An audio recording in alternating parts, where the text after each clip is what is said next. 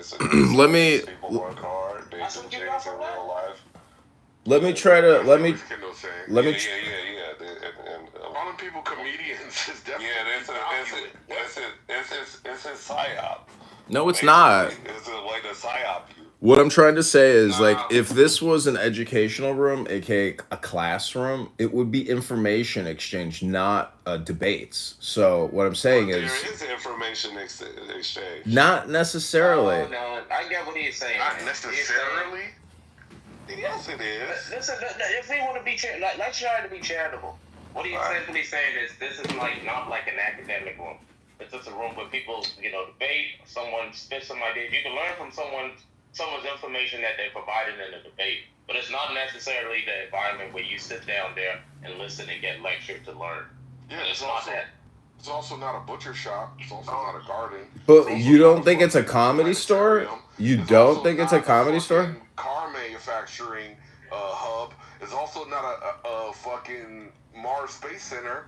Like, why are we stating the obvious? Because it's more of a comedy store. Yeah, I think he stated that to make a bigger point. But Brother John, the thing is this: Monday is going to be something, bro. I'm still trying to get all the news on what's going to happen on Monday.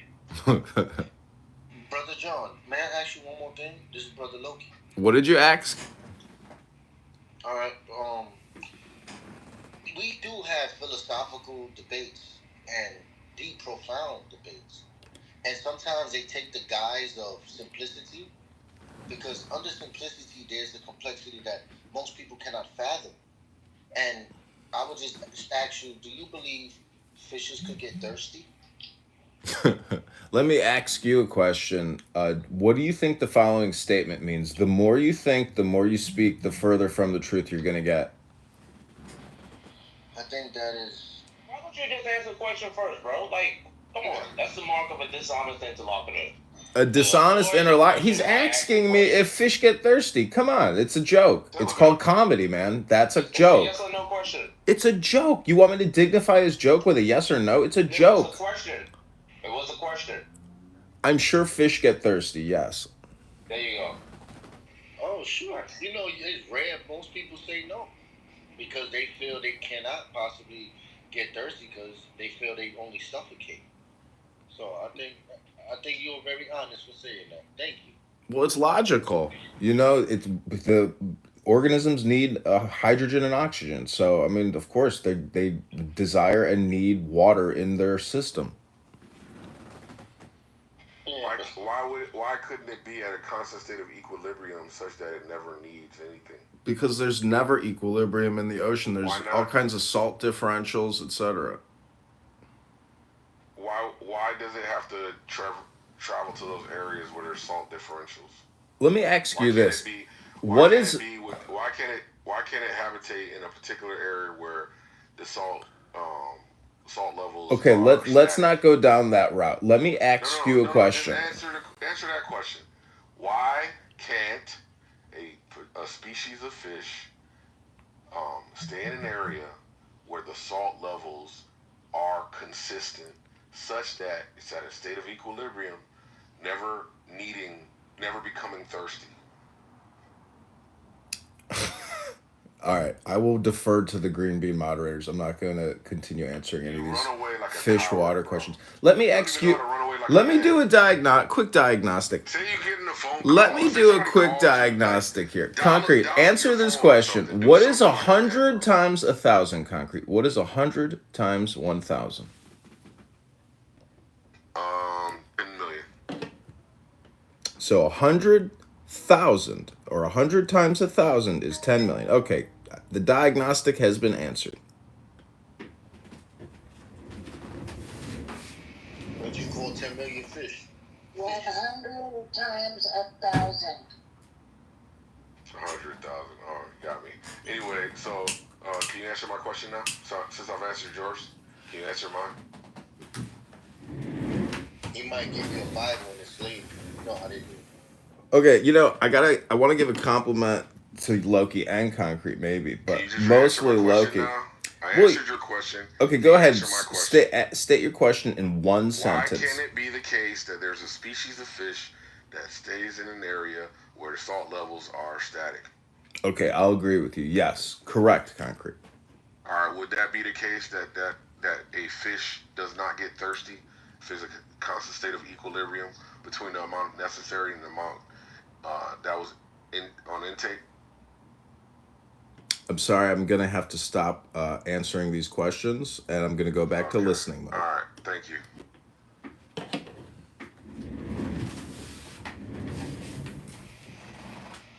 But I'm impressed. Most people never say yes; they say no, and they have articulate arguments. And I'll say that I'm impressed with you, John. The name is given to you as a good character. Yeah, but look, you know that your whole argument is based on an equivocation, right? No, not necessarily. When fish actually get thirsty and drink water, yes. Especially when they live in a state of dehydration.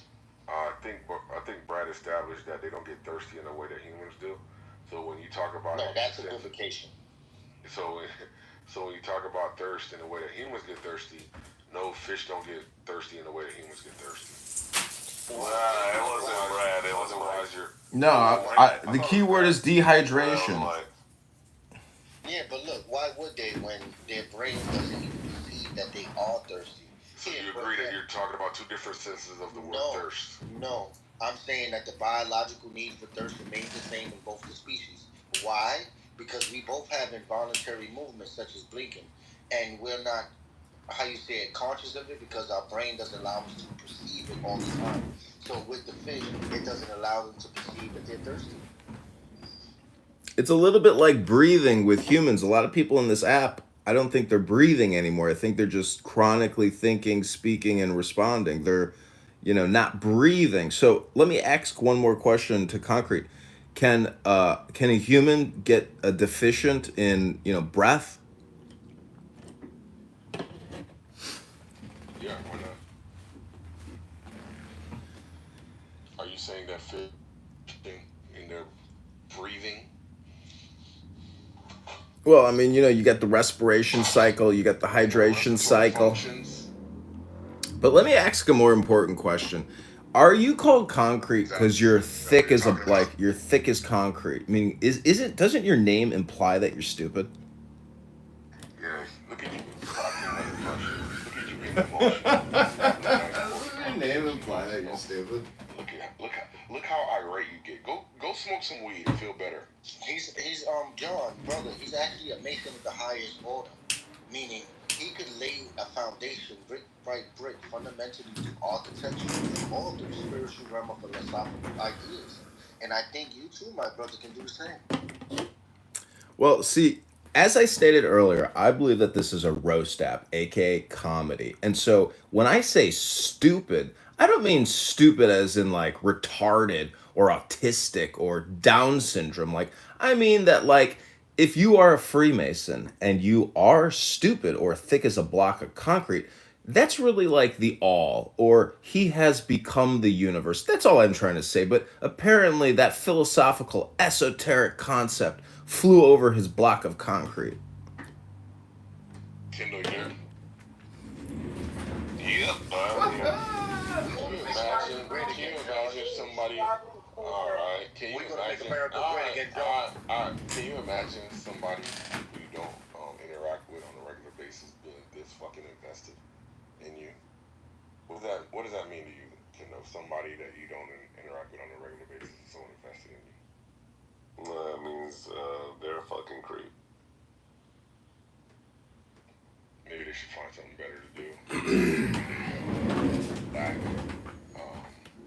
Well, if you call me a creep, maybe you're projecting that you're a creep.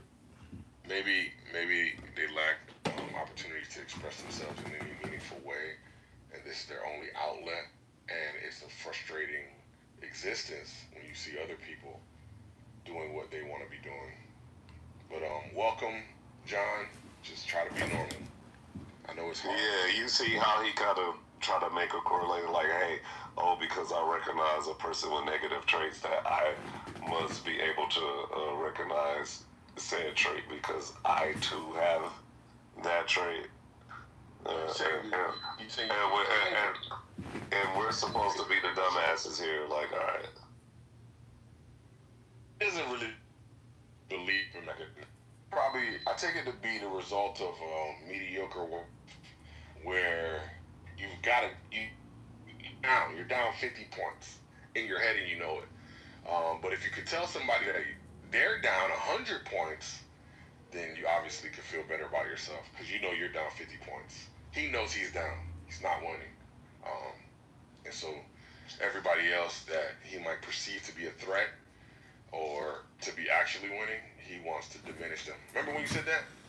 He wants to diminish Well, people. let me just ask the question again. Dr. Concrete, what do you think? No, that person that's supposed to be listening is talking. And look what happened. I couldn't even get the update. Ask him again. See if he'll engage. He wasn't engaging. He was talking about, hey, what's going to happen is me and Roger are going to record the room and play it, and then we're going to go inside, politically correct and chillism, and we're going to ask questions and tell everyone that, hey, we're streaming and everything like that. I want to know more on some apps streaming. Yeah, we're going to act as the aggregator or the algorithm, and we're going to cause anarchy and chaos tomorrow using your room and politically correct. You want to form an alliance? Well, because of Anonymous, we don't actually need alliances, but yes, I would form an alliance. But, I am interested in monetizing on YouTube. So if you want to open up a YouTube account and join, the rebellion or the alliance, I'm more than happy to include you in this network. We could write a proper verbal agreement with Toxic. He's our Secretary of State in South Chile. Yeah, go ahead. All right, tell him, and he will make it sincere, official, and we'll stamp it.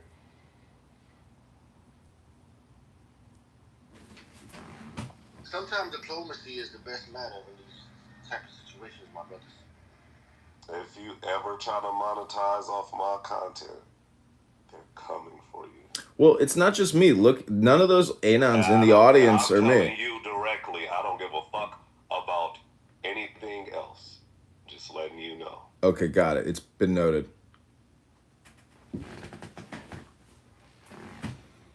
Anybody else want to get the same notation?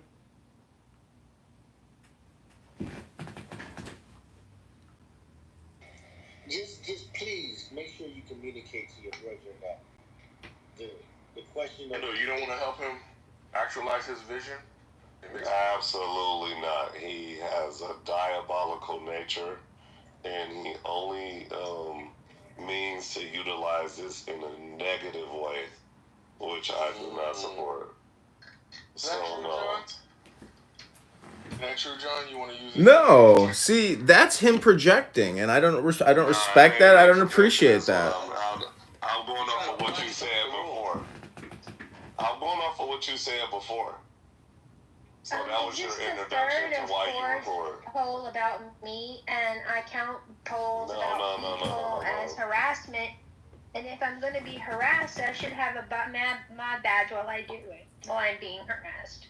So either get my name out the polls, or badge me up, bros. Give my love a mod badge. My love. I don't really want a mod badge. I just want to be not in the polls. I have PTSD from my name being in titles, and I really don't feel like being the subject of conversation. Aww. You put money in the fucking polls. You're popular, Monica. I know. I just can only have so many flowers. Mom, my house is filled with them. Well, I mean, if they're begonia. Oh, yes. Hey, Bima, can I ask you a question? Yes, go ahead, Jacob.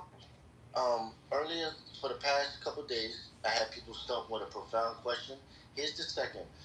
Can a man or a woman live without regrets? Yeah, I do believe so. So you think people can be perfect? I don't think that living without regrets is perfection. I think it's the acceptance. It's just the ability to accept what is and to make peace with that. So you think somebody could make 100 choices, and out of 100 of them, they can never look back and say, I should have made another? No, I'm saying that.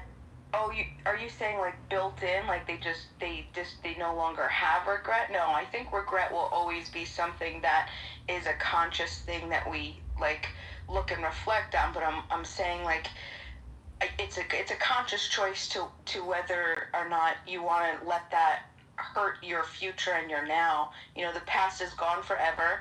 You're never going to get that back. You're never going to change that. The future isn't here. The only thing that you have is literally like right now. That's it. So what's the point of lamenting on things that you can't change? And I think that there are people that have been able to, I think it's rare, but there are definitely people that have been able to make peace with decisions of regret. Why do you have such a pessimistic view of life? You don't think you could be perfect? I think atomically, each and every one of us is perfect already. I think that's why I have it in my PTR or my bio. You look at my bio. I say you're perfect. I see. Exactly. So I just spend time here, travels a little bit, refreshes my head, and then goes back. I have The Merchant of Venice queued up on my laptop to watch on the very long train ride there. Oh, that's very nice. How long are you going to be in Venice? Just 3 days? Yep, 3 days. But where are you flying from when you leave? So what? Where are you flying from when you leave? We'll be flying from Rome, and that's like later August. Okay. Yeah, no, I thought you were flying in and out from Milano. And so I thought, okay, Milano is super close to me. It's like 2-hour train or 3-hour train. But Venice is way further. And I don't know what to do with my mom, and she's been sick. Actually, I've been being a nurse the last. Well, she was already a little bit sick at home, and then when she took the flight, the air conditioner like completely made her sick. Oh, and so she came here with asthma and whatever. Yeah, and so I've been. She's still on nebulizer. Like she finishes the treatment on Wednesday or so, or Thursday, I don't remember. But yeah, she's been doing steroids and stuff. Like she's been taking care of her. So I don't think that she will. Well, I wish her unfortunately much. She should have a speedy recovery. Thank you. No, she's gonna be fine. It's just that, you know, like if I tell her, okay, we're gonna go to Venice this weekend, probably she will not be up for it. Yeah. If I were on my own, that's fine because it's just. I'm here with the kids. Main thing is to get them to San Marco, which. Oh, you know what? When you're in San Marco, just buy food for the dogs. I know the birds go crazy there. Yeah. I remember one time that I was there, I bought coconut cookies, and I was just sitting there, you know, like taking in the whole environment. I was just eating my coconut cookies, and all of a sudden I had dogs all over me, on my head, on my arms, everywhere. It was so disgusting, and it was the cookies. Yeah, it's one of the pictures I have from when I went to Italy 10 years ago. We were like feeding some birds, and you know they're flying right at me, and I got like a great action shot of me in my hat with the birds flying all around. Yeah, they will enjoy that. Oh yeah, the kids are gonna love it. And the ice cream there is amazing as well. Natto. Seafood in Venice is very good. Of course, the seafaring people. Well, I mean. But you don't eat seafood, right? Well, we kosher seafood. We'll be eating whatever they're serving at the ghetto. I see. Yeah. Venice is the first ghetto, by the way. Oh, I didn't notice.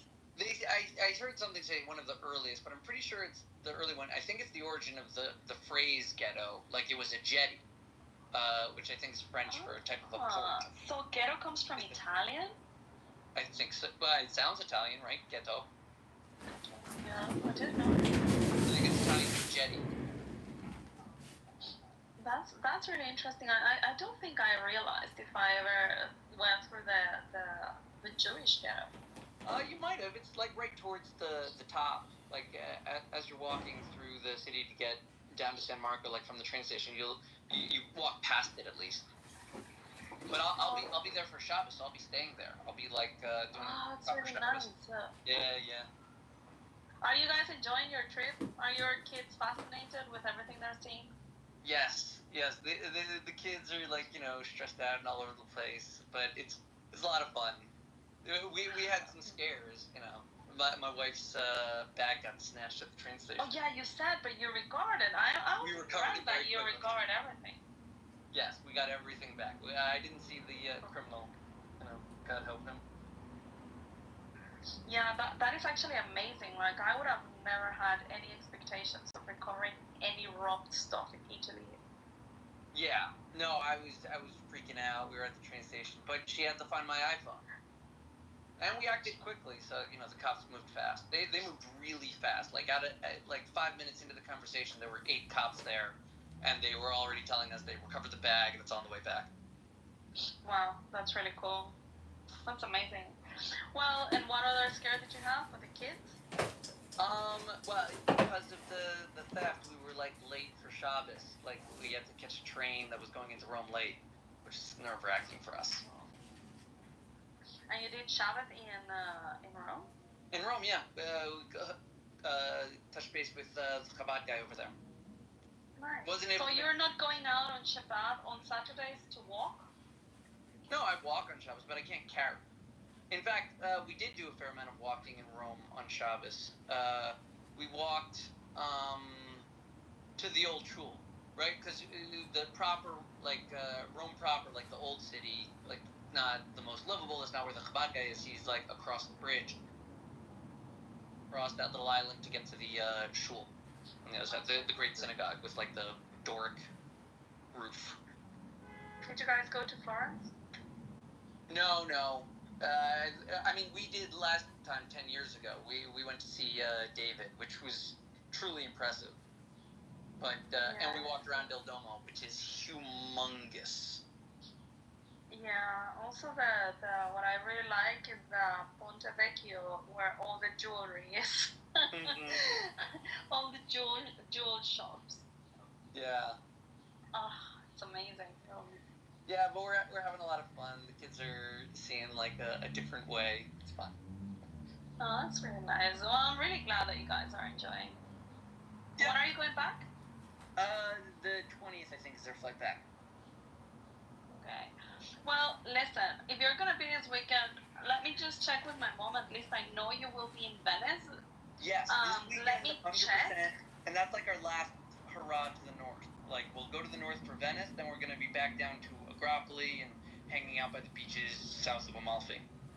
If you're going to Venice, you can still go through Verona as well and show them the Romeo and Juliet back in Hello. I'm not sure if it's not too far away from Venice. It's probably an hour away.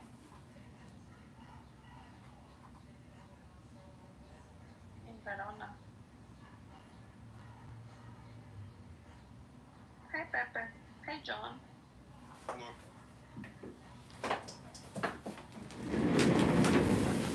John, why have you been quiet, dude? I'm here. Okay. I'm reading a book. So, Mixed, I wanted to ask you a question. Oh, I wasn't sure it was you, actually. I thought it was maybe someone impersonating you. I wanted to ask you a question. Do you know that today is a fast day? Really? A fast day? Yes. Of the 6 facts that the Jews have during the year, they all have partners. There's long, short, male, female, black, and white. Today is the black. The destruction of the Beis Hamikdash. The expulsion of the Jews from Israel. Today we commemorate. So, Mixed, let me ask you a question. As you travel the streets of Italy, how do you view Judaism in comparison to paganism? Is it, historically, is it cultural? Is it political? And how does it all work together? I mean, it's a fair question. The answer is mostly yes. It is cultural and political. For example, I'm at this old castle, which was made by the Anjou and the Aragonese, as part of the conquest of Sicily and the kingdom of Napoli, which had to do with some Muslim invasions and inviting in different people to protect them. First the Normans, then the Anjou, eventually the Aragonese with the blessing of the Pope. And like, there's a church here, right? The castle's been like redone a few times. And on the church, it's like right nearby where we're staying. There are these like very big, heavy, like I think made of brass doors that have like statues of Peter and Paul. Right? It has pictures and Paul's.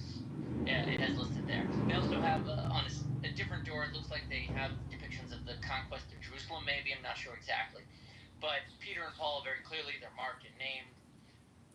And, you know, I also went to Rome, and I saw their statue depictions of deities frolicking in the fountains. It was actually really beautiful at I think Piazza Navona. There's like this like god standing up above the water, and he's like chilling by a bath, and there's a lion between his legs that's just trying to like lick the water. It's really like beautiful animated kind of shot, and you know, it just strikes me the place of religion. It's a question of what you're using religion for. Is it a symbol? Is it a rallying cry to unite people, to express the things they already feel? Like, I wish I could be so dominant over a pool that a lion was licking up the water between my legs? Or is it supposed to be, like, insightful and meaningful? And, like, you know, you see how Italy has gone through different modes of both agreeing with and arguing with both sides of that question. Right? Because Michelangelo and all of those guys that were trying to revive the statues, that was much later. And you got the Pantheon there also. You know, Italy is an excellent case study in the Jewish thoughts on idolatry and paganism, and the non-Jewish reckoning with it upon discovery of Jewish teachings. And like, they still want the statues, right? I see it mostly the way that the Christians relate to Judaism, as they found another paganistic source. This is just a different source of stories, and we can paganize the whole thing. But I think also that the Jewish message is a bit persuasive and transformative. And I think that their thoughts evolve and change as they study the story, agree with it, fight it, come back to it. And I think it's all here. That's really interesting. And are your kids taking in all of this? Like, what are the ages again? They were like 7, 8, right?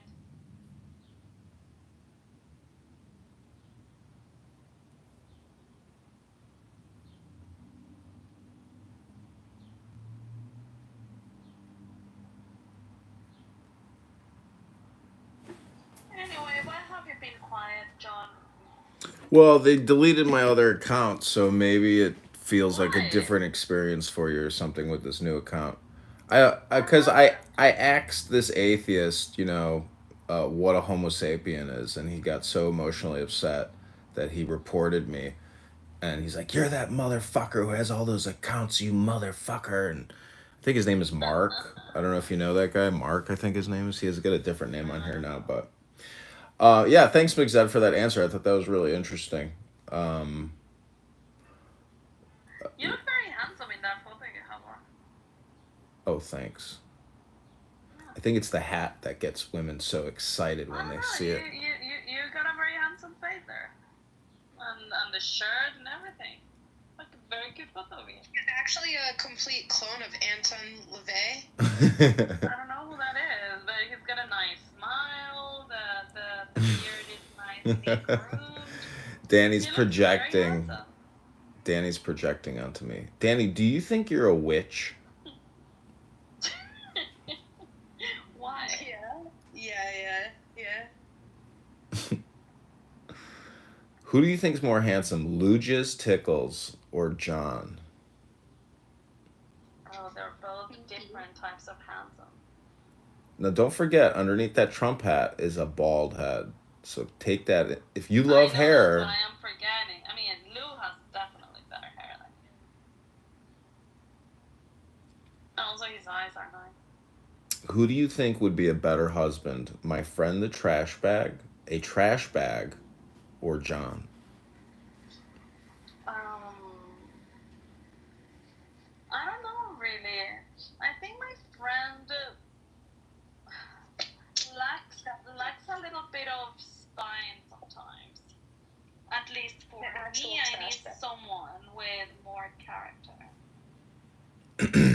So let me ask you one final question.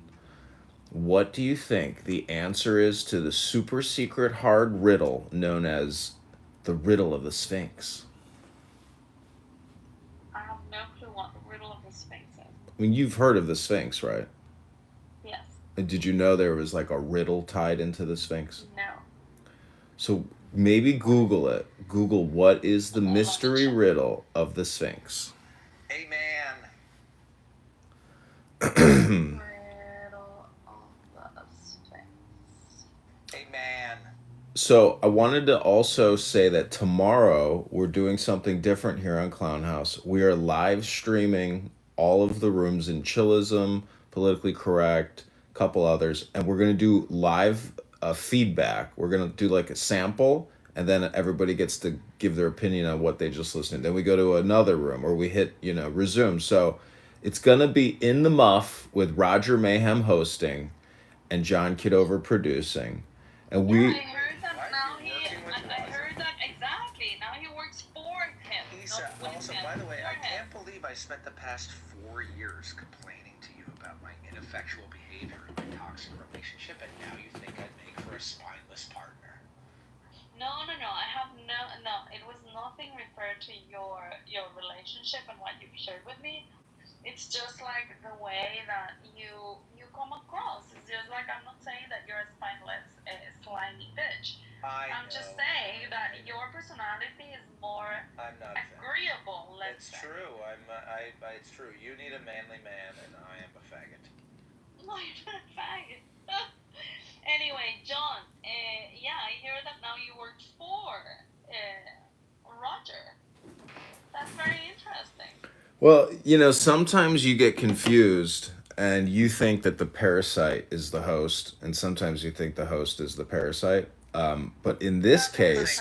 In this case, Roger is the parasite and you were the host. He's doing your work. No, I'm just saying that it's mutual cooperation. And if you, believe that you can organize community organizers and get monetized one day, this is hopefully what's happening. But I do have to stop recording so much Clubhouse because I have to actually do campaign work to try to get signatures on the ballot to put me, on the... So you're going to delegate this to Roger? John, if you need me to come get signatures for you for a week, I could get at least 100. Oh, that's nice. Yeah, that's awesome. Yeah, but He knows that I've done this professionally. Well, if you want to fly out here, so what we're going to do is my friend Jared here, who is my campaign, coordinator, he's got a really nice BMW. And so we're going to go to the top 15 towns in the district, and we're going to do interviews with people that live in all these little towns in Illinois and see what they think about the current congressman, and share with them information. Listen, this is the power of Clubhouse, okay? We are going to make you win. I agree. I think having Clubhouse is like having a supercomputer. You just have to be, you have to be a good user of that computer. So I hope I'm a good user, and everybody here. Help you. Yeah. Even I can help you from Switzerland. Yeah, 100%. Like this is. You didn't give me a review for Sorrel.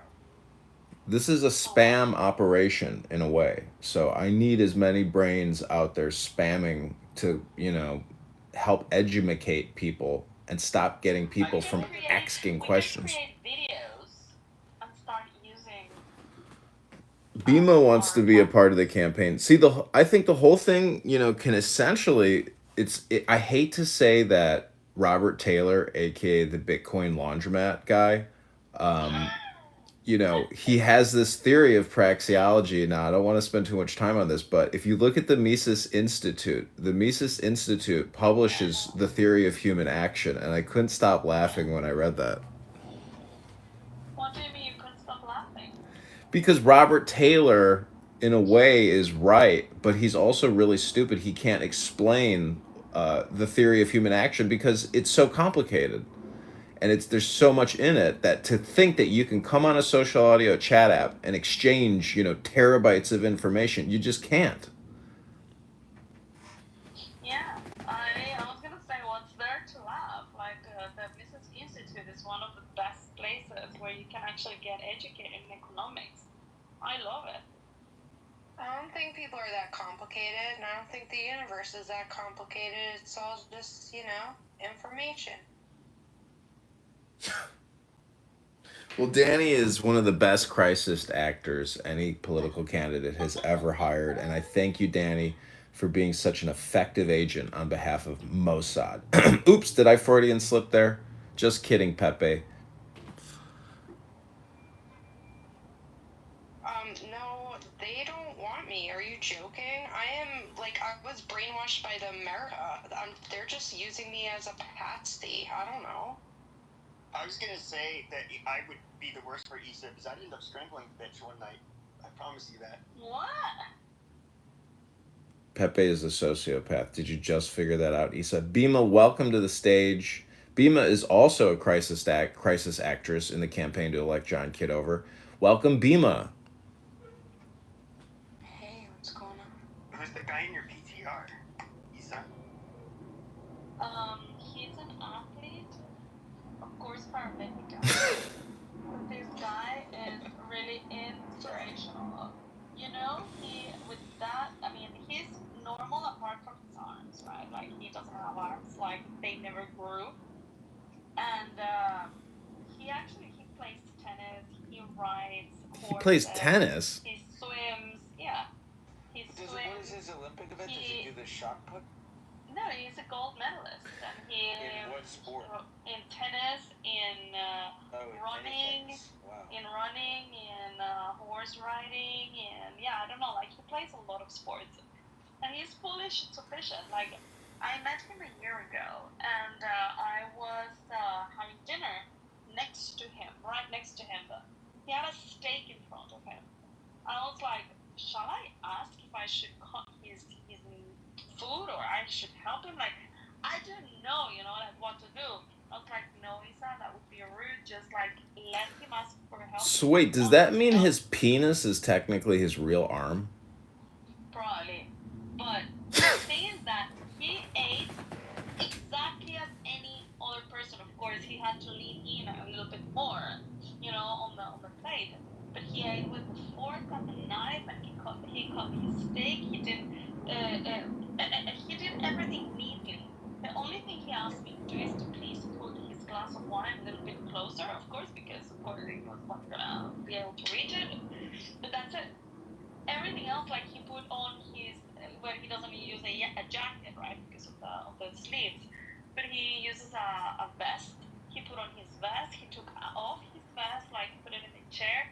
He's fully independent and self. If you were to see him in, like, a water tank swimming, do you think it would look weird? Like, he definitely would look weird. I mean, his legs are normal. Everything is normal. He's married. He's got 4 children. Oh my gosh. He's super smart. He's amazing.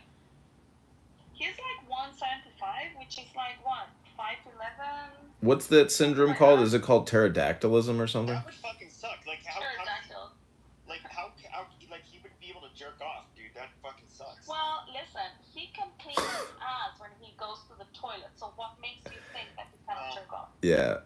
Pepe, he has 4 children. Okay, how is this guy with no arms more successful, than losers on a social audio chit chat app who talk about FBI crime statistics all day long? That's what I was telling the Bitcoin guys, that meeting this guy and spending time with him and actually learning about his life made me feel disabled. Because having all my limbs, and a brain and whatever I have not done everything this guy has done. Yeah. It's amazing.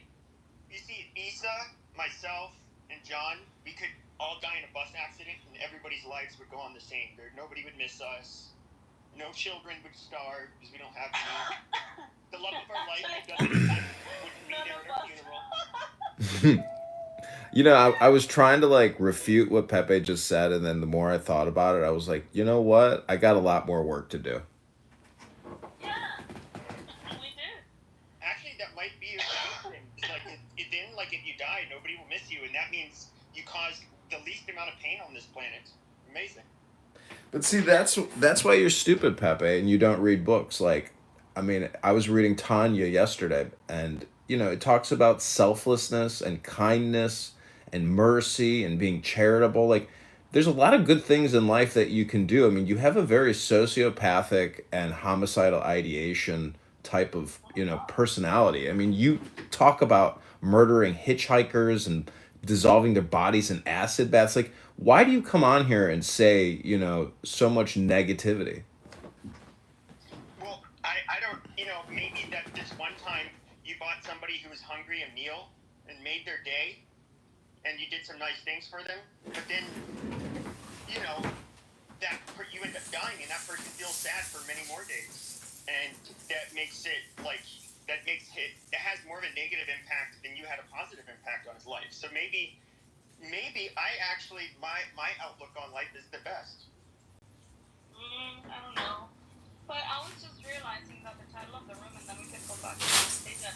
The title of the room is a very good slogan, John. John for all and all for Kitover. One for all and all for Kitover. Come on over for Kitover.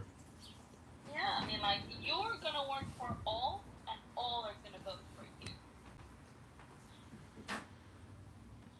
Well, what do you think the saying "the now is all important" means? I don't know what you're saying. But anyway, Pepe. Hold on 1 second. I asked a question. I asked, what do you think? Try to use your listening and your brain skills here. If you want to work for the campaign, you got to listen. What do you think the "now is all important" means? Now is all important. Yeah, what does that mean? That is the only thing that we have. Nothing else matters. The past doesn't exist, the future doesn't exist, the now is like all we have. That's all that So exists. you're saying that I think it all exists. Everything exists. Everything exists in the now. So you're saying that the compression is all that we have. Yeah, it's the future and past compressed into now.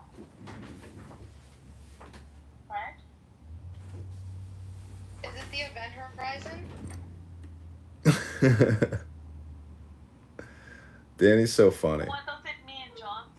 No, I think Danny, in a way, like the comedy aspect, I think is, the silver lining. So all I'm saying is, the now is all important. And I mean, it's 1:28 here in the afternoon.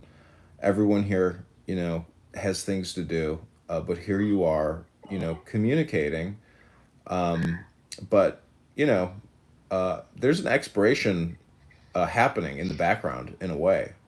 Maybe that's conceptual, but I say one for all for Kitover, and come on over for Kitover. Go to johnforcongress.com. Hey, El Normo. El Normo. El Normo. If I were in Chicago, I would vote for you. Now, just one little question before you go to Norm. If I help you in the campaign, would that imply Swiss interference in the election? No, you're a volunteer for the campaign. Anyone in the world can volunteer for John. El Normo, I was really trying to push the buttons on Shapeshifter yesterday. I apologize if I was being crude and coarse, but I wanted to see how far I could push that guy. I understand. I just think that your more recent persona is more erudite and reasonable, and I want to encourage you to stay in the reasonable zone. And when you say we, you mean you and your other personalities, like Sybil? I have always loved John. I learned to love him. I learned to love him in the first 3 months. 90-day love affair?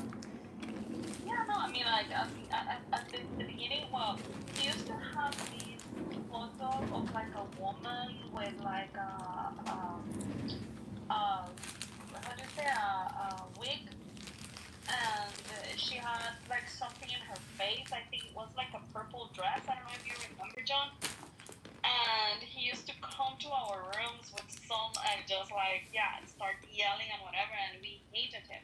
But then when I realized, like, he used to yell Rabinum Shalim, but he doesn't do that anymore. No, I don't know if that's what he yelled back in the day. But then when I figured he was just a troll, but then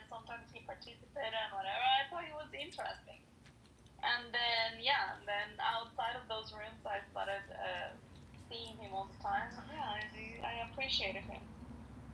You have wonderful taste in men, I will say that. I do. I do.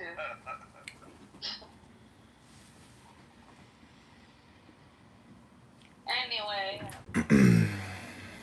I don't know. I gotta say, like, I went out last night and there's so many beautiful college girls in town.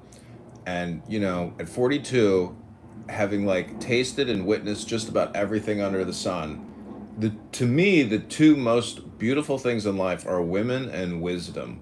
And you gotta seek them both out. And to me, they're the best things in reality. You haven't lived life because you pick up this cycle and you end up throwing her down a mine shaft 15 miles down the road. Pepe, I'm sure that sounded better in your head than it sounded in the room. Yeah. No, this is you weren't here when what Edmund had to say to me earlier.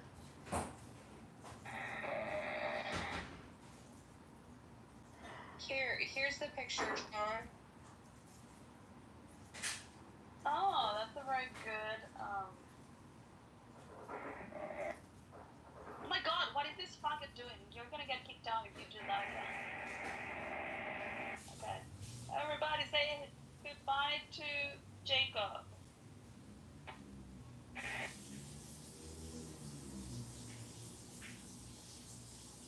Yeah, I missed that, Ethan. And everybody say goodbye to Norm. That.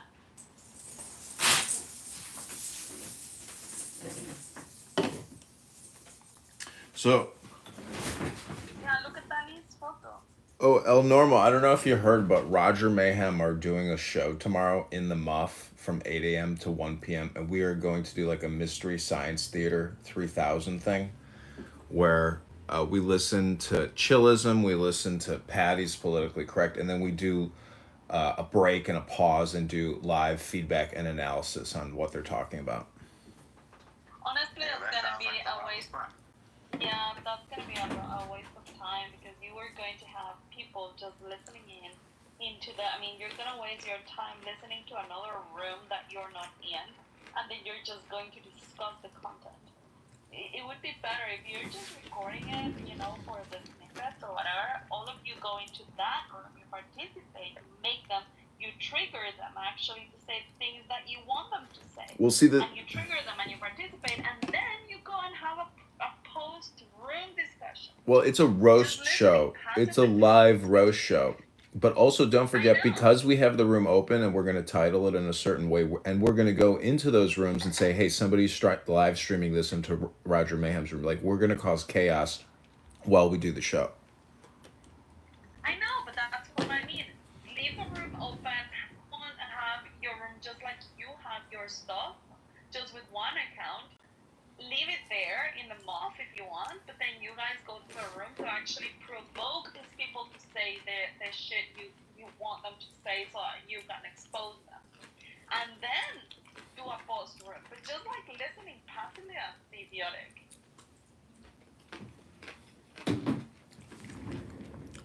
See, that's the point. It's not going to be idiotic, and it's not passive. It's critical, analysis and critique of basically people wasting their time talking about nothing. In the same way, that we're doing that right now. Is there an anonymous in the room? Yep, there's two. So those anonymous accounts, if they're live streaming the room and creating content, they're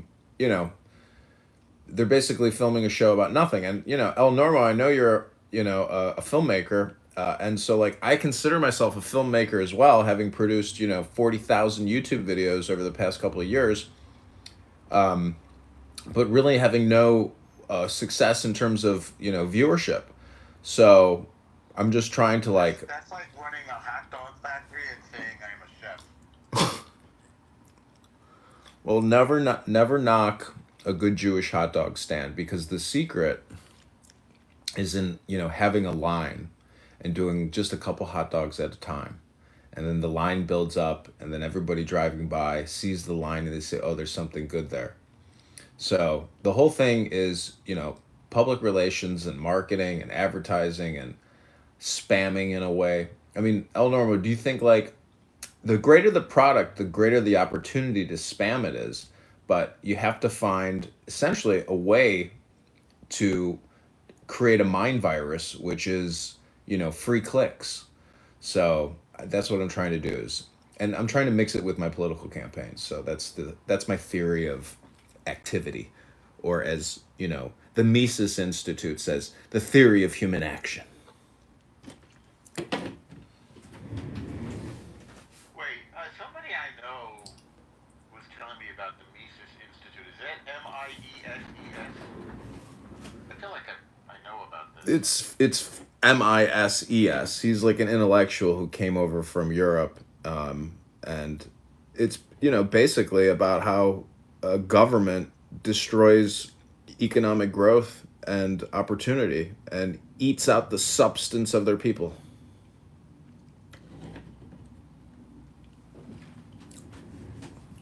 I had a friend who was a New Yorker writer named Stanley Mises. I wonder if there's a link there.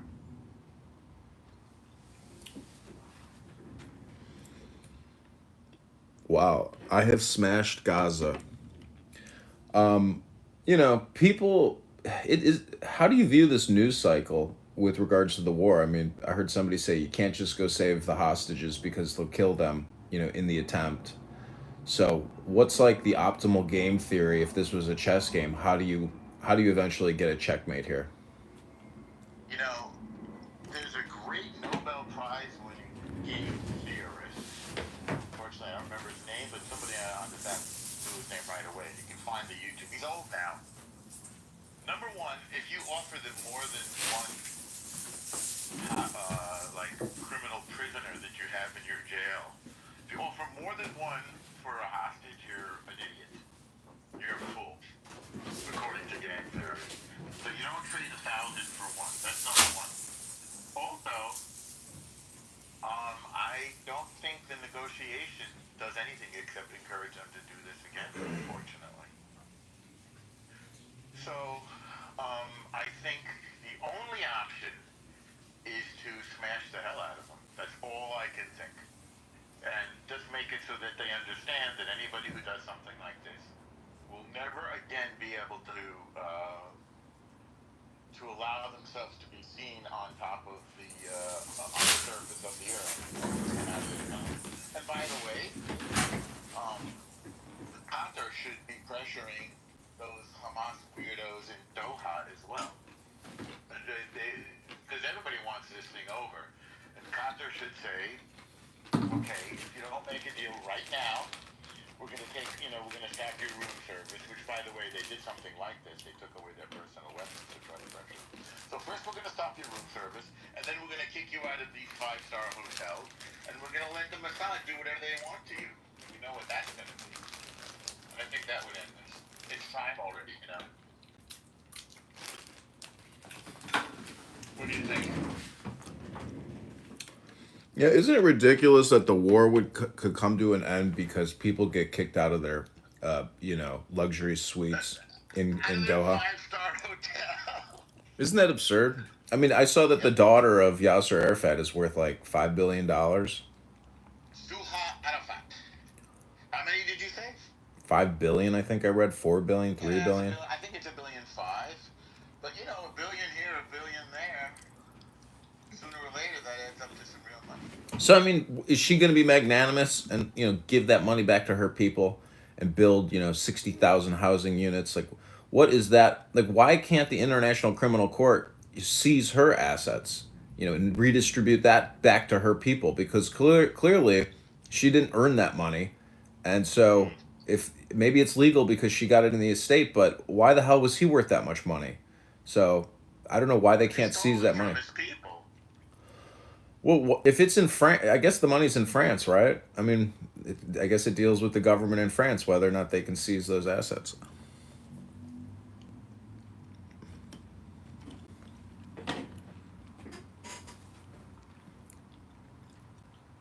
France is a cool place, and I just think that they're being blown by their immigrants. The winds of immigration immigration are affecting their decisions. I don't take them seriously.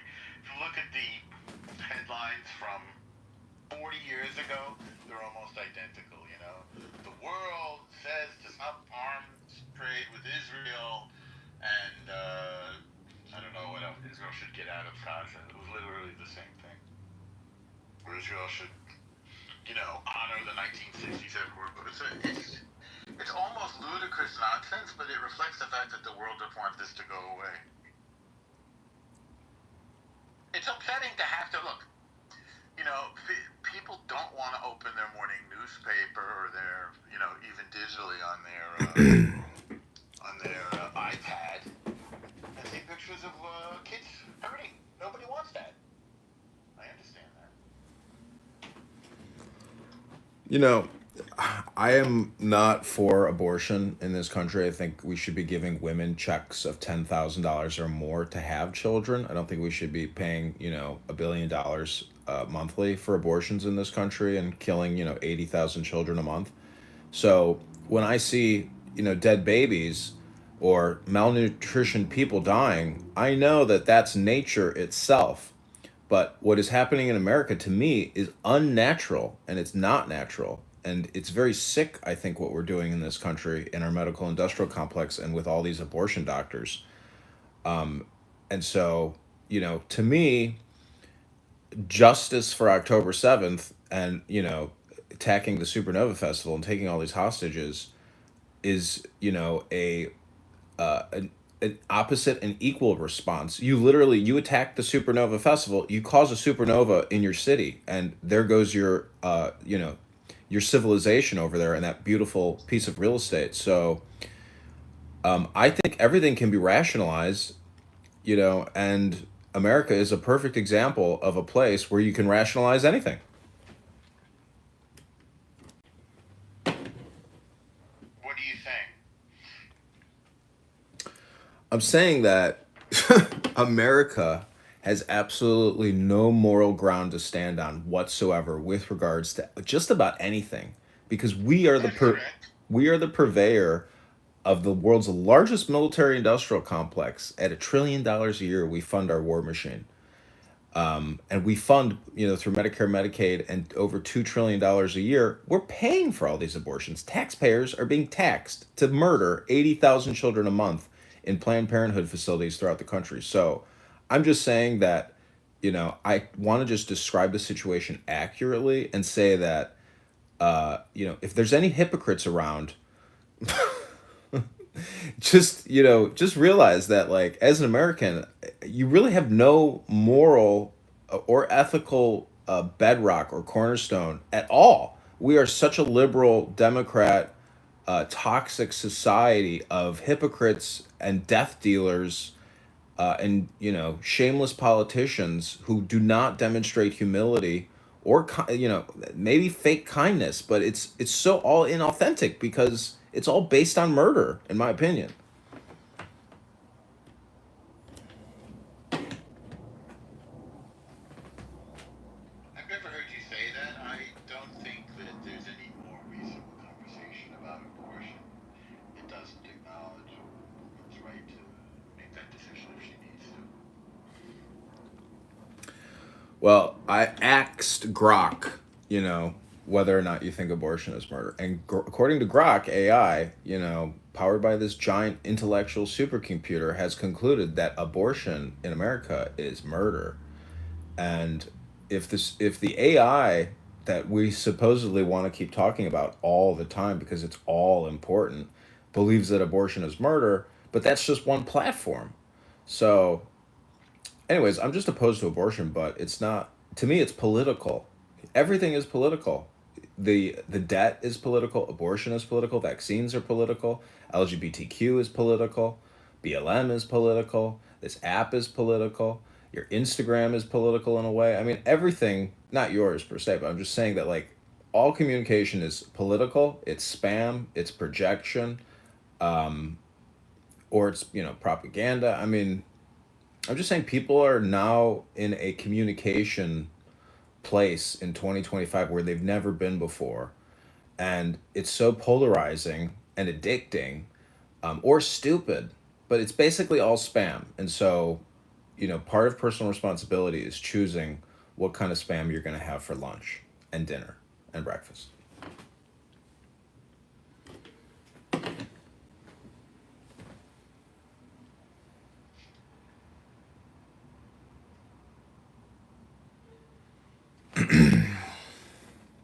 Also, I guess with regards to the abortion thing, there's nothing new under the sun. Mankind has been doing infanticide since the very beginning, So there's just nothing new under the sun. And I'm only really talking about it because I'm trying to be political. The Torah says that the soul enters the body with the baby's first breath. But before it's born, the soul is not in the body. Yeah, well, in Hebrew, the word is ruach, which is breath, or life force. You could say it's spirit. And, if I want to be a literalist about first breath, but you still want to exude, rip that baby's body apart. Just if that makes you feel better legally, morally, ethically, spiritually, okay, cool. But I think most common sense people in 2025 know that, ripping the child's head off in the uterus before it can get that first breath is not a valid excuse to terminate that baby, that organism's life. I mean, it's mystical what you're saying, but if you want to be, you'd rather it die afterwards of starvation? No, what I'm saying is. Did you say that earlier? Did I catch that? No, I didn't say that. What I'm saying is. I thought I caught that. Can we get the recording? I forgot. It sounded like you said that. Oh, you can go to my YouTube or Instagram if you want to watch the replay. What I'm saying is the mystical approach. See, the material world is more mystical than this subjective, esoteric philosophy world of books in a way. That baby is mystical. The breath is, the inhalation, but I'm just saying that baby itself is more mystical, more magical, more beautiful than, that breath. Does that make any sense, Al?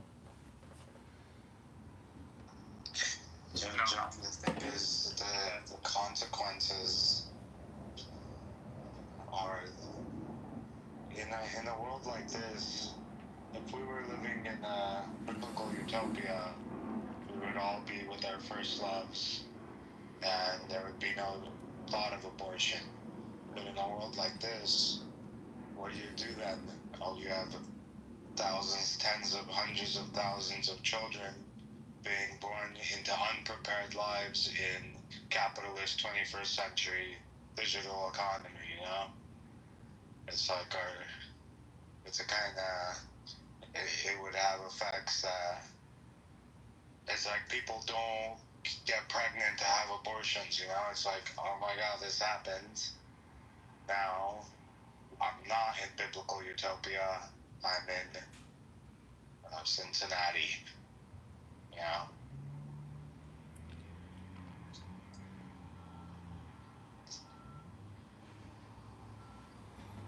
well, people shouldn't be using abortion as birth control. That's for sure. People should be, in loving relationships, but they shouldn't be having sex with people who they're not planning on having children with. But there are, situations like you've had enough kids, or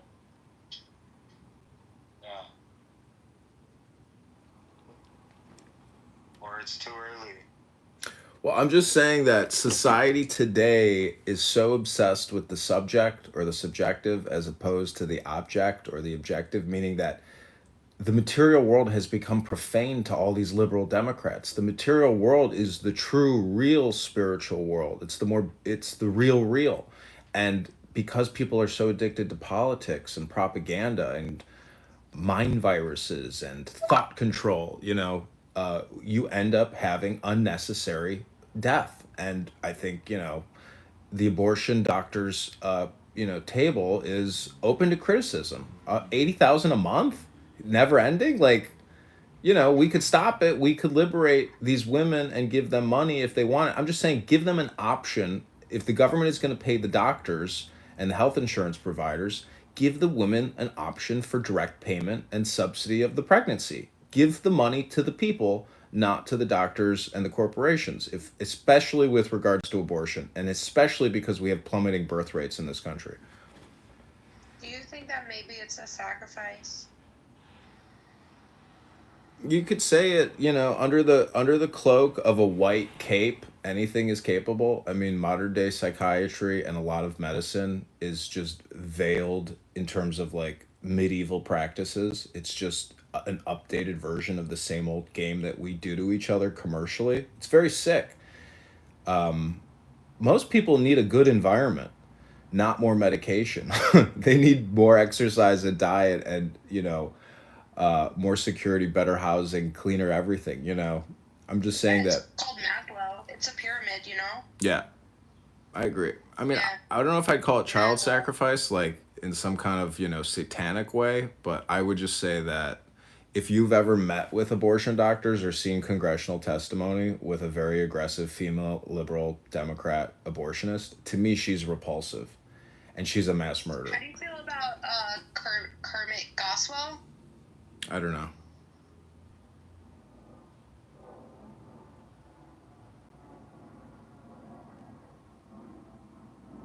But, people get exhausted talking about abortion, so we don't have to talk about it anymore. But, if Hamas understood philosophy and they were able to secure a deal and take a knee, they should do it, because that act of humility is what saves their people. I just hope there's like enough intelligence in their network or some magnanimous leader who can convince their people to disarm and have a new future and have it guaranteed in writing and publicized prior to the actual, so everybody knows they're not getting cheated, because there's going to be a lot of complainers on this app who are saying, oh no, they never should have done this. They just destroyed their chance of having a homeland, of having their own country. Everybody is such a pessimist on this app. All they do is come on here and just say the nastiest, snarkiest, most gaslighting. Everybody's making an attempt to gaslight as much as possible all the time on this app. It's very sick and obnoxious and disgusting. I'm not. Not you. I'm saying, like, even people like Pepe. To me, Pepe is like a repulsive person. The thing. He's grand. It's like professional wrestling. He's playing a character. That might not make it better, by the way. He just, He's shining a light to the hypocrisy of a lot of things, and yeah, he's in character. Everybody's in character, I guess, but I'm just saying, if you want the world to be a better place, start with yourself. That's the whole point. Yeah, that's great, but Pepe's dealing with dissecting, social things, so, right, It's not about, start with yourself. He started with himself, and I'm sure he's still on himself. And this is him being on himself, he's learning. He's very educated. And he's pretty just, just because he blows off steam. I think that's part of the game of Clubhouse. But he does have a lot of white hate.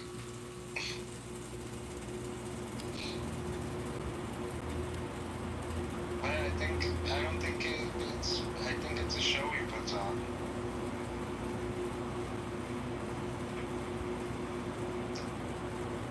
He's a frustrated member of civilization.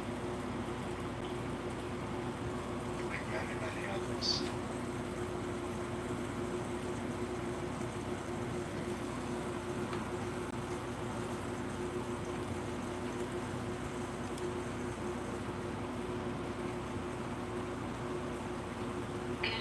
Good evening.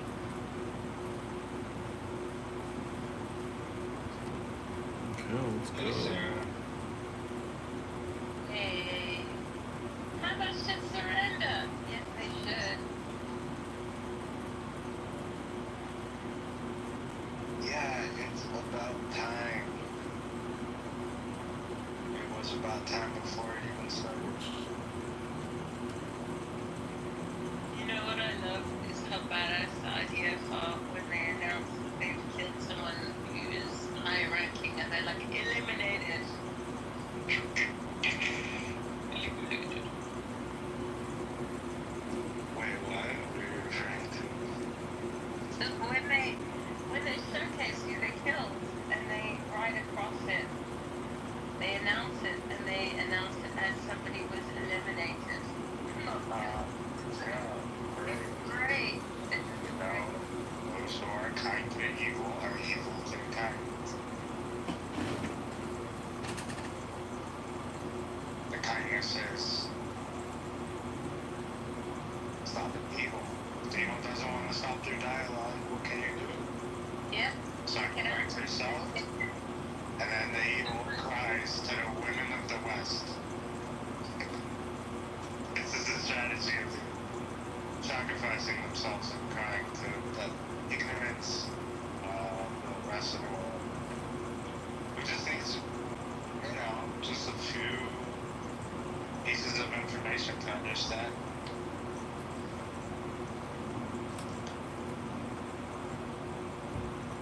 So sad. So much suffering. Imagine if they just let the Jews in with the red carpet and develop their region. How much more developed would the Middle East, would the world be now?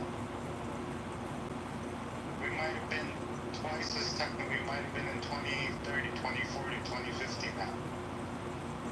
Who's going to answer for that? Who's going to answer for that? Who's going to answer for that?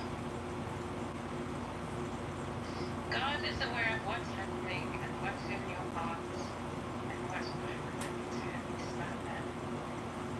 What you people wish on the Palestinian, I wish that happens to you. Bye. Yo, man. Exactly. Exactly. And also, we don't wish anything happens to the Palestinians. We wish Hamas to surrender and to release hostages. Who's going to answer for this? Which student in class is going to answer for this?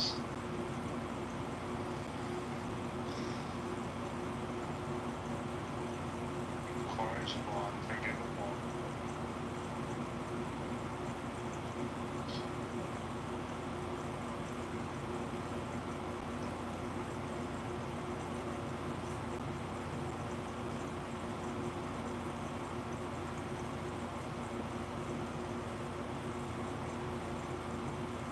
Oh, that's brilliant, X.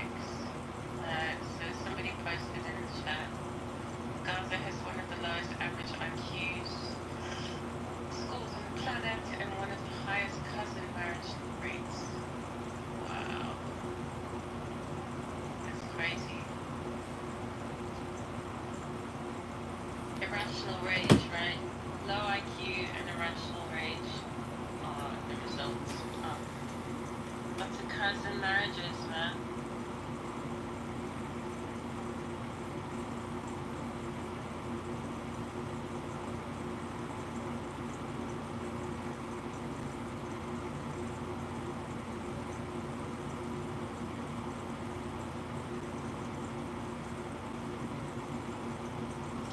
While I'm on the stage, excuse the rant, but you know these lefty Westerners, their whole moral framework and structure, everything that they hold dear about how they think about justice is actually rooted in Judaism, but they're arguing for a very barbaric kind of stone age caveman way of life. It's really odd that they're using the moral standards that the religion of Judaism brought to the world and created modern, respectful civilization, especially after the Roman Empire adopted Christianity, which is a spin-off of Judaism. I mean, it's so stupid. It's so stupid.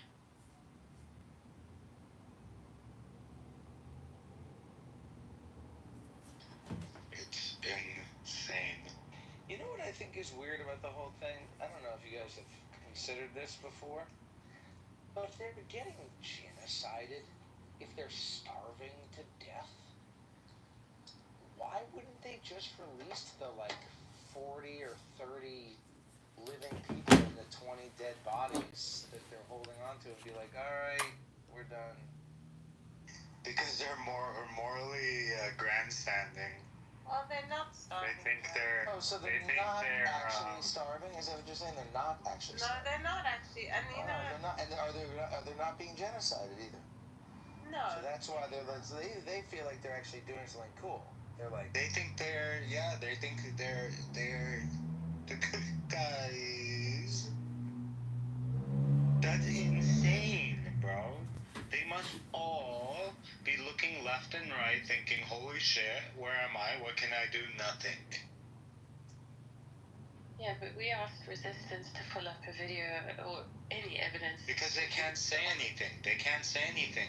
No, it took 20 minutes to find a woman being pushed, a man or a woman being pushed in a wheelchair, but everybody that was pushing them and surrounding them, they were fat. I saw a new video today of a fat man complaining that the trucks were too far away and him. Oh my god. He's a big fatty. I can put it in the chat. I'll put the link in the chat. And this is history. This is the identities. The first person to tell me that the Arabs have done nothing in history was an Arab himself from Syria, college. He said everything was Persians. Persians did everything in that time of history. Arabs, Turks didn't do so much, did they? But there's greatness and genius and, beauty and everything and everybody. And they should seek to... I put the link in the chat of the fat guy complaining about having to walk a far distance.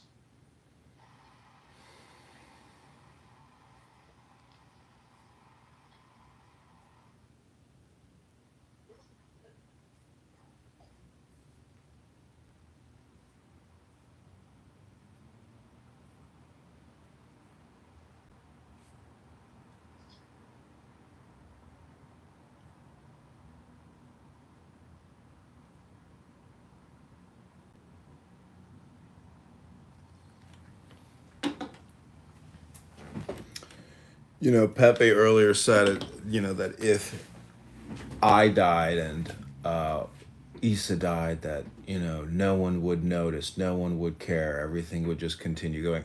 See, I think that type of attitude, is reflective of somebody who has is despondent and in despair or not courageous. So, part of my art project, I like Clownhouse in the sense that I've created this third party network of YouTube videos of all these people on this app. Because in a way, you are not you are everyone you interact with and communicate with. So to me, I've mirrored all my activity on this app, so I'm not me. I am you in a way. All communication is projection. So if somebody says you're going to die alone, that means they're afraid that they're going to die alone. If somebody says you're a piece of shit, that means that they're afraid that they're a piece of shit. If somebody says you're ugly, that means they're afraid that they're ugly. If they see what a bald, shiny bald head, they're afraid of the day that they themselves will once be bald. And that's as simple as that. Yeah. So what, did Pepe lose his mind at you and Issa? Did he go crazy or what happened? No, I was just kind of making fun of Pepe and then talking about, my YouTube accounts and Instagram accounts.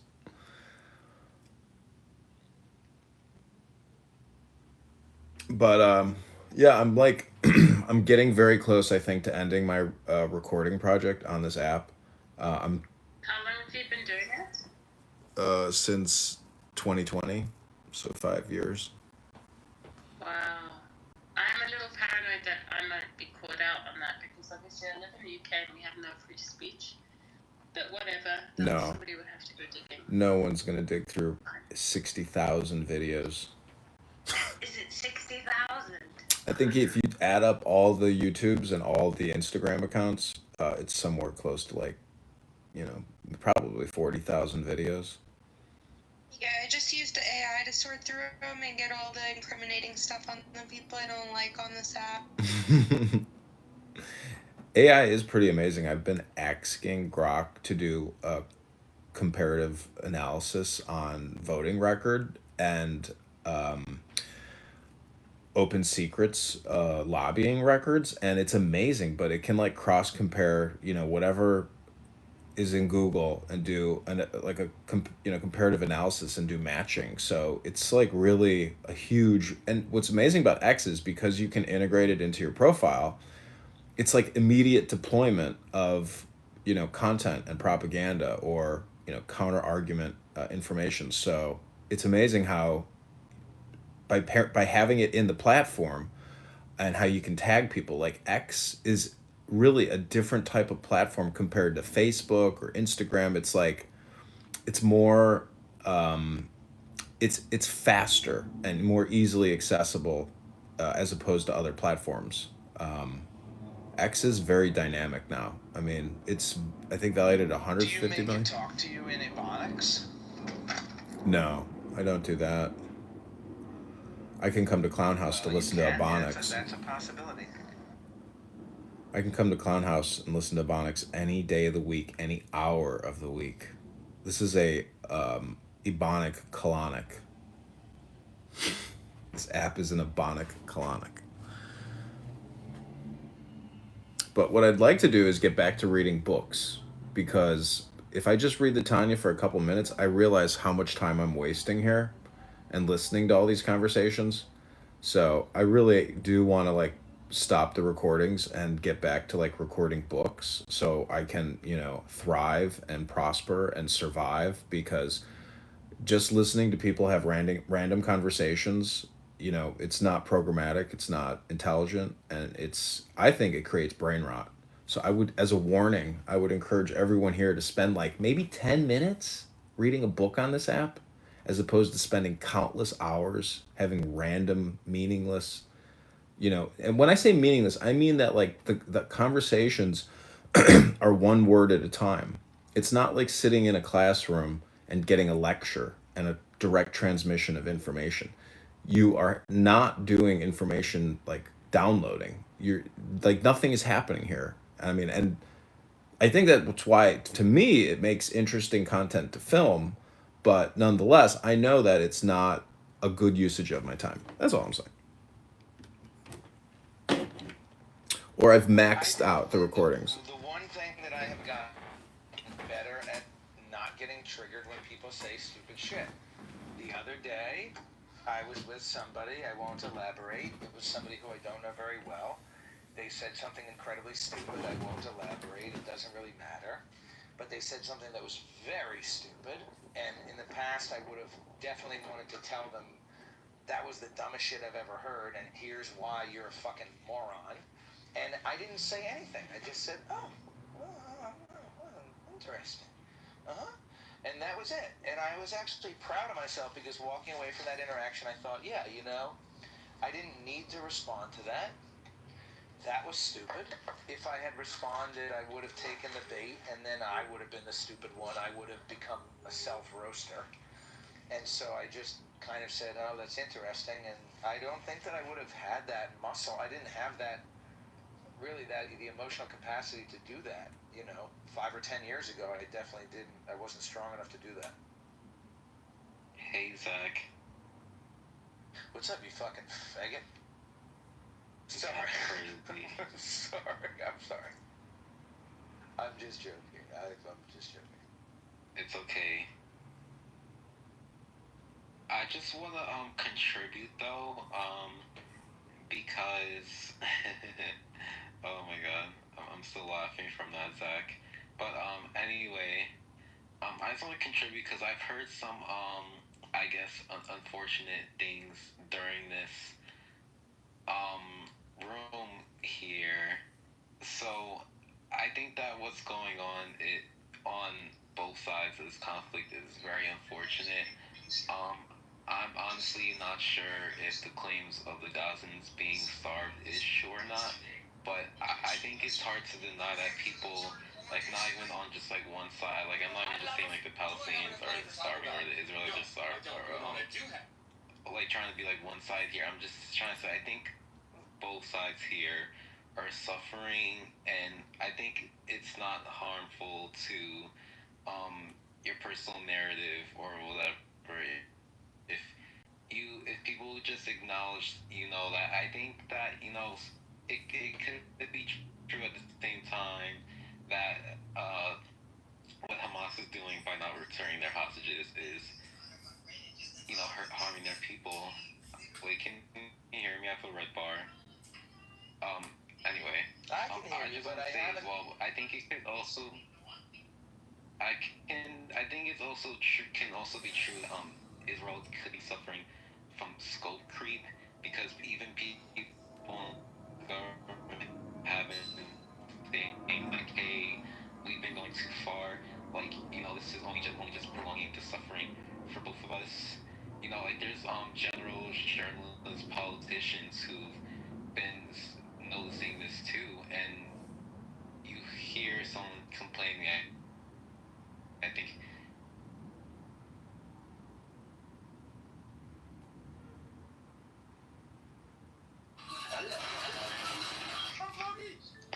Oh boy! I can't hear him.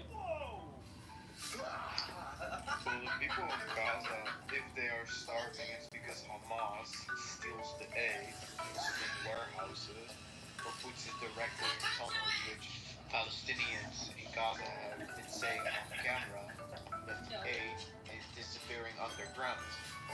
So there's more than enough food in Gaza. It's just not being brought to the people because Hamas wants the entire world to blame Israel for starvation when they actually do it themselves. This is Islam. Islam wants to take as many people down with them when they do suicide. When they kill themselves, they want to take as many people as possible with them. If it's possible to blame the West, blame Christians, blame the Jews, they will go for it. Because Muslims say themselves, their biggest weapon is, unlike Christians and Jews, because we prioritize life, Muslims say that they prioritize paradise, that this life is not worth living for, and that they will be rewarded in the afterlife if they die a martyr for Allah. So I'm not falling for that. I know a lot of Catholics fall for that, but I'm not falling for that. And I notice this trend with a lot of Christians as well, following for the propaganda of Hamas, and that's very concerning. Because Hamas I'm not falling for any Hamas propaganda. No, not you personally, but collectively. Okay. The Catholic Church has been not supporting the Jewish people as much as they should. Like, back in the day, Catholics used to fight crusades against Islam. Now they are enabling it.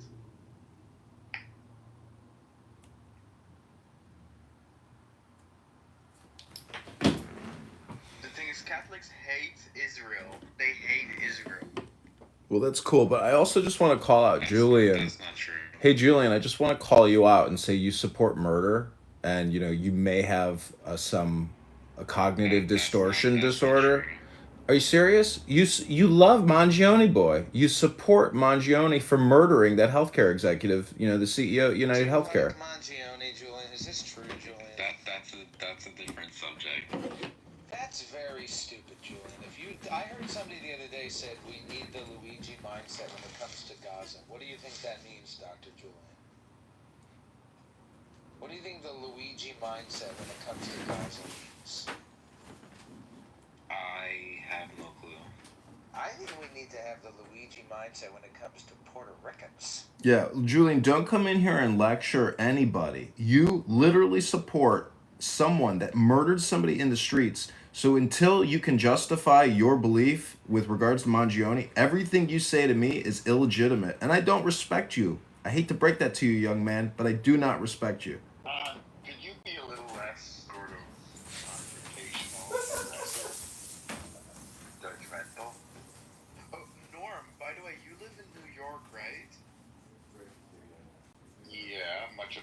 Some of the time. So, like, aren't you very concerned with that Mohammed Mondani person? Yeah. Because to me it looks like he will turn New York the way that Pakistani Sadiq Khan turned London into a caliphate. And this Mamdani person, he's a Shia, 12 Imamer. They believe he's not Shia. Islamist. He is Shia. He is Shia. He's Shiite. Which is the same. Oh my god. You're saying he's not a Shiite? Shiite Is that what you're saying, Julian? Adjective. Well, I heard multiple things around him. I heard he's like Sufi or like Shiite or whatever. But yeah. So Julian, just to clarify, you understand that Shia and Shiite are this thing? A Shiite is a follower of Shia Islam. The two types are not Shia and Shiite. The two types are Shia and Sunnite. I don't know if they use that term, Sunnite. Sunni and Shia. And Norm, of course, you know the difference between the Sunni and the Shia. Yes. The Sunni have a very Sunni disposition, while the Shia are totally full of Shia. And the Shia as well, Sunnis also waiting for them, but it's more for Shia belief system. They're waiting for this guy called Imam al-Mahdi, which they believe is this Islamic end-time savior. And these Muslims believe in order to bring the Mahdi, they need to spread global chaos. Because when there's global chaos, they believe that the Mahdi will emerge and bring and establish world peace by enforcing Sharia law. Like, this is the Iranian regime that is exporting global chaos because they believe that will usher in the end times.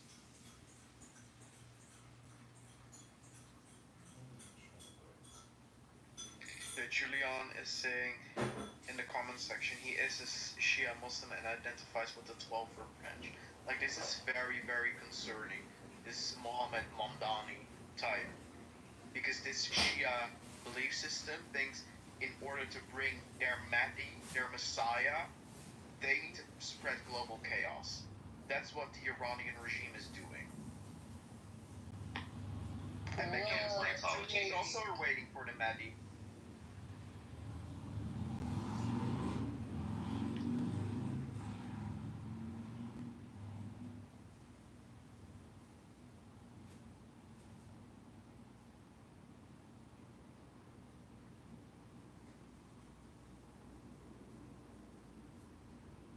Julian, do you support Mohammed Zoran Mamdani as New York mayor? Well, I'm actually in New York City, and I didn't vote for him, though. Like, would you say if he becomes mayor, that would be an improvement, or do you think New York will become the London, like, Muslim mayor London type of city? Well, I don't support his policies generally. I do think he has some unfortunate policies regarding transportation, housing, and the grocery stores, and I just generally don't support leftists like him because after seeing the destructive policies of Mayor Bloomberg, I support more people like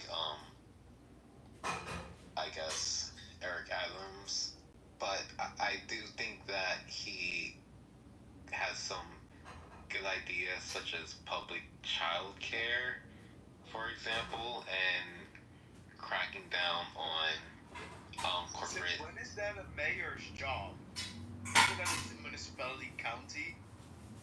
Having to vote for that? I guess, but I think it's good that the potential mayor, does support no cost childcare, because childcare is getting pretty expensive. And yeah, I do think that some of his labor policies are pretty decent. I mean, I just generally don't support him, but I do think he has some good policies. So I don't think it may. And he was marching for the trans people during the LGBT parade, so I don't think he's gonna turn it. That was full on Takia. He is spreading in the New York City mosque, spreading the Muslim interest. He's not going into the mosque and preaching things about Islam, or that the Muslim community needs to be accepting of vulnerable communities. He's going into mosque preaching the Muslim interest. That's being two-faced, having a double agenda. Because at one point in the mosque, he's making very sure that he will make Muslims the face of City Hall and make Muslims the face of New York City, basically prioritizing them.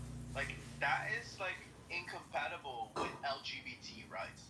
Like, look at, like, wasn't there this full Muslim city council somewhere in Detroit or Michigan or Minneapolis, and then that Democratic, so a liberal or moderate, whatever, city county full of Muslims, when they took power, they targeted the LGBT community. They banned LGBT people. That was Sharia law.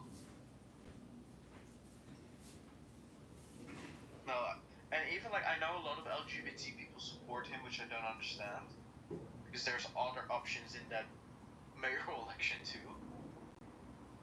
But like some of these queers for Palestine, maybe they need to wake up by learning the hard way, learning the hard lesson, like the people in London did. The people in London only started to open their eyes once a Pakistani radical Muslim became mayor.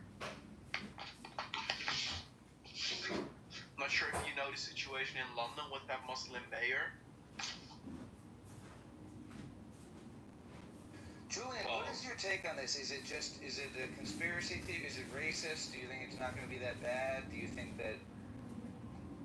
he's full of shit, or what is your response?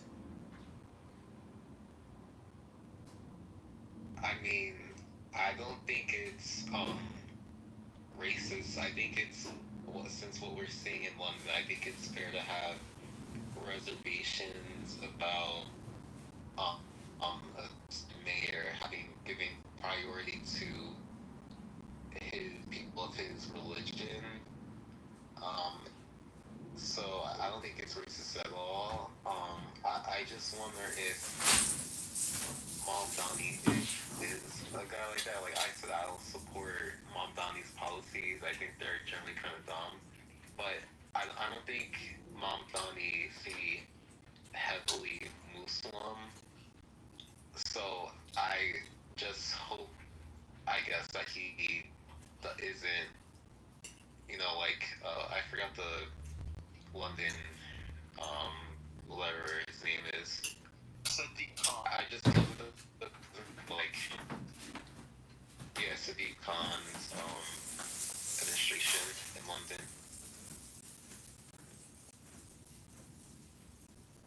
Yeah, what Sadiq Khan did to London is, as a mayor, he did everything, preventing everything from the police force doing their job and making sure the streets are safe. Especially because London is a very dangerous city. A lot of stabbing and a lot of sexual violence against women, LGBT and Jews. And I think when Mohammed Mamdani becomes mayor, that will be the reality in New York City too. Because he will be pumping all the hotels full with Muslim migrants. Mamdani. He has no interest in putting the interests of New Yorkers first. He made that sure when he spoke in mosques. I just have to say, I'm in London 5 times a year, and it's a beautiful city. It's not dangerous, and I don't notice that there's a Muslim there.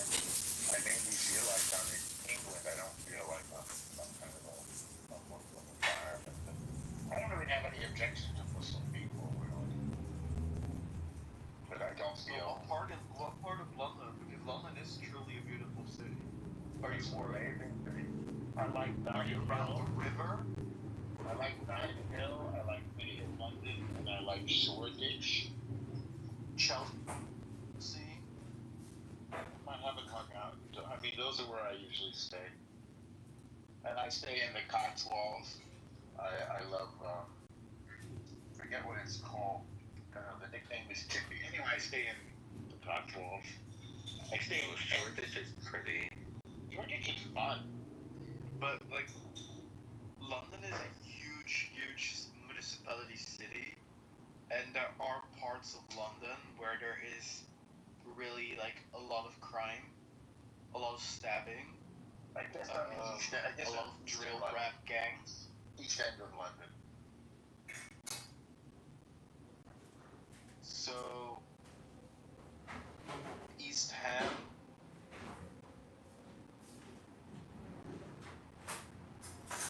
I mean, to be honest, I don't really think one of the four neighborhoods, the majority is kind of a mixed neighborhood.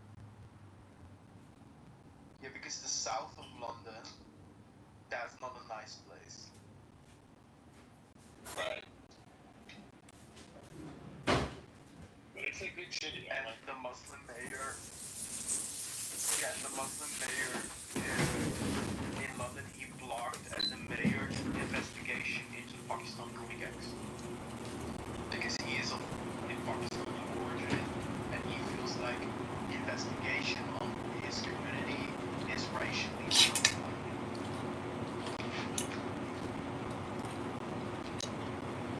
And that exact kind of attitude is why Pakistani crime gang could go unnoticed and continue in other cities where there are Muslim mayors as well, because London is not only a Muslim mayor place.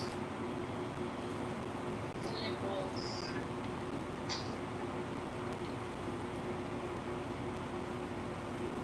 Like the Labour Party constituents in that area, the whole of the UK, those with the issues have been now removed. Yeah, but Labour is not even a political party, it's basically like social democrats, like leftists. It's like liberal in Europe usually means market liberty, individual liberty. It's more centrist, and the UK has a liberal party.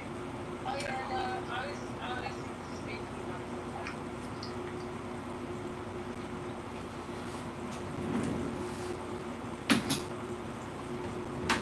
Like what we call security lefties. That I was saying. Yeah. I mean, look at Brussels. They have a socialist mayor in Brussels. And the part, like next to Brussels, you have municipality Molenbeek, which is almost 100% Muslim, which is called the Gaza of Europe. And they have a socialist woman mayor who cannot understand that her socialist utopia didn't work. Progressive utopia, like everybody living, green ecology, happiness. No, she's moving over a place with a lot of violence against her. And is it like Mondani wants to like stop violence, like he wants to like stop funding to like investigation on violence against households or something, which sounds also like Sharia law.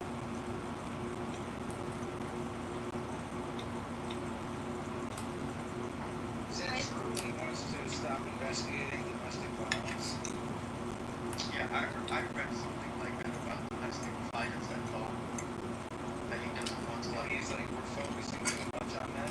That's we need to let people do what they Well, during the BLM riots in the aftermath, he said that police and, like, I guess other law enforcement shouldn't be the one to respond to, like, domestic violence calls, and that police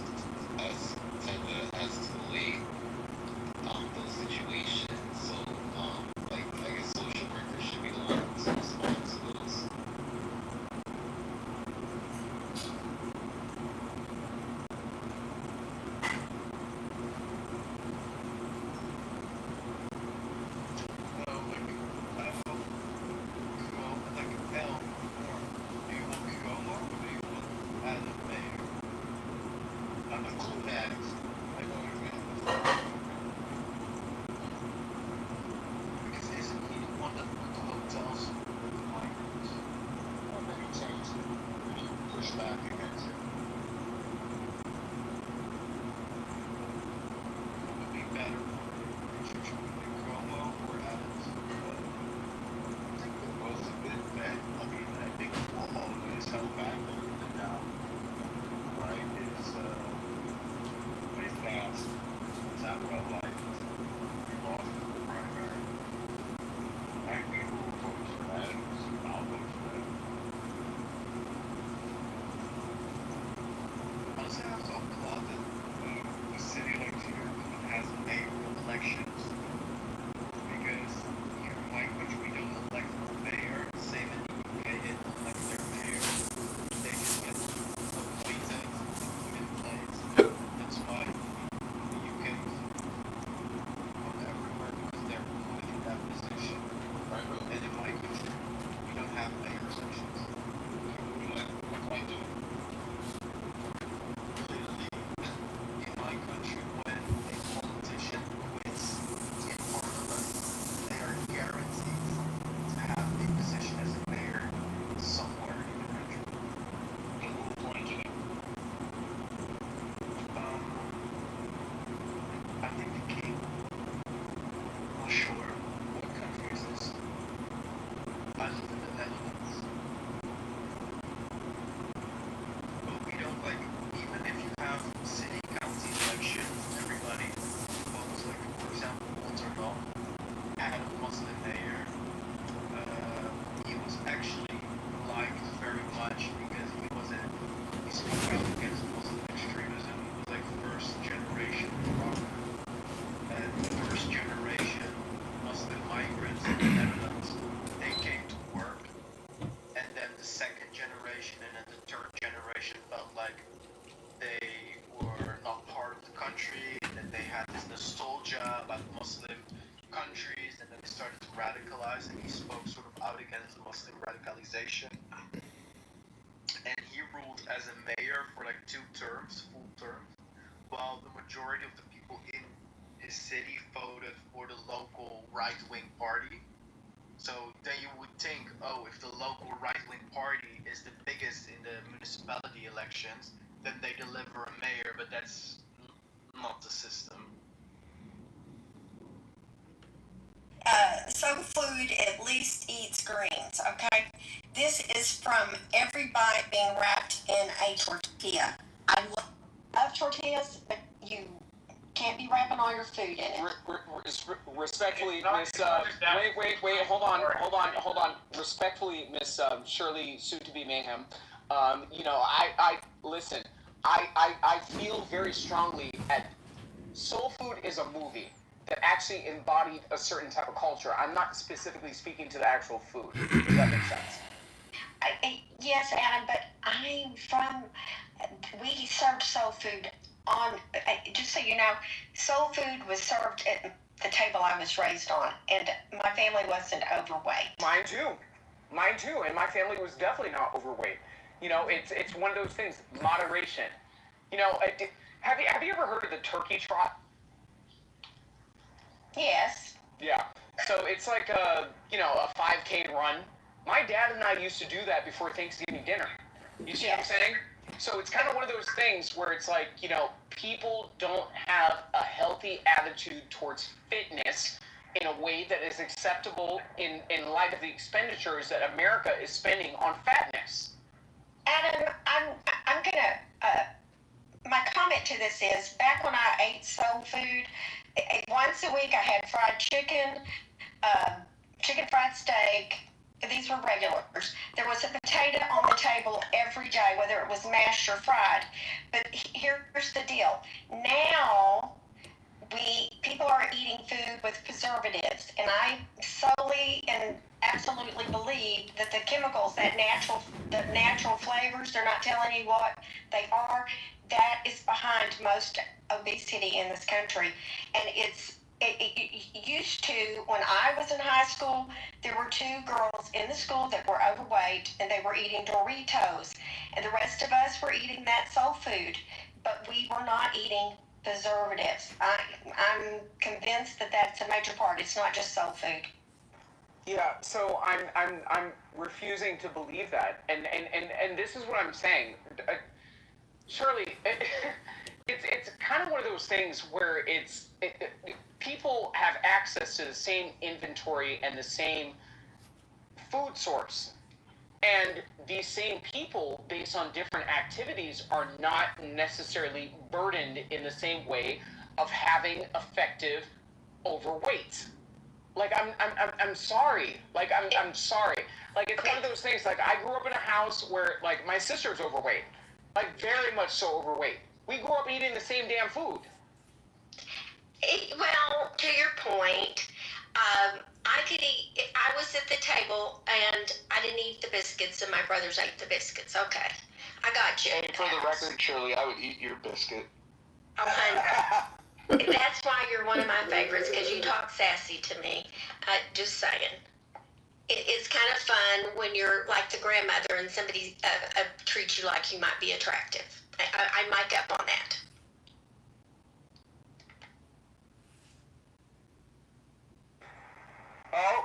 Oh, Miss Shirley, you're gonna have some competition. Monica just entered the room. Listen, my husband's going to live to be 100, and Mojo needs a wife. But I adore him. Yeah, well, welcome to the room, Monica. The most attractive, the most intelligent, the kindest, the classiest woman on all of Clubhouse. Welcome to the room, Monica. Hey, I have a quick question because I remember me and Adams did a similar room like this a couple months ago. So apparently, I guess that room's known for its degeneracy, right? So I'm trying to understand with that room, especially with what went down last night. I guess I don't know if there was other things that went on, but where do cats get off in thinking that it's okay that it's okay for an individual or multiple individuals to threaten sexual violence towards another person's family member? And then at the same time, that same individual threatens to do bodily harm with them, and then that person that retaliates that way is somehow, right, the bad guy. I'm trying to understand where in what world is that fucking acceptable? But that shit goes on. Can you give us a more specific example? So basically, what I'm saying is that last night there's this cat in there, and there's multiple cats that do this shit. So I go up in there and I just have conversations, or at least try to. So when I was up in there was a guy named Jacobus, and this same individual said he was going to come on my mother or something like that, or do some basically threaten sexual assault. And I said, listen, if you pull something like that, you're gonna get your head blown off, right? And then all other people up in the room found what I said to be appalling, but don't find what he says to be appalling in that same back and forth. The thing is that these people, I don't understand where their mindset is at. But they're probably Muslims. Go ahead. Well, could be, but I just know that that's what goes on in that fucking room, right? Shit like that goes on in that room constantly. And for whatever reason, the mods they listen to the shit, but then think that when I say this shit, or if someone else hears something like that is said to them, and they say the same shit, they attack those particular people, but don't get on the people that say that kind of shit. Yeah, this happens more than there's a guy by the name of Tiger who threatened to rape Kelly, and then when we would bring him to the stage, he would double down and acknowledge that yes, he said that, and that he still feels that way. So there's definitely a desire amongst some of these people. They're very rapey. The question is why do the mods condone rape? But then if you say that you're going to do something to the rapist, then all of a sudden that's where they draw the line. It's amazing. Yeah, no, and it's funny because I saw this room title because I was already thinking about doing a room like that to ask, why does chillism condone sexually degenerate behavior like that? And I'm not even talking about being a homosexual or anything like that, but just that kind of behavior, and of course, amongst other things that you guys are speaking on in this room, like that room is just, I don't know, man. It's like it's a lot of weird shit, and I don't understand with Nathan.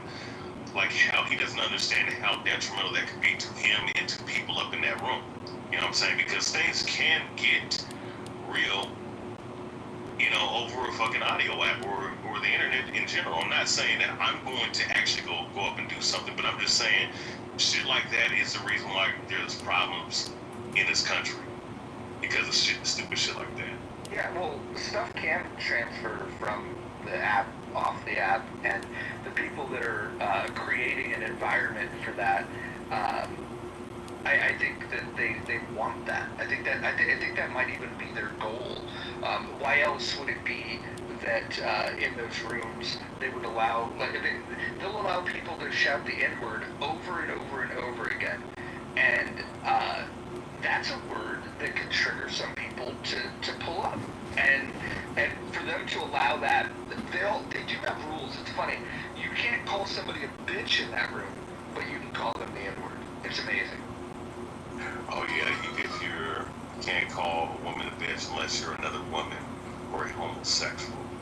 But if you're a heterosexual man, you can't. Yeah, I heard about that. I think the strangest thing, though, is their tolerance for allowing people to speak over each other. I mean, you can't even have a conversation, and then for somebody like John here that streams this stuff to a much larger audience on a much bigger app, it becomes a wall of sound. Nobody can hear the conversation, and so I think a moderator should have a duty to make sure that people talking over each other is minimized. Yeah. Oh, I mean, definitely. I mean, that is definitely something that, like when you're having a constructive conversation, people are speaking over each other, definitely, And my thing is, if that happens, and, if that's an issue, then that's one thing, I mean, if you have those kind of issues, those things can be ironed out, but, just, I mean, the high levels of degeneracy, like, on that level, I don't know. I mean, I think that some of these people up in that room are kind of mentally ill, you know what I'm saying? Because ultimately it just, like you don't, like, I mean, my thing is, you want to have a one-on-one with that individual, that's one thing, but if you sit up here and try to threaten pretty much sexual assault on somebody, family member, like that's crossing the fucking line that you're not supposed to cross, man. But I guess, I mean, it is what it is. I mean, this is an audio app, but I don't know. I just find that to be ironic. And I find it ironic that this room is made because I guess there's some other shit going on in that room that other people are starting to observe. So, yeah, just had to say that. Yeah. Well, let's talk to Monica. What do you got to say, Queen? I think that the house rules of Clubhouse, Lighthouse Chillism are unique. There's very few houses that I know of have at least a few rules that may mostly consistent across whoever mods those spaces too. And the joke about men not being allowed to call women bitches unless they're homosexuals, it's because men default to the word bitch for women so often that it's like a cognitive dissonance IQ test to see what other names they can call women aside from bitch. And then they get gooed for 5 minutes or 10 minutes, and then they get brought back up. So, Monica, let me ask you this. Why do they allow people to call people the N-word? For the kid? Right. It's decent. Well, the theory is it's a mostly free-ish speech space, and Nathan and Knowledge allow it. And then so then you get to choose, right? Can you tolerate naughty words being spoken, or you can't? And if you can't, you can leave quietly. I actually think there are worse things than calling women bitches and cunts. I think threatening to dox people on the app, that's a shitty thing to do. I think threats of violence that I hear very often from the man who's allowed in chillism and white belts, who has a lot to criticize about white belts and chillism just now, that's a lot. But, to each his own. Yeah. Well, what about the lack of moderation when you have the stupidest people on the app that go into a 45-minute debate about Hegel, for example, and neither of them have even read Hegel. Like guys like Concrete and Ike that don't read source material hold a debate. Basically, they're speaking like 10-year-old kids, and the moderators just sit back and allow this sound wall to take place with no moderation whatsoever. And then when somebody with an ounce of common sense gets on the stage to expose that neither of them, and they both admitted this, by the way, that neither of them have ever read Hegel. Yet they decided to have a 45-minute debate. Why would anybody want to moderate something like that and allow people that have never read the source material to just go off for 45 minutes? Why would that happen? Because they have the power to do so. It's white belts and chillism. Just like you have the power to mod this room as you wish, you're the king of your castle in the muff, and well, you're the queen, respectfully. Not really, but we did have a conversation about. Okay, so people who create rooms get control of the rooms, and it's interesting to me how many people have a problem with the room when they have so much power themselves. They can object to the room, they can throw a temper tantrum in the chat, and you know as well as I do, they've got some chat warriors in here or are thumb and finger fussing all over your rooms, and then they can leave quietly.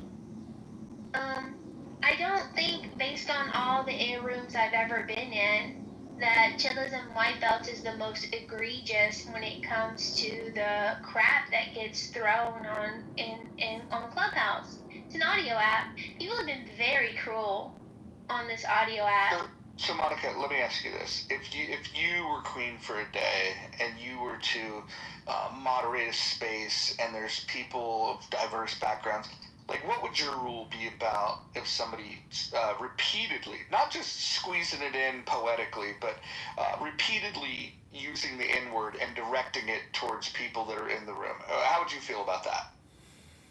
Oh, if I create the room, Roger, it doesn't happen. Because amazing. As you called me quite correctly on it, what is it? What did Roland Fryer say? I have a talent for encouraging civil discussion. And if I don't get the civil discussion, like Andrew and that other guy tried to troll my room about the crime of being white, I enforce my rules. And so, it's the room creator, I think, that has control over the quality of the room. Sure. And so in a room where you're critiquing the moderation of another room, do you think it's fair for me to critique people that would allow people on the stage that literally just interrupt people by calling them the N-word? Do you think that the quote unquote defenders of free speech over there are in the right, or do you think that I might have a point that's pretty irresponsible? I don't. The code of conduct in white belts and chillism is we don't allow doxing or credible threats of violence. So, but what about calling someone the N-word? You realize that could lead to real world violence, correct? I've been called the N-word in white belts and chillism. But you think that if you had the ability to amend their rules, would you like for example, nobody can say that word in here. If they do, they get removed immediately. And matter of fact, no matter who does it. In fact, even even people that that have claim, to pass. even people that claim that, I've taken this word back. Like we have a zero tolerance policy on people saying it, whether it's in the chat or whether it's okay. And so I'm asking you, if you had your preference, would you rather be in a room where that kind of language is not allowed, or where that kind of language is allowed? When I have my rooms that I have control over, I don't allow it. And do you prefer to be in rooms where it's allowed or disallowed? Well, so you remember Lenny Bruce? Didn't we have this discussion before with about Lenny Bruce? I like Lenny Bruce, and I like the fact. You know where I'm going with that. I like the fact that you can push the envelopes of free speech. I think I do it as much as anybody on this app. I think that's fair. That being said, even me, who believes, I'm not a free speech absolutist, because I do believe that there's, slander and defamation and things that can take place. There's also a concept of fighting words. I would say that, especially somebody like myself that grew up in an area that had many black people, I know that saying that word is a fighting word. Because where I come from, if people are saying it, especially if they're saying it to people they don't know, that's not just going to be a fight. That is going to be an ass whooping. And so it's either people that have never been in a fist fight that don't understand real world consequences for these types of things, or it's people that do and they want the violence.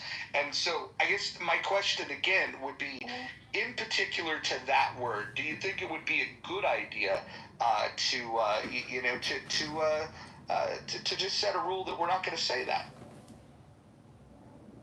Roger, I'm so puzzled by this conversation, and I'm not being facetious or sarcastic or anything. I promise you.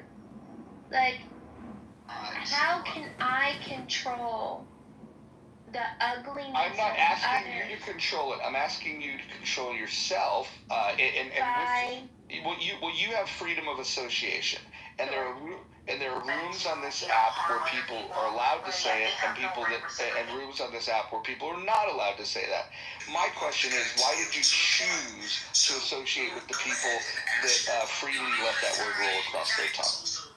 Because I don't think saying a word is worse than being a rapist. I don't think saying a word I'll grant you that. than being a pedophile. I don't believe a word is worse than human trafficking on Craigslist. I don't believe a word. No disagreement there. Disagreement there. There are worse things than saying those words. That being said, it's a social audio app, and the likelihood of somebody getting raped on the stage is actually on the stage it's impossible.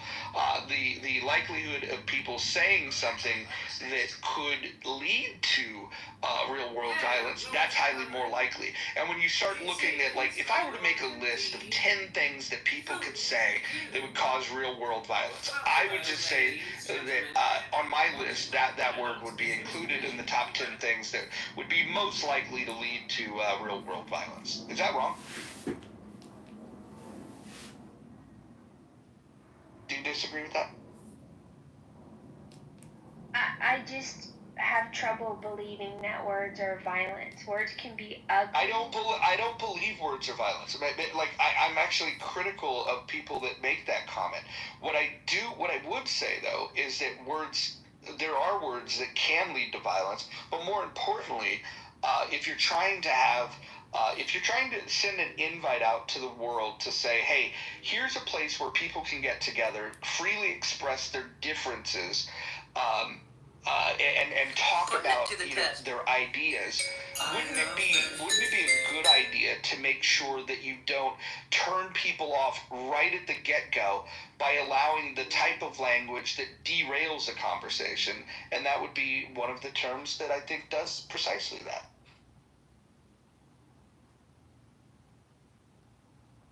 Which is why you're clever enough not to have it allowed in your rooms. Good talk. Amazing. Okay. All right, Monica. Well, thanks Thanks for disappointing you. Well, I know. Well, listen, I know. listen. As JB would say, you're standing on your square. So there's that. Yeah, disappointed that you did that too. All right, have a great room. Wait, Monica, let me ask you a question. I mean, Roger's asking you some pretty simple questions that could just be answered with a simple yes or no. Like, okay, never mind.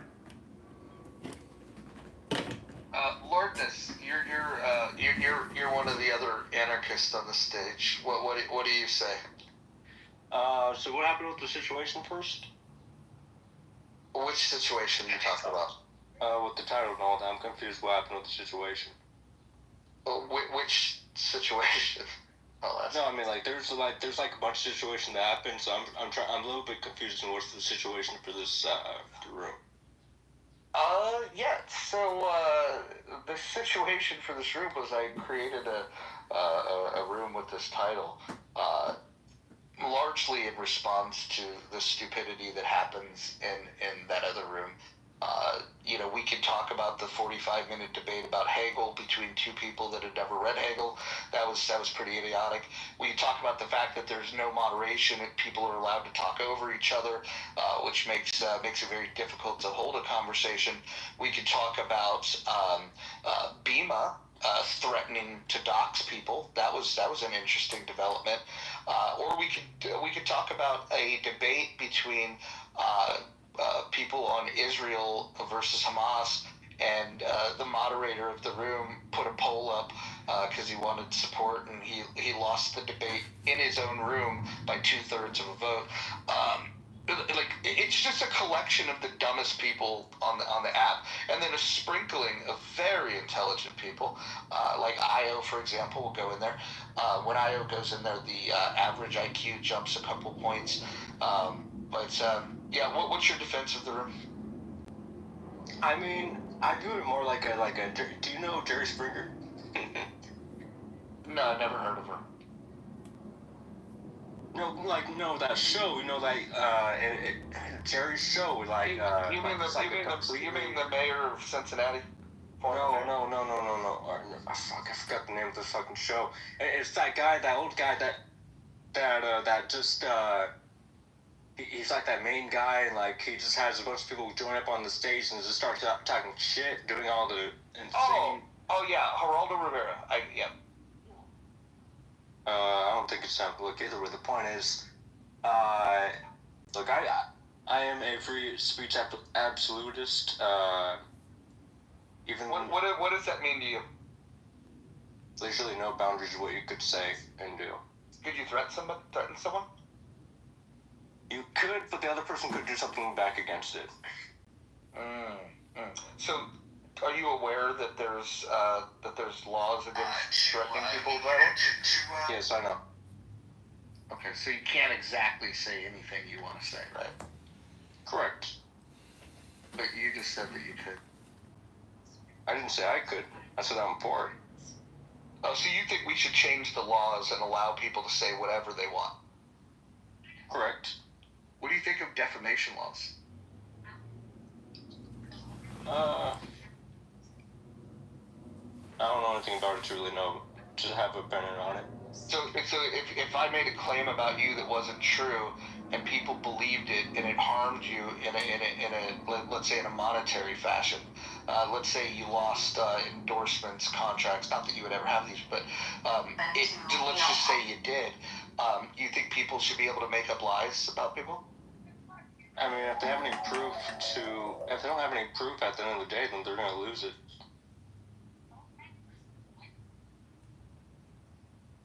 No, can we go back? Can we go back to this talk show host? Tell me more about him. I mean, it's like an old show. I don't know. It's just like a really old show that this guy invites a bunch of random people. It's like Eric Andre mixed with this other guy. It's a very chaotic show. And it was called? Let me look at it again. That's amazing. Jerry Springer? Yeah.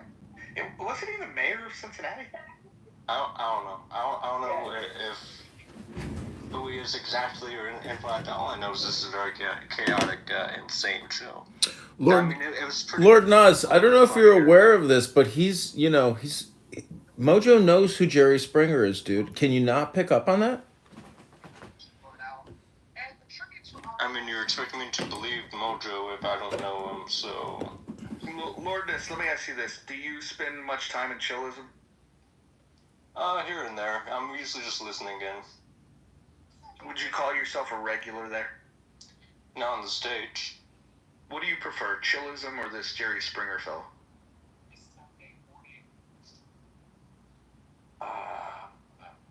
Chillism. I mean, plus Jerry Springer. They stopped airing. If it was still on the air, would you watch it regularly? No. Would you identify yourself as an anarchist? Yes. What does that mean? Absolute freedom. Absolute freedom. Oh, okay. So let's say in an anarchist society, let's say if we were to transition to that tomorrow, if somebody was murdered, who do you call in the case of a murder? Nobody. You deal with it yourself.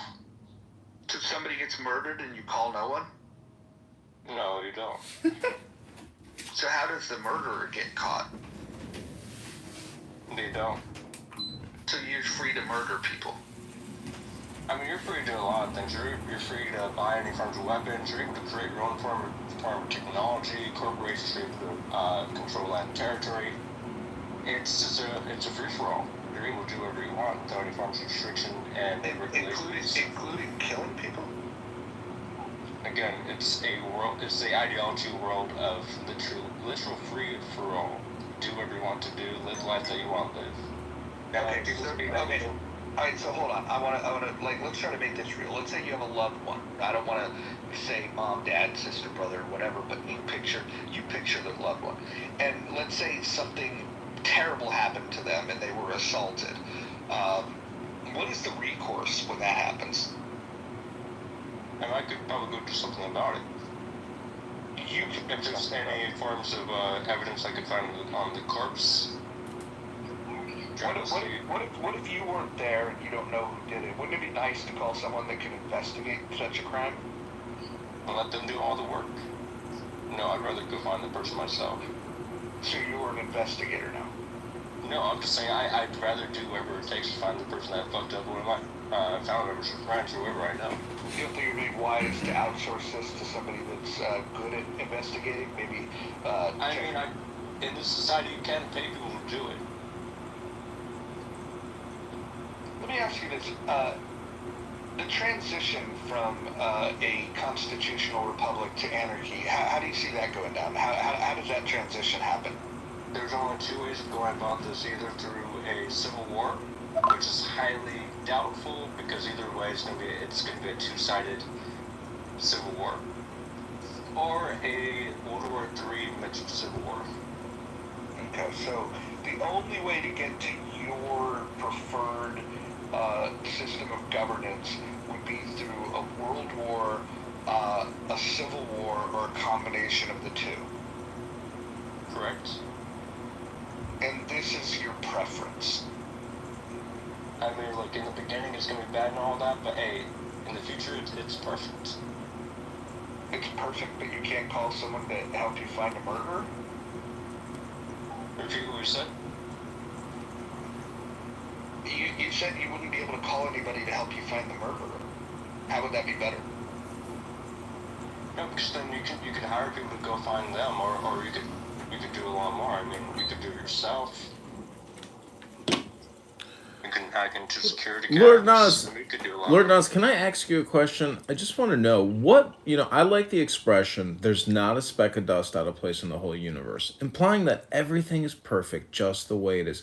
What makes you think that you're 100% sure that, your better option is truly, not ridiculous? Because if everything is already perfect, why do you think your your ideas are better than what's already happening?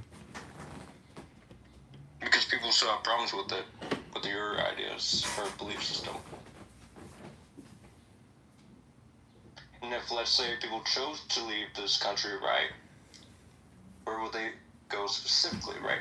We don't have the technology for space travel, so we're not able to go to other planets to create this type of ideology yet.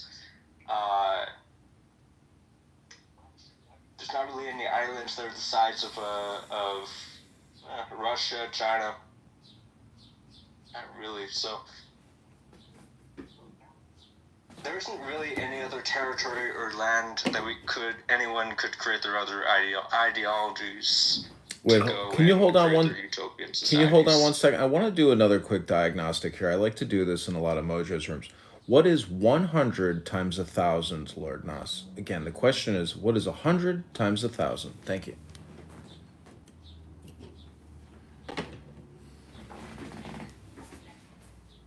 If you need to take time to go get a calculator, that's fair.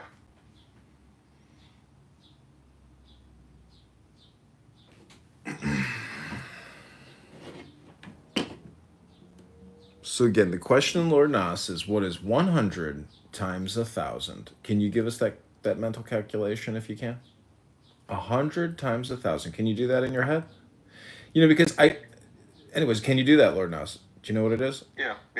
Okay, what's 100 times 1,000? All right, what's up the echo? What'd you say? You got an echo? Okay, so, I like to point out to people on Clown House that if you've never realized, what a fishing net is, and what a fisherman is, and what fish are, and what a spider is, and what a spider web is, and what a fly is, you have to figure out sooner or later who you are, where you are on this food chain cycle, and why you're on this app having endless conversations with people, who can't even tell you what 100 times 1,000 is. It's just a quick diagnostic. But what's up with the echo? Ciao.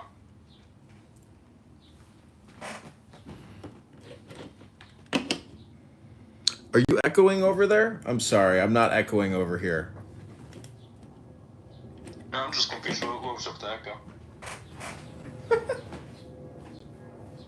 Sound like two phones. Lordness, have you seen the movie The Purge? Yeah. So what do you think of that movie? I mean, it's one of my favorites. I do enjoy the franchise, but it is a little frightening.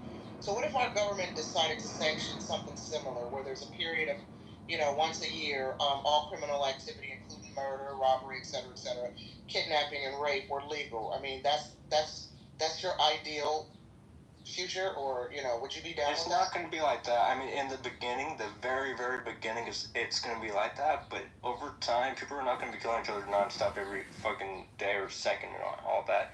Now, you're going to have disputes. You're going to have problems on land or territory.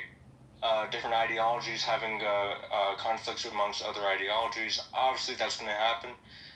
But in the very beginning of this ideology, yes, it's going to be like the Purge. But over time, it's not going to be like that.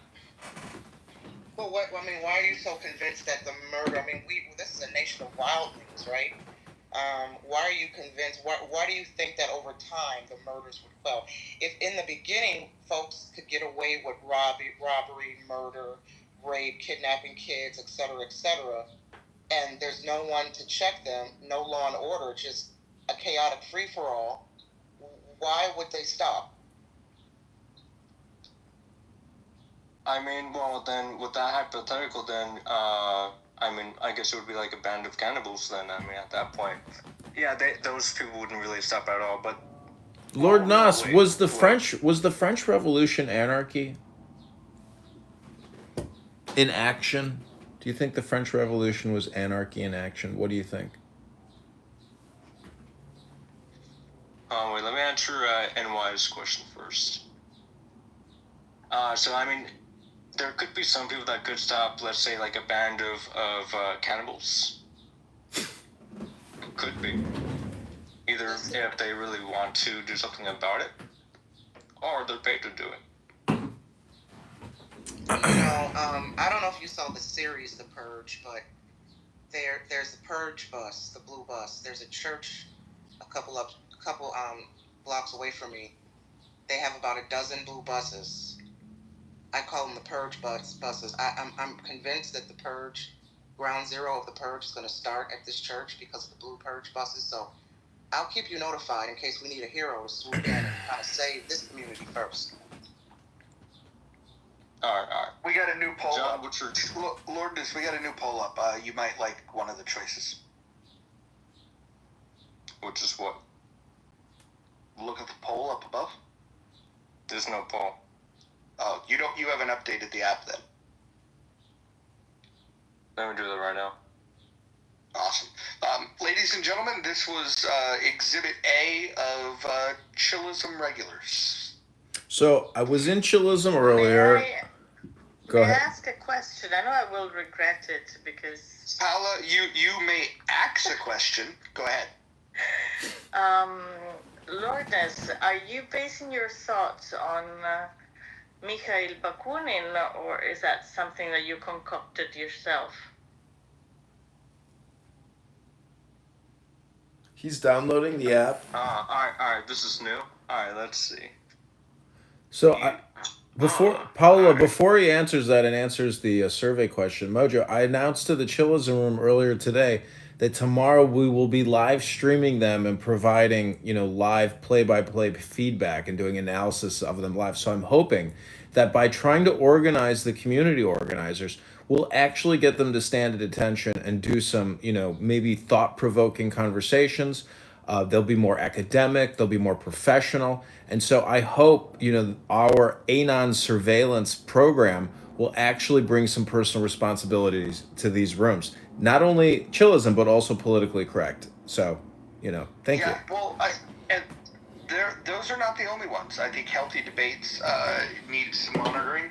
And if others want to monitor this room, that would be fine.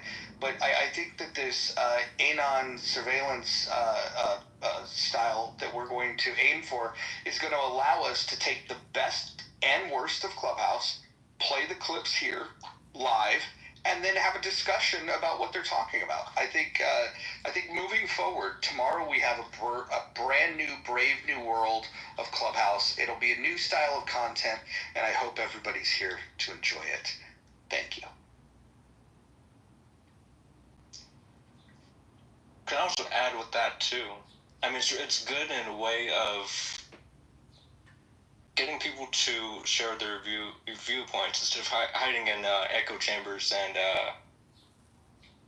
enclosed. Could you please answer my question now? I mean, do you know? Oh, go ahead. Yeah. I wasn't here. I was updating the app. So go ahead. Yeah. Well, do you know who is Mikhail Bakunin? And no. You base your thoughts. Okay. No, he's never read Proudhon, he's never read Bakunin, he's never read Spooner, he's never read Murray Rothbard, he's never read any of these things. I want to put my ideology in the chat. So I mean, how do you base your anarchism on if you haven't read any of this stuff? I mean, this is my question.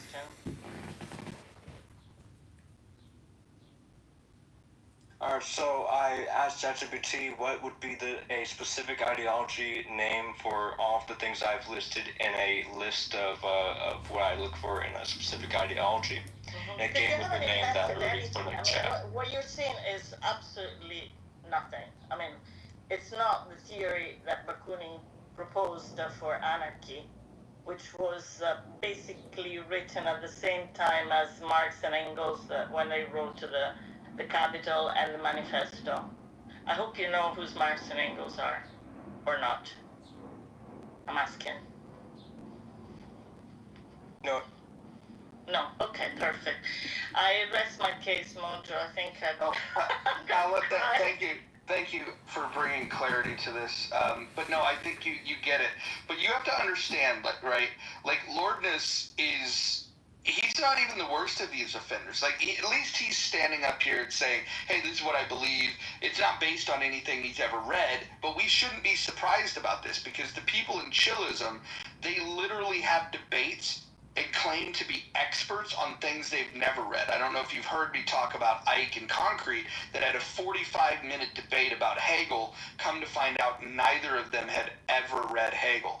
And then when they got drugged for that, their response to that is that you can be an expert in a subject without reading it. You just need third-party information. That was their claim. So talking about the ethical state of Eagle, it's like, probably it's something nobody in Chilism have any idea of. Am I correct? Well, I don't think it's fair to say nobody, because what's interesting is there is a mix of, for example, Eric, I don't know if you know Io, I would argue is probably the highest IQ person on the entire app. If there's somebody with higher IQ, I just haven't bumped into him. The guy is like literally a fucking genius. And he goes in there, my guess is to just see how far society has collapsed. That would be my guess of why he goes in there. So there are some intelligent people that pop up in there. My queen, Monica, she goes in there. And then Brad goes in there and yells at people sometimes. I think Adams has even gone in there to yell at them from time to time. But this is, look, I never claimed that we have the smartest people on the app in here, and certainly we don't have the smartest people in society in this room. That is never going to be my claim. We have what we have, right? For fuck's sake, we have Brent on the stage, right? For what it's worth.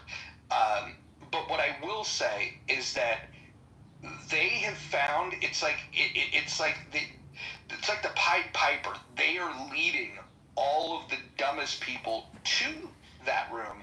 Doesn't mean that the whole room is dumb. It just means that the dumbest people on the app will find their way to that room.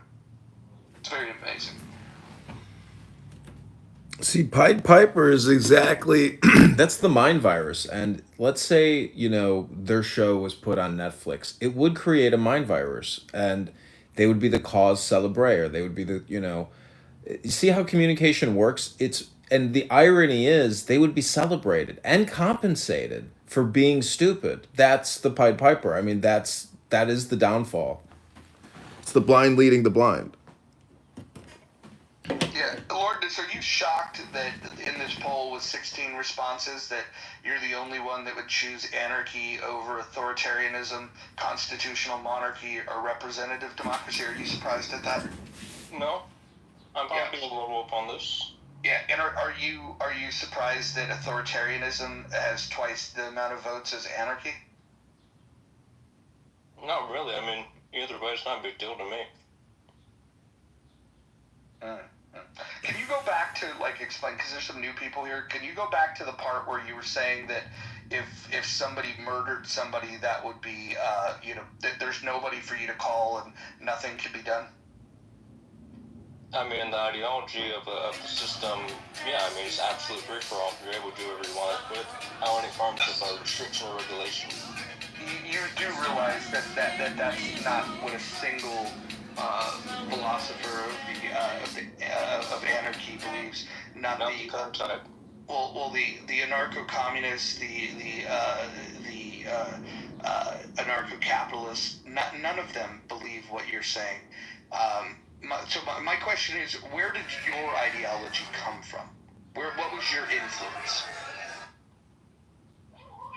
Thinking about a specific ideology that would solve every form of group and individuals' problems. I mean, just to go back to what Roger said, anarchy as a political philosophy, what you're talking about is a destruction of hierarchical structure, destruction of the state structure, but what they're still believe in is local control, associations, etc.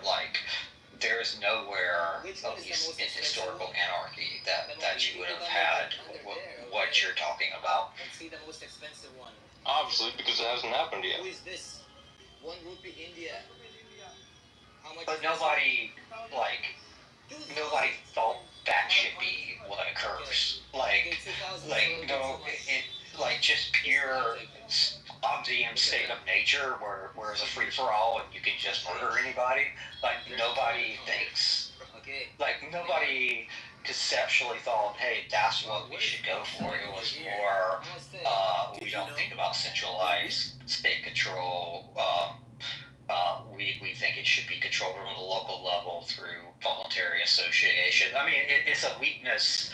How it would actually work, the intellectual structure was there. That's always been a problem with anarchism, but nobody thought what you're saying besides you.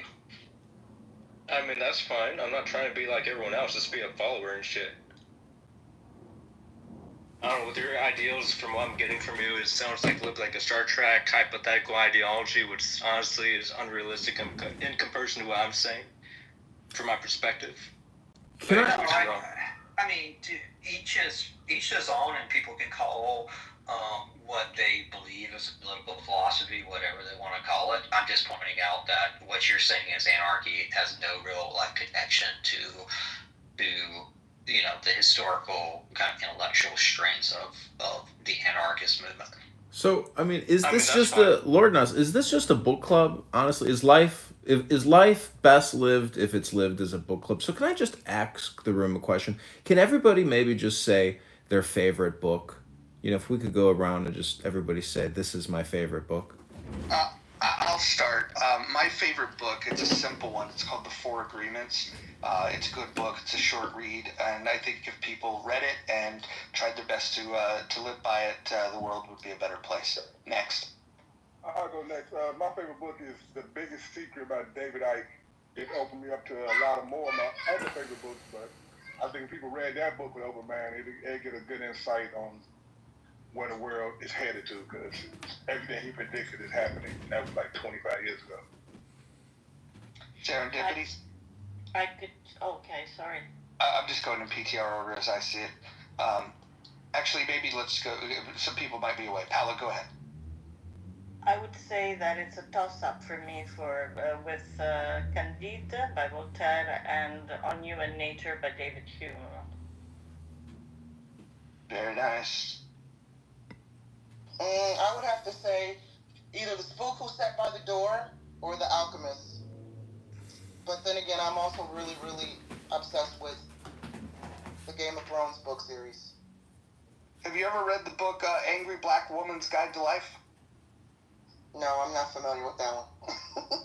I haven't read it either, but it is currently the book that is sitting in the guest bathroom right now. I always like to put a book out so when people are guests, if they have to unload, I want them to have reading material, and I just think it's funny to have that book there. You have a lot of black women as guests, huh, Roger? Okay, I see you. Yes. I would say War of the Worlds. War of the Worlds, okay. All right. Interesting.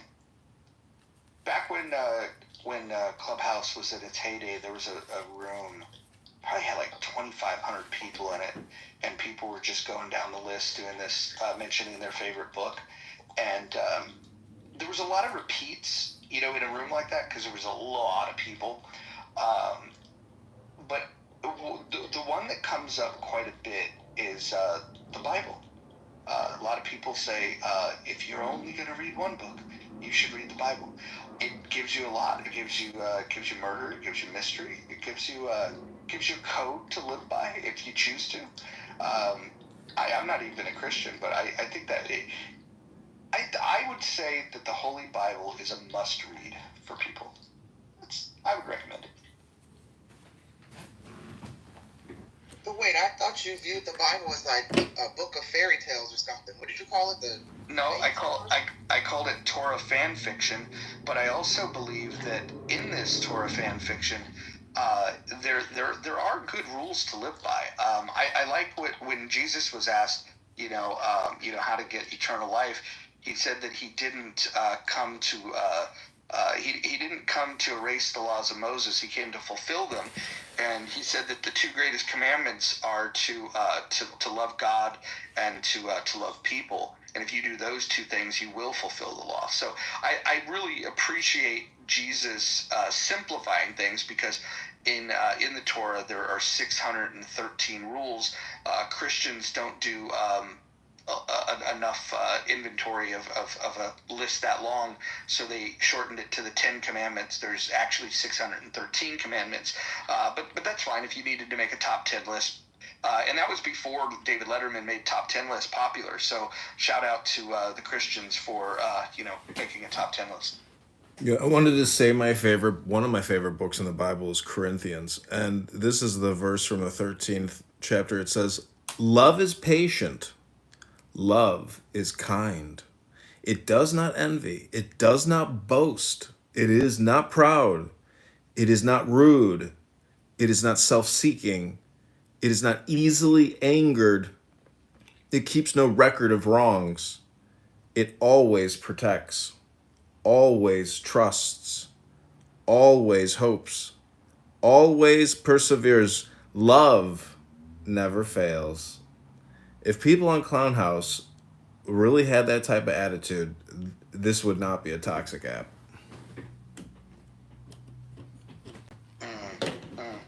I think an important one to read for Clubhouse, though, to just be prepared, would be 2 Kings chapter 2, where it talks about when you mock the prophet Elisha, and he prays for help from God. 2 bears appear from the forest, and they maul 47 children. I think that's probably more of an appropriate scripture for Clubhouse.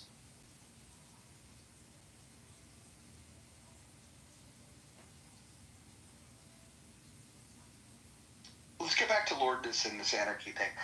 Lordness, you're an anarchist. What led you to this belief? Like, was it a book you read? Was it a podcast you heard? How did you go from watching the Cincinnati mayor Jerry Springer to being an anarchist? It's not like it's not like that. But look, it's more of. At first, I guess I was doing some type of simulation on a game called Stellaris. It's like an ideology type of game, a space ideology game. That you're testing out different types of ideologies and seeing how they progress and all that. You're seeing it from like a very detailed perspective of different story arcs and all that. Just looking into like a full-on, in-depth simulation of how a ideology could form and progress in a massive scale. So you hold on.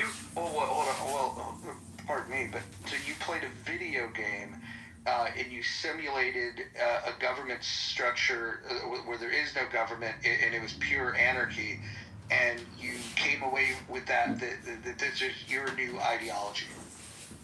No, wait. Somewhat. Not fully. And then I went on to social audio apps, which was my first app was Stereo. Not bad.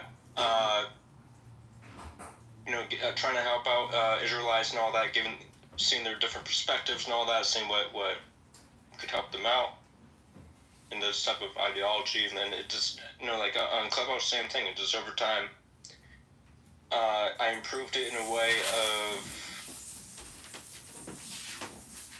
fixing. It's just an ideology that would fix all the different groups and all that. Like, not fix them, but more of improve their groups and all that. Let's say if Israelites, right? Hebrew Israelites, if they were to have their own form of territory and land. Hebrew Israelite? Wait, hold on. Hebrew Israelites? Yeah, you don't know about their group. You mean the black Hebrew Israelites? Yes. Do you know that they're neither Hebrew or Israelites? Look, that's what they call themselves, okay? Yeah, but they're just a knockoff Jew. So look, either way, the point is. Lordness, you realize that that's just Scientology of the hood, right? Look, that's what they call themselves. That's what they call themselves, okay? I can call myself Superman, but I mean, you can. No one's stopping you. Do you know any of them that actually speak Hebrew? No. I don't know how to speak either. Isn't it weird to call yourself a Hebrew Israelite and not speak Hebrew? I never asked them if they did. I do. That's the difference. I do. I ask the important questions. I ask the Muslims if they support pedophilia, and I'll ask the black Hebrew Israelites if they speak Hebrew. Understood. I guess, look, the point is this is more for all of these different groups and religions, corporations. They would have more control of land and territory, creating their own forms of laws and regulations within their controlled territory. The neutral territory, obviously, it's a little bit more isolated, but beneficial in some way. Different forms of courtesy. Hey, Rob, you do know that like nobody really speaks ancient Hebrew. Like the Hebrew today is not the ancient Hebrew. There's some scholars that can translate it, but people don't. Yeah, but don't you think it's weird that the people on this app that identify as Hebrew Israelites, the only thing that they speak is Ebonics? I'm not gonna check around their lived experience. I don't know what they know. But go talk to them. You never know what you might find out. I do talk to them. That's the point. Yeah, the truth is welcome to all of these people. You know the difference? I just figured out the difference between this and chillism is when the bad ideas come up in chillism, they let it prevail. The bad idea is centered and propped up. Here, the bad ideas are interrogated, and we try to get to some semblance of truth. We ask questions like, why do you believe what you believe? And then we point out some of the problems that go along with these ideas. But you can't expect good, high-quality dialogue in a room where the moderators will allow a 45-minute debate between two people that have never read the source material that they're debating about. I mean, this is the thing we're dealing with. At least in here, if I were to say, "Hey, John, do you want to have a debate about Kant?" He's probably read it. Paolo's probably read it. We can have a conversation about that. I'm no expert on Kant, but I have my thoughts. I have read some. I can have a limited conversation about Kant. But these guys are reading something that's far more dense, or they claim to, and then when called out on it, they acknowledge that they'd never read it. Like, Hegel's a tough read. I mean, I don't blame people for not getting through it. What I do fucking condemn is the people that haven't read it, that decide that they're an expert on it and want to have an argument about it. It's very weird. Hey, that's better than an argument. I heard him tell this yesterday. He was arguing for 2 hours about do fish get thirsty? And it was Brad was involved in the argument. It was actually a heated argument. It was like it wasn't no joking shit. They was literally in a heated argument for over 2 hours about fish being thirsty.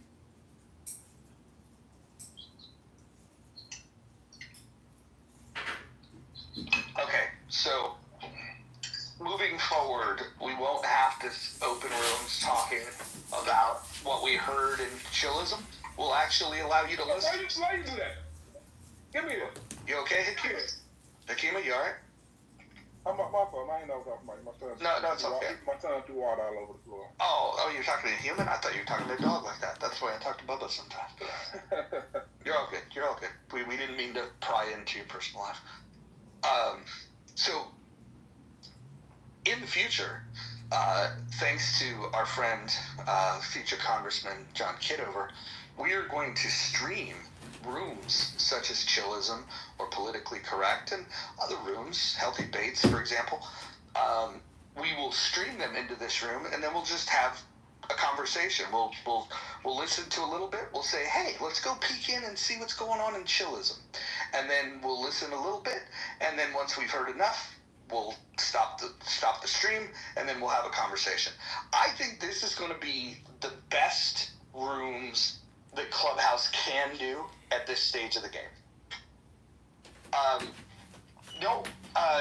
Chrissy, I'm not the one that condones recordings. What I've accepted is that the app itself has condoned anonymous accounts, and there's nothing I can do about it. I can't, like, if somebody was an anonymous account, I can't throw them out. So if you can't beat them, join them. That's the old saying. And so what we're going to do is we're going to repurpose content from other rooms into this room and then create an elevated sense of content over here. That's the plan. John, do you want to talk a little more about that? Yeah, going back to the title of this room, Anarchy, I believe that tomorrow will cause anarchy on this app. And it is because essentially we will be obliterating echo chambers. And so technically in communication, the reframe is very powerful. So tomorrow we are going to offer Clown House a fresh reframe. And I think you will witness total and absolute anarchy. And again, I am running for Congress, so I do believe this will be beneficial in drawing attention to my campaign. Particularly with regards to communication strategy and the lack of education, or really just how degraded and how much brain rot has truly set in amongst our fellow Americans. Amazing. I'm excited about this. I hope you guys are excited. Because here's the other thing. You can come to this room and not have to worry about missing out on what might be going on in another room. Because we're going to bring you the best and the worst of what Clubhouse has to offer. And then we will offer our analysis and our critique. Some of us might say, hey, they made a really good point. That's probably unlikely to happen when we stream chillism in here. But I think it's going to give us a great opportunity to expand. I like the idea of sometimes maybe we'll just tap into hear what the Persians are saying. We won't understand a lick of what they're saying, but it might be just fun and refreshing to just hear the different speech patterns and the cadence in which people speak. There's endless possibilities of this, and so I'm putting all of Clubhouse. This is a warning to you. We are going to be listening, and we are going to be streaming, and we are going to be talking about what you're talking about. Hey, you got to change the name of the house or do it in another house, like somebody critiquing Clubhouse or something. No, because people prefer to be in the muff, and if they don't like being in the muff, they probably don't belong here. Okay, I can't talk against being in the muff. Yeah, I'm with you. Even Brent likes being in the muff. Again, you have to realize all communication. I'm certainly in it more than you are. Maybe so. You're married, and if your wife puts out on a daily basis, you're getting more than I am. I will freely admit, because I'm very selective, I am not having sex every day like some of you whores. Same reason since I haven't joined Mojo. That, and as you observed the other day, I just like to hold on to pink. It's okay. Moose, I know why you healed the pink ticket, and I'm going to hit the nail on the head here. You can deny if you'd like, but you have some friends that are of a far lefty variety, and if they were to come and peek in this room and see you on as a member of the House, you could at least have some dignity by saying, I'm not a member, I was just there refuting some of their bad ideas. I think that's why you do it. I was here as the left ambassador, a mole. But if you actually change the room, you had other rooms. Yeah, I mean, other houses where I was a full-on member, so I'm not sure that's entirely true. So is it just the title of the room you don't like? The house? 100%. Yeah. Okay. All right. Well, maybe we'll have a poll someday and we'll change the name of the house. I'm very partial to this, so I'm going to be voting for it. But I mean, maybe hovering over the muff, circumventing the muff. I don't know, something a little more scientific. Hey, Moose, how are you in the muff but don't want to join the in the muff? Like that's hypocritical. Stuff in real life. Listen. You're cutting out. Tomorrow you are all Sorry, I was just getting some more muff. You are all going to witness tomorrow squealing, screaming, anger, absolute chaos, anarchy, and insanity. And, I have some experience with this on this app. I mean, I have been recording these rooms for quite a while. And when they know that I'm live streaming them, they have emotional meltdowns. But the fact that we will also be piping it in with the assistance of In the Muff, this is going to amplify the exposure tomorrow. So if you are available tomorrow at 8 a.m. to 1 p.m. or however long we go or whenever it starts, please join in the fun, invite people to the room, and we're going to need your participation. That means we need you to go to Politically Correct, to Chillism, and say, hey, they're live streaming your audio into another clown house room. They're also putting it on YouTube, and they are critiquing what you're saying. We're not going to repeat what they say. We're pretty much going to be the contrarian to what they're saying, or not. But I hope tomorrow you all enjoy this incredible roast. Again, this is going to be a roast. Well, I also would like to say that it gives an opportunity for the smart people with the good ideas to have their message amplified. Maybe, just maybe, this could be the instrument that causes people to have better conversations.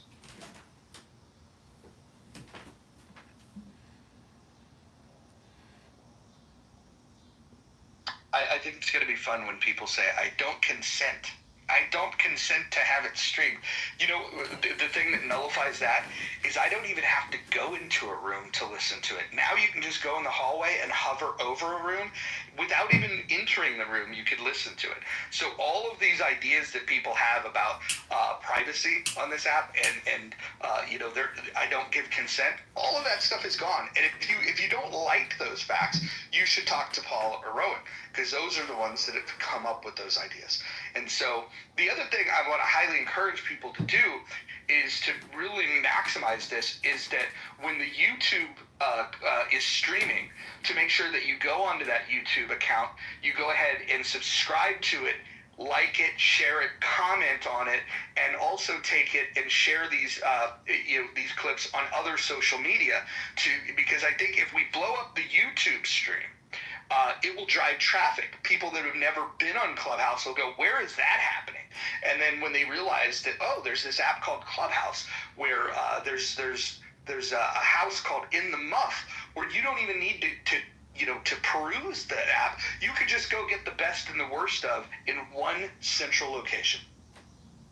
Yeah, I hate that new feature. I haven't experienced it yet where you can hover over the houses and listen to what's being said for so many minutes. Now, you know, when I go into other people's houses, I do my best to censor my ideas and take my time and really think before I speak. In my own house, not so much, but now I have to be so very careful. I really, really hate this new feature. And nice, you're talking about the feature like where you're seemingly in the hallway, you hover over one room, and then you hear like, I don't know, what is it, 30 seconds, a minute of conversation. Exactly. Or you forces you to join the room. That's my lord, my kingdom for a goddamn. Okay, am I coming through better here? Yeah. Go. I was just going to say, what was deceiving about that, as per the huge with Clubhouse, it says, so you're hovering, thinking you're eavesdropping, or like, hey, I'm going to listen for a little minute, or anything interesting, maybe I'll join. And it actually has the big blue button that says join room. I found out inadvertently, they're like, I don't know what room it was, but like, Moose, why do you keep going in and out of our room? I'm like, what are you talking about? And then I realized, even without hitting join the room, they see you in the room. Like, what? I mean, really, are these 14-year-olds that are coding this? It's absolutely wild. It's counterintuitive to a positive user experience. You know, let's talk about the coding for a second in how it pertains to new features. They have this polling feature that's up above that hopefully you guys have all responded to by this point. If you do the math, it adds up to 102%. This is a quick fix. I could even fix it, and I'm not particularly good at programming. The other thing that's interesting is that it shows who voted for what. I think anonymous voting would be better. And then the final critique is that if I were to go and change the poll, it will kick me out of the room. I should be able to change the poll, in the poll, do those types of things without being thrown from the room. There's a lot of work that they have. Hopefully you guys can get that kind of feedback to the founders, though. Can I just say tomorrow, I will be doing the heavy lifting and live streaming the room. So if everyone wants to share my video, but I would encourage you all to get a second cell phone and literally live stream or record what people are saying on this app. Don't be a victim of, the spam on this app. Reverse the flow. Hopefully we can organize and monetize. But I think that if we are going to change America, this is actually could be a great butterfly effect platform to do that with. And if the founders of this app shut down what we're doing, well, it doesn't matter to me because apparently you could just keep creating accounts. So even they are exhausted, I think, with all of the gossip and all of the reporting. And, Anonymous was a response to essentially take the responsibility off of them from people making recordings of what people like to complain about that are unrecorded rooms. So again, they deferred that liability and took that responsibility off of their plate. And it's creators who are creative that will generate social change for positive change. I mean, this is how we maybe evolutionize our consciousness on technology platforms like this. You know, it's the people. The platform is like doesn't even exist. It's agnostic. We're just people talking to each other on a fucking conference call. That's it. But how we structure it, what we say, what information is being exchanged is what matters. The platform is basically insignificant. It's almost like it doesn't exist. We're just brains talking to brains on a fucking conference call.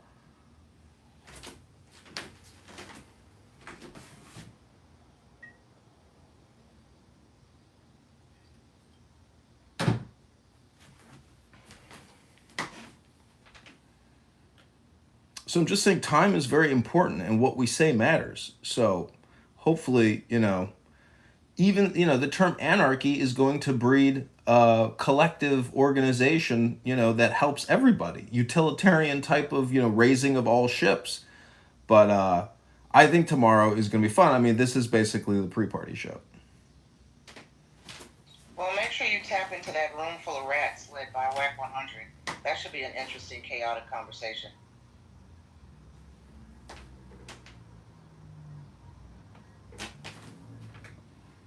You could technically call the show Stirring the Pot, because that's what we will be doing, is stirring the pot.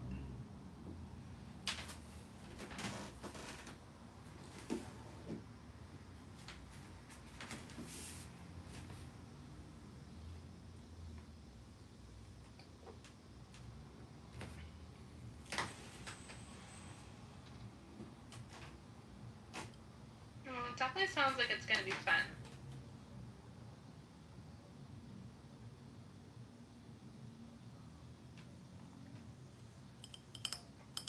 Maybe, Angel, unless John happens to tune into a room where they're talking shit about him. that could go either way. It could be entertaining or, quite disturbing. John, how would you feel about that? I keep calling you John because you're a PTR. If you happen to tune into a room and the entire discussion is dragging you. Yeah, that to me is when I really tickles my feather, because then I pull out a cell phone and I hit the short on YouTube and I create a 15-second to a 3-minute clip of them defaming me, libeling me, making death threats, etc. That's when it gets a lot of fun over here in the recording studio. 30 people in the room at the moment, and apparently 6 is a plus account. I think it's time for Clubhouse to go back to the monetizing board. Well, if they're going to charge people, they should give them a feature that they actually asked for. In fact, if they were to listen to the people that had been on this app of what would make for good monetization, it would be easy to figure out. Fanbase actually had a pretty good system where you buy hearts, and then you basically buy a heart for a penny. And then when you give the heart to somebody, you like what they say, or you can give them multiple hearts at the same time. You can give them 100 hearts, 1,000 hearts, 10,000 hearts. And then when you give them the heart, they get half of the value of that, and then the app keeps the other half. And so every heart cost a penny, and if you get a heart, you get a half a penny. So you have to get 2 hearts to make a penny.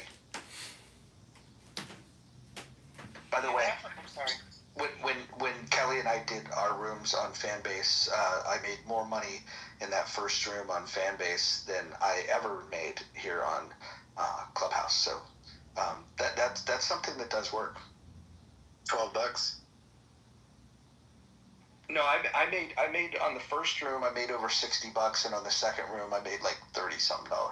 So combined, I've been on that app 3 times, and I made like just a hair over $100.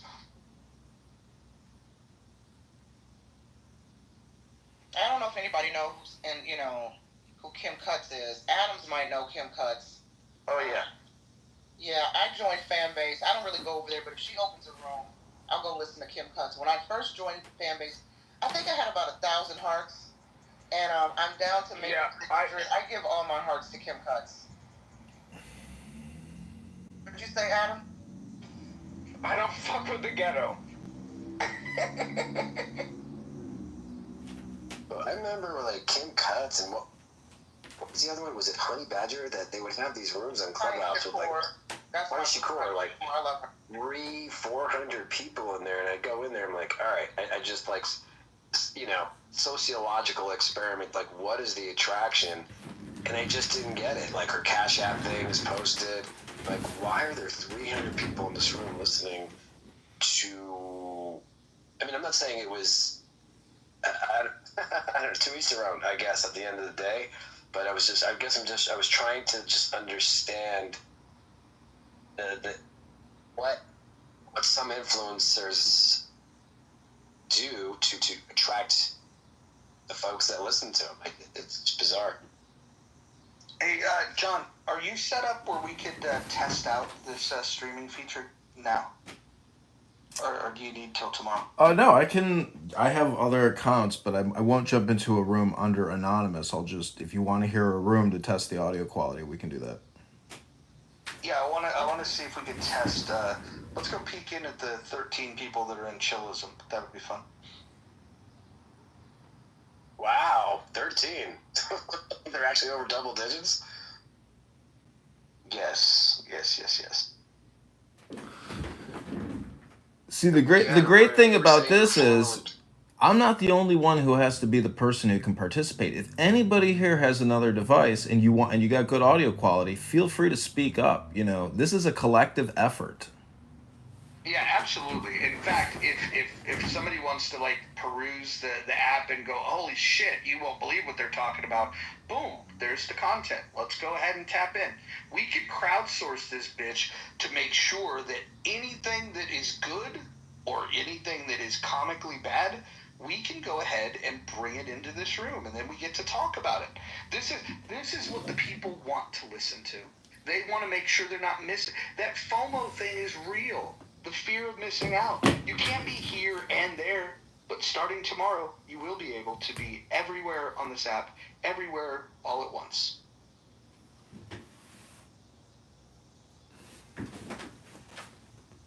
Okay, let's do a quick little test here.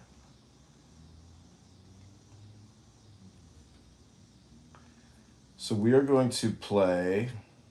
I don't consent to being recorded. Okay, this is Joker's Lounge. Songs to my Habibti. This is Anne is in this room.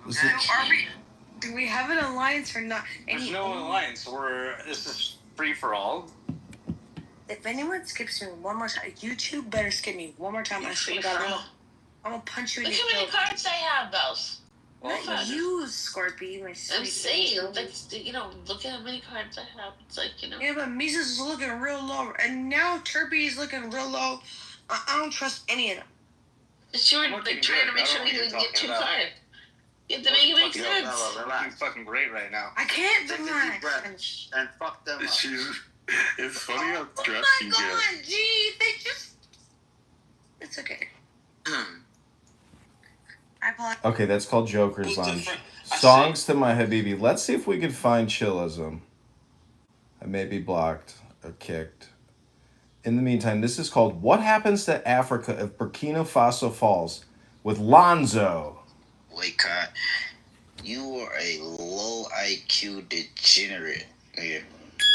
Can I offer a quick submission? All things you can be, hold on, bro. Okay. I'm sorry. Out of all things you could be using your time, your intellectual labor, your social political capital on.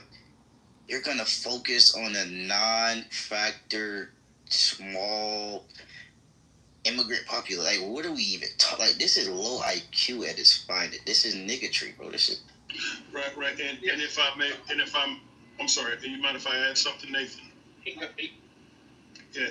Well, I think, Sister Pretty, we also have to realize, I don't know if you're involved in activism or community activism in your city or community, but yeah, black folks have always protested against white businesses. In fact, during the George Floyd and even the Michael Brown in St. Louis, they shut down entire shopping malls, during the holidays, because as you know, the verdict for Michael Brown came down in November. So They kicked me. So this is where Anonymous comes into play.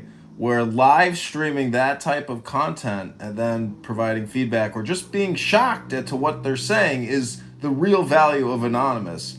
And this is why anarchy and chaos, will proceed from this scientific experiment. Amazing. Amazing. Wait, John, what room was that? That was the chillism room? No, that's Lonzo's room. Oh, got it, okay. Lonzo's the Haitian guy that likes to speak for American blacks. Yeah, I think I'm following him. Okay, I give you chillism. This will be 60 seconds of chillism. This is quite. Yeah, exactly. What's up, Mark? So, Can't answer a question. Oh wait, neither can you. So like I said, Was that a good thing? Go down the street. Was that a good thing? Mark, you want to take over? You want to ask him a question? He's making me have to like. Throw him in your blender. I'm sure you will.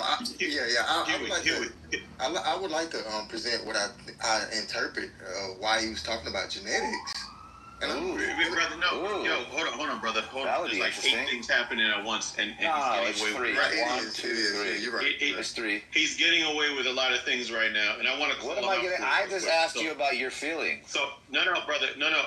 You did something, and I want to point it out. What did I do? It's very important to the conversation. Is this your humanity that you're going to explain what I did? Because we know it's flawed. Can we get him down for just a second? Or no, that's not going to happen. That's definitely not going to happen, bro. I'm not doing anything wrong. I'm not breaking any rules in this house. Make your submission. I'm not breaking any rules in this house. Nathan, anybody? Can I get oh my God, he's calling for help. He's calling for help. Why do you need Can I get a bulletproof vest? To be fair, I cannot contravene the rules of the house. Yeah, I'm trying to contribute. Yeah, I'm trying to contribute to the conversation. What you can try to do is, because a lot of people do this, and this was pretty smart, you can try and get Mike to break the rules. So, I don't know, maybe try and get him to talk about either kids or call a woman a bitch on stage. So if you can quickly ping a woman into the room and then like tag out, and then like Mike calls you a bitch, but then he ends up hitting her or something like that. Like these are the ways you can bait him into it. Like quite difficult. I'm not gonna lie. Okay, that's 60 seconds of chillism. Now, I think at some point you have to have some self-reflection. Say, is it worth it? Is it worth it to come here and to listen to these meaningless conversations of brain rot? Is it worth it?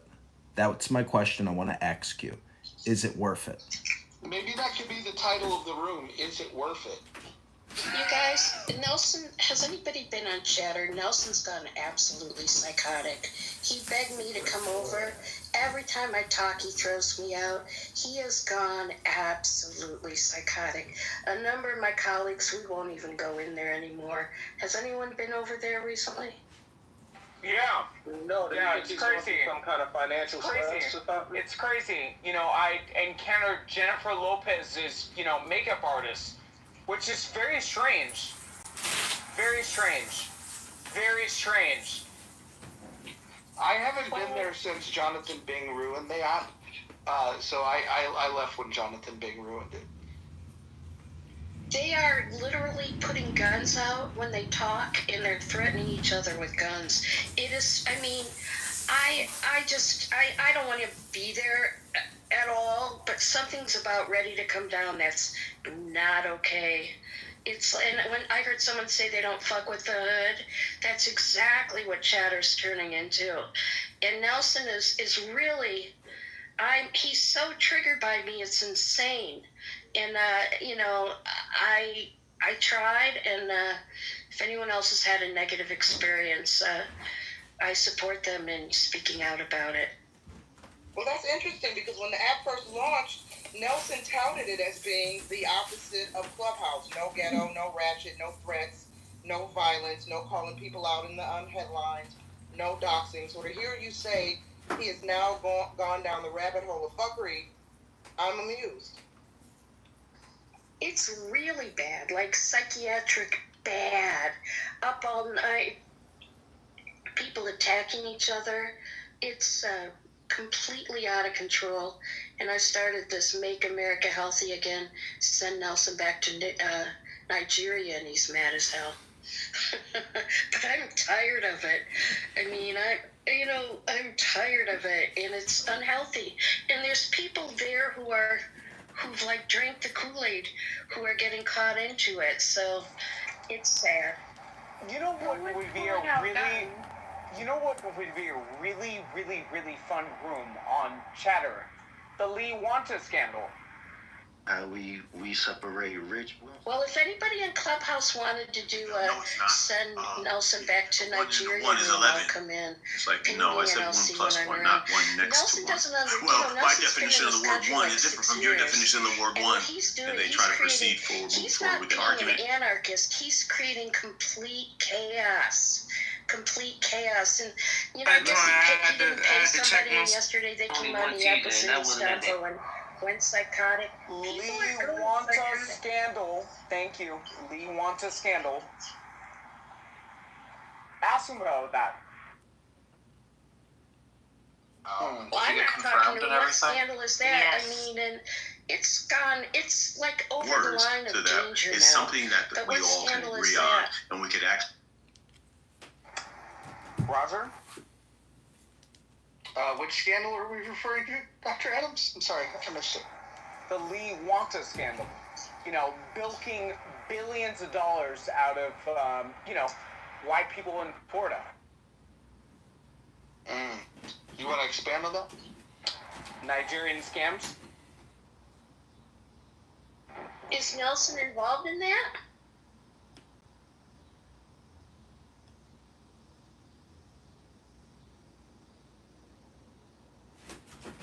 What kind of scam is that? Is that celebrity scam? Look it up. Look it up. Can you guide me through it? Is he involved in that? Do you have any facts of him being involved in that? No, of course not. I mean, I'm not allegedly, equating him to that scandal. But again, look up that says scandal. So, I had 5,000 people on Clubhouse, and then Nelson went and created Chatter. Nelson keeps coming onto Clubhouse trying to steal Clubhouse's audience. If I was the CEO of Clubhouse, I would be really pissed off at Nelson. And I would ban him from coming in here. I mean, somebody's got to put some, American wake-up call on what this guy's doing, because it's not safe. It's getting where it's, full-on ghetto now. And I guess last night they all brought their guns out on their videos, That's fucking insane, and I land. Thanks for letting me talk. Thank you. Dr. Mojo, since you are the premier green bean, I would just ask that, as the super producer, if at any moment you want to make a request, during the show today or tomorrow, and you say, okay, you know what, John or somebody else in the room, give us chillism, give us, this show, give us that show, or give us a random sample, just to break it up. Yeah, so I think what we're going to do is we'll have a regular room where we talk, and then people can say, hey, here's a subject, here's a topic in another room, maybe we can check on that. And then when we do it, once we do bring the stream in, everybody needs to remain on mute so we can hear the stream. This is where we need to get, we'll have a culture in here of, if we want to stop it, we'll get a GIF, and then if more than 50% of the stage wants to stop the stream, then we'll indicate the stop. If it's good, we'll just let it go. Maybe we'll even have an indication of keep it going, and then we'll have a universal signal when we want it to stop. And then when we stop it, then we'll discuss it, we'll go around the room, we'll talk about it, and then if we want to tap back in and listen to it some more, we can do that. If we want to check in a different room, we'll do that. But we're going to have to get visual cues, not audio cues, of when we're done with the content. That way you would know, okay, you can stop now. I think also putting a survey, once we know the names of the shows that we're rebroadcasting, that we have a survey, what's your favorite show out of the 4 selections that we've been sampling? That's a good idea. And then if we do tap into a debate, we'll definitely let people here decide who won their debate, and then we could give a feedback loop to them of like, hey, congratulations, the people in the muff believe that so and so won the debate, and then we'll just be a nice little. It's almost like publishing a voter guide.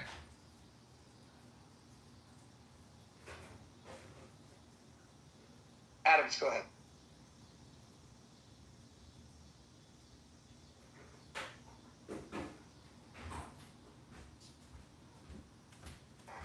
I'm sorry.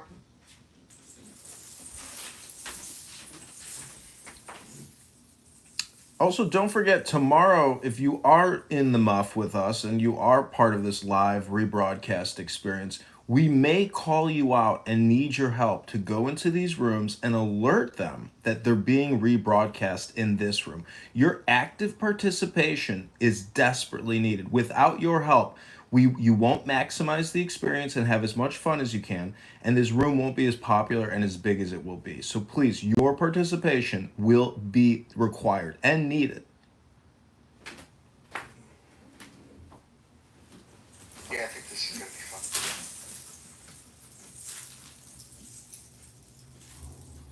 I think we'll also have to have some firm rules, like, for this room.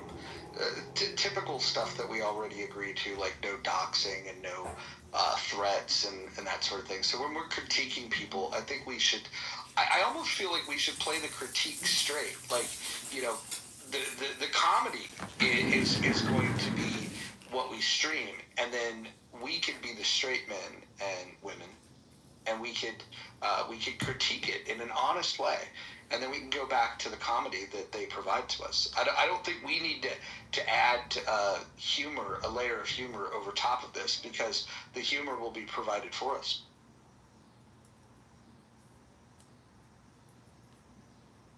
5 p.m. What time zone is that? That's Pacific.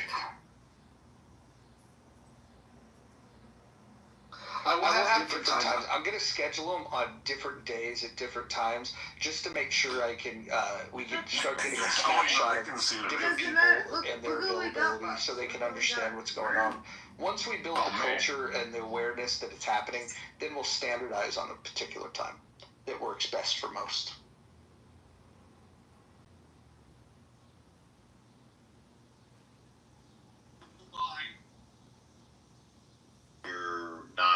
You're non-black, correct? No, she's not. I have a feeling we're going to find new favorite rooms. That's what I believe is going to happen. We're going to tap into a room, and it's going to be like, holy shit, where has this room been all our life? I think that's what's going to happen here. We're going to be scouring the app. I don't think that all science should be in public, because we need everybody's help to do this. If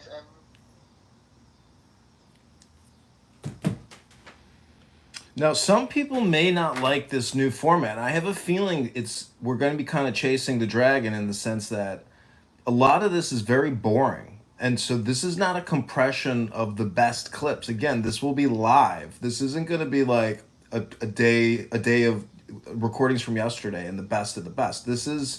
But my point in doing this is that what's the fucking difference? It's the same stupid shit. You're just listening to it in this room.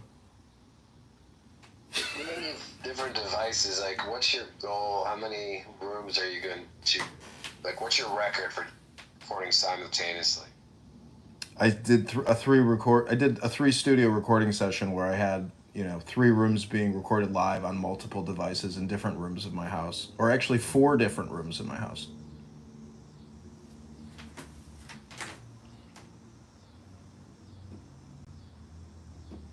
I think the White America rooms might provide some interesting content for us.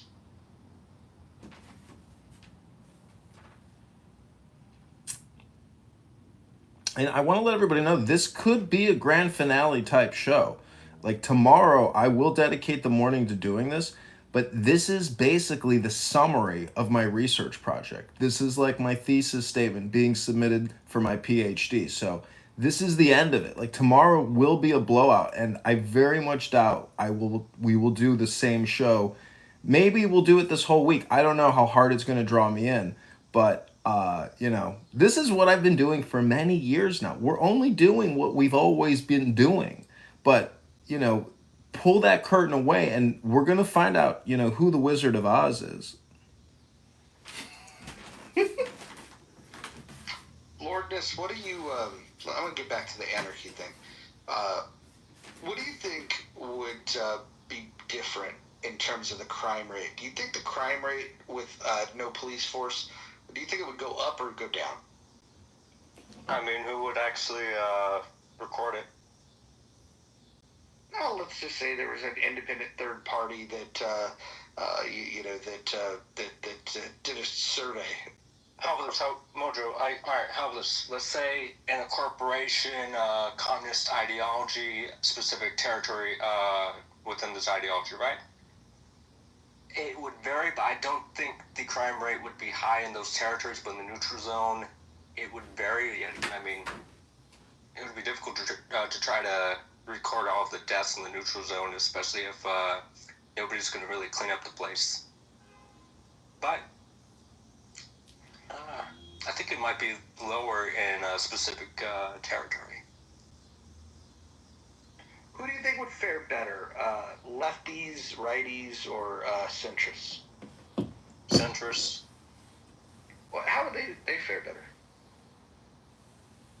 Is the question no law and order at all, or just local police, or no FBI, or what? All law enforcement gone? So from what I'm talking about with my ideology, belief system, or ideology, corporations, religion, cults, ideologies, all of them, they're all able to control land and territory.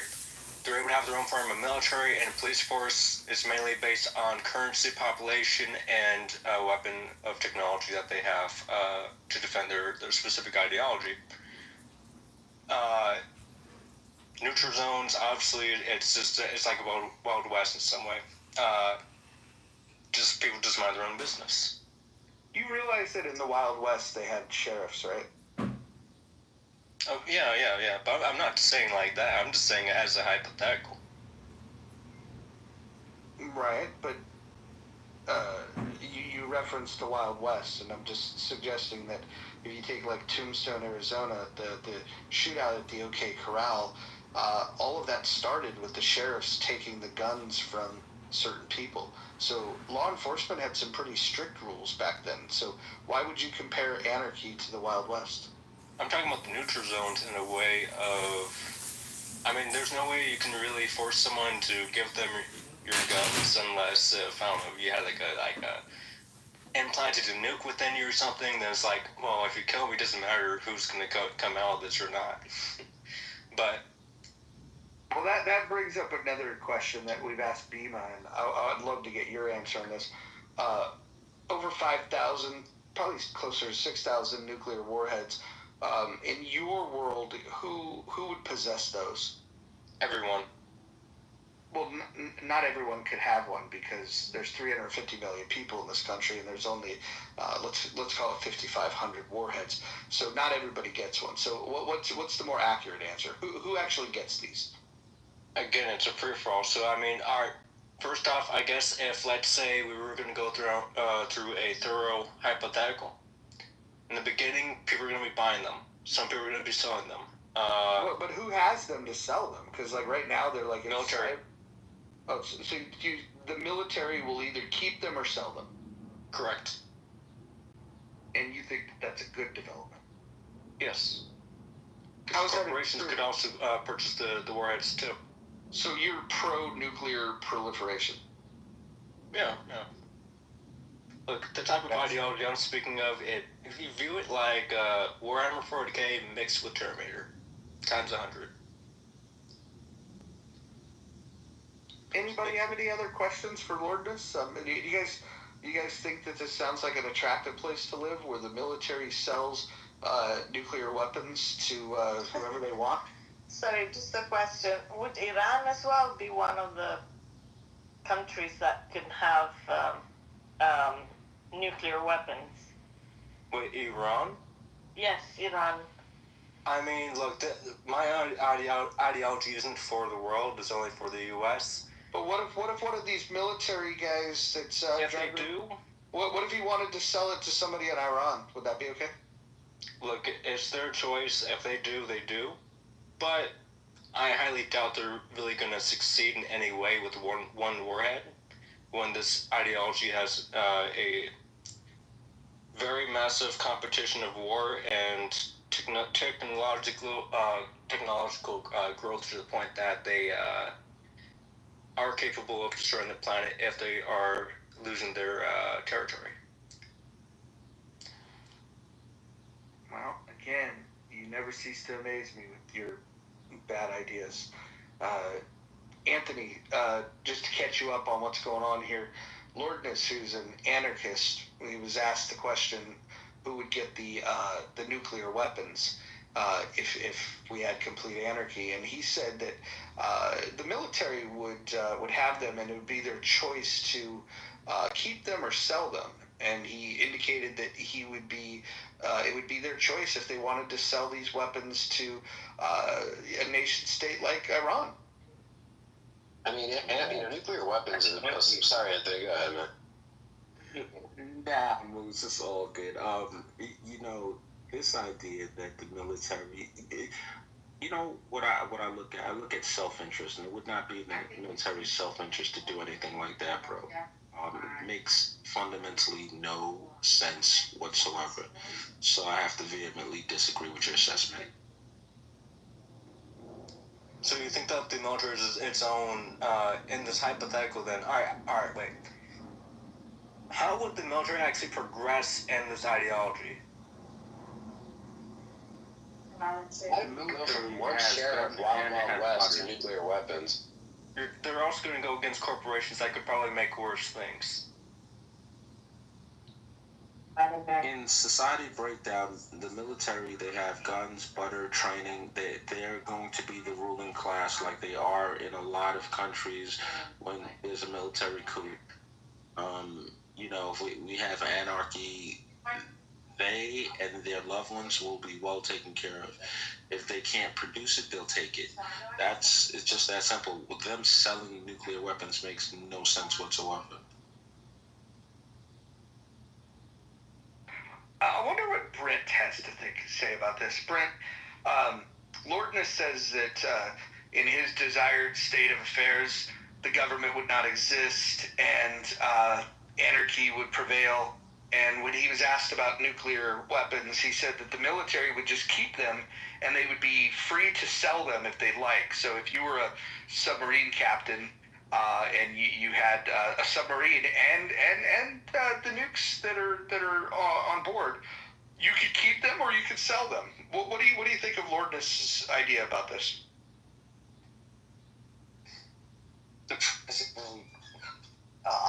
Well, I mean, taking it slightly more seriously and going back to the roots of anarchy and this kind of thought of elimination of the state, nuclear weapons are a great example of why you can never actually go towards political anarchy.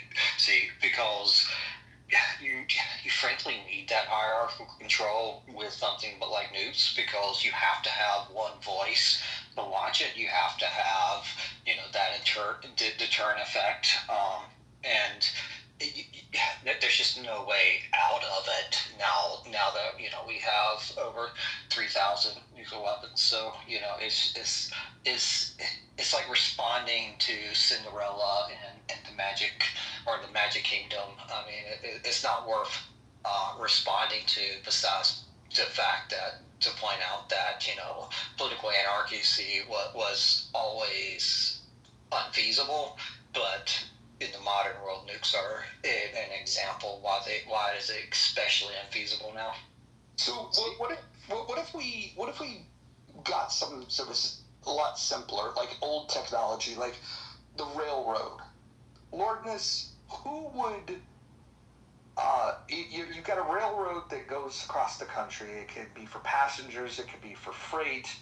In an anarchy society, when you don't have the organization of these things, what would happen if the people, let's say in Montana, decided, hey, we're going to build a bowling alley here right where the tracks were. We're going to take the tracks out, and they just completely destroyed the train system. Who would stop them from doing that? Nobody. So you wouldn't be able to have a transportation method that crosses the country, such as roads or railroads. I mean, there's other methods besides trains. If, let's say, we go down this route. I mean, look at my PTR. Back to that, the military selling the nukes and all that. Would they really be capable of fighting something like this in the PTR?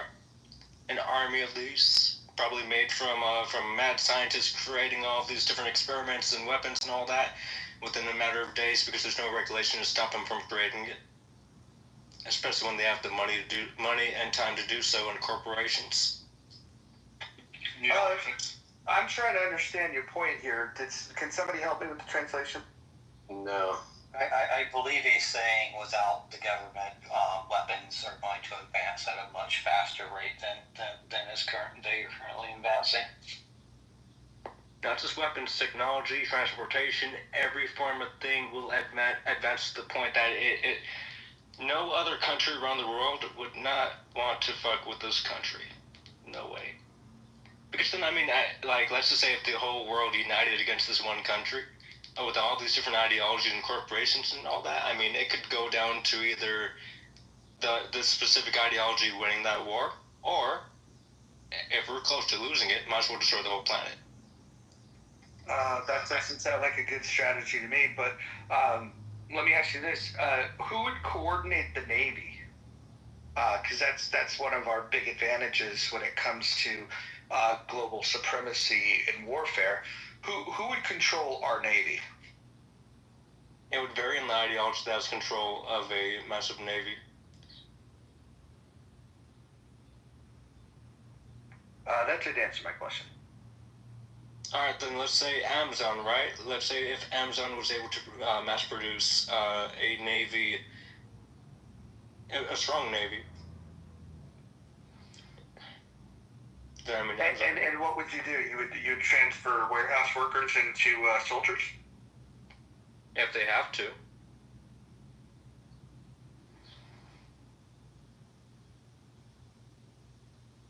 Ladies and gentlemen, this is Lordness from Chillism. Well, I wasn't originally there. I used to listen to your rooms a long time ago, I think a year ago. Did you have these ideas back then? Yeah. Got it. So, do you think that Chillism is a cult? Somewhat. I know a lot of cults, they're not 50-50, but not fully. Got it. Do you feel like Chillism has a Scientologist rhetoric? I don't know. I mean, look, it's a little bit mixed in there.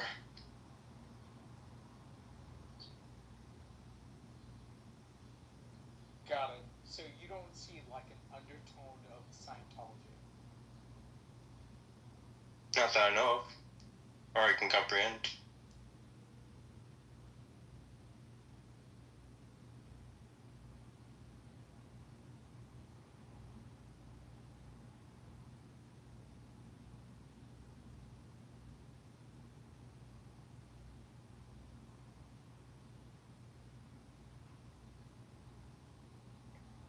David, welcome. We're just talking to Lordness, who is walking us through this very well thought out philosophy of his called anarchy. And he was explaining to us who would possess the nukes, how life would just go on if there was no railway or interstate roads, how we would protect against foreign invasions if we have no coordinated navy. It's fascinating stuff, Dave.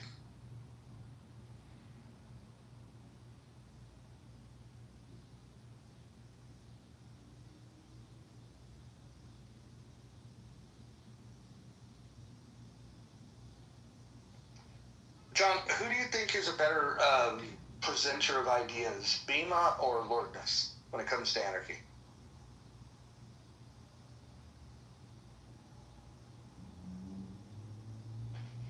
Anyone want to answer? Okay, the whole room's gone silent. Perfect. Amazing. Well, I've only been to Chilism today.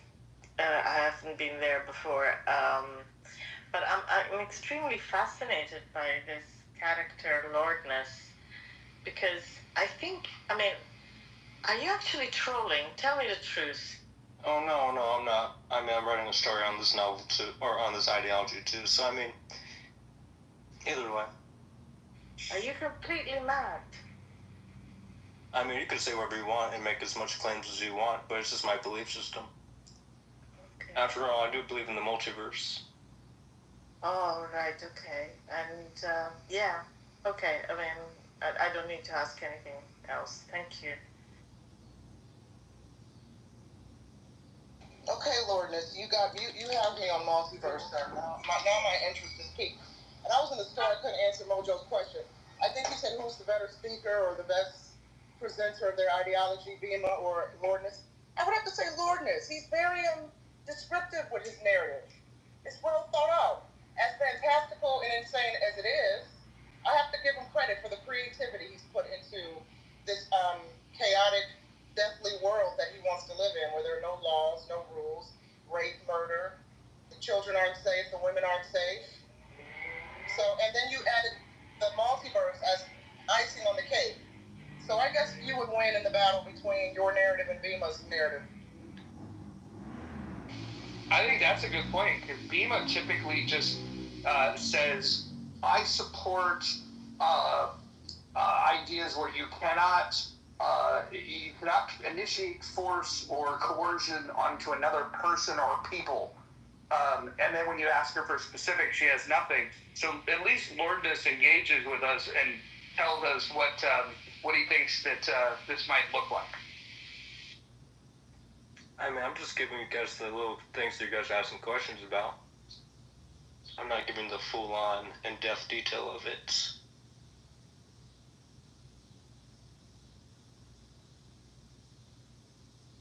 Who would make the rules? Now, alright, this is the little bit of a weird iffy part. Think of it like the Illuminati. Think of it like the Illuminati, but a little bit more like its own military force that has the most advanced technology in every way to defend this ideology. Now, laws and all that, I mean, it would vary on the territory, but mainly that military force of the Illuminati, hypothetical military force and all that, that would be the portion of the ideology that would defend the specific ideology if either one of the ideologies was a majority of the whole state or country, or if a nation attempts, or all nations attempts to go against this specific ideology. But isn't that kind of antithetical to the whole point? They're not enforcing laws. They're only there just to let it keep it going. But by virtue of that, they are enforcing laws. So I'm not getting what you're asking. If the purpose of them is to defend the ideology, that seems to me to be a system of governance. Somewhat. See, this is like a little bit of the iffy part, because they're not really. Because there's no main government because of all the different ideologies, the corporations, let's say communism, if Amazon was his own form of military and defense force and all that. There are so many forms of ideologies within their own territory as societies and different forms of currency. Like it expands to a larger picture. Like this specific force is doesn't involve itself with any form of the land or territory. It's just like a spire. It's just a little spire that's just empty and void, nothing at all.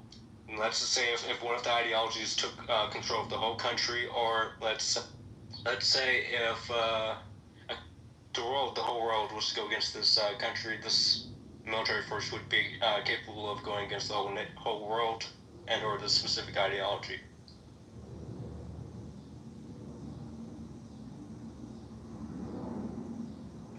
How does this military fund itself? I mean, mainly taken from the other ideologies through back deals. Ideologies have bank accounts? Yes, I mean, different forms of currency.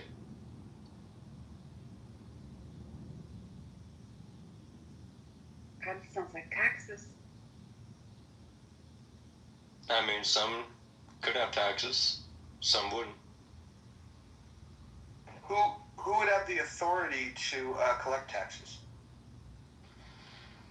Alright, so if, let's say, the corporation had taxes, obviously they would have their own form of police force and military to collect the taxes. Or an AI system that automatically collects the taxes within the territory. So, in our current state, we have a constitution, and we have a legal basis to say that we're going to collect these taxes. What would be the basis that gives this company the authority? And what if a competing company comes along and says, "No, give the taxes to us. We're better"? What's to stop that? I mean, they'd have the right to do that. Yeah, I mean... So would you have to pay taxes to every corporation? Not everyone. No, not everyone. I mean, because they all vary. I mean, wherever you choose to live, it's good. Anybody. I mean, you don't have to, but they might kick you out or force you to do work.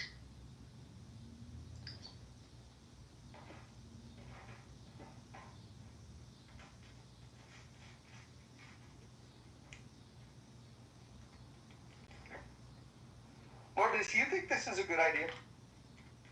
Yeah, I mean, you've been asking me this a couple times. No, I've asked you what your ideas are, but I'm asking you if you think it's a good idea. I mean, like, it's one thing to come up with an idea. Like, there's another to come up with good ideas. Do you think this would optimize human flourishing? Yeah. Okay. All right.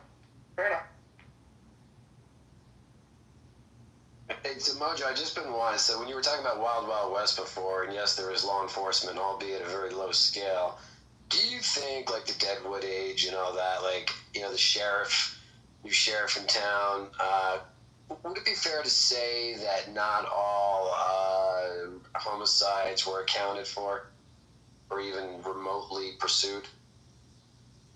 Yeah, I actually heard these comedians talking about this, where they were saying that in the Wild West, somebody could go and kill somebody, rob a bank, whatever it is, and then they can, then they draw a wanted poster, and so the only wanted poster is this image of what he looked like. Let's say he's wearing a particular type of hat, and let's say he has a mustache. He can get rid of the hat, shave his mustache, and then just go become a sheriff in another town. Like it was. There's definitely a lawlessness. It's amazing. Deadwood is a fantastic show, though. I'm actually rewatching it. It's been a number of years. It was so unfortunate that they didn't get the natural conclusion to that show. The movie that they made years later was just not up to the standard of the show. I heard it was bad, yeah. Yeah. Swerenser. Sucker Swerenser. Yeah, no, I think the Wild West was an interesting thing. I actually think that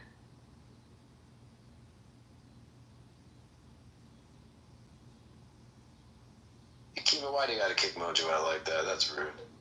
I won't even admire until he left. His battery died or something.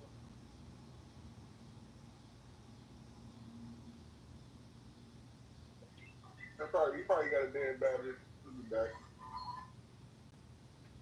Does anyone have other questions, or mainly just Roger asking the questions?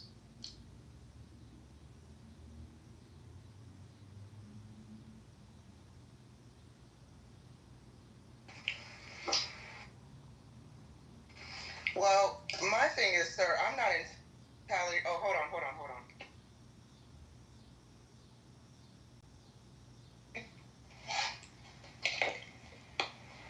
Lordness, can you hear me? Yeah. Okay, I just want to make sure. I'll be honest, I'm not entirely convinced that you want to live in this world unless you live in a castle with a moat, a fortress of somehow, because I don't think you'll be able to. I mean, you would have to have a pretty solid some weaponry to protect you and yours, right? Because I don't think that you alone. You would have to have an army of darkness to fend off the rabid personalities who would come and want to rape and pillage your property.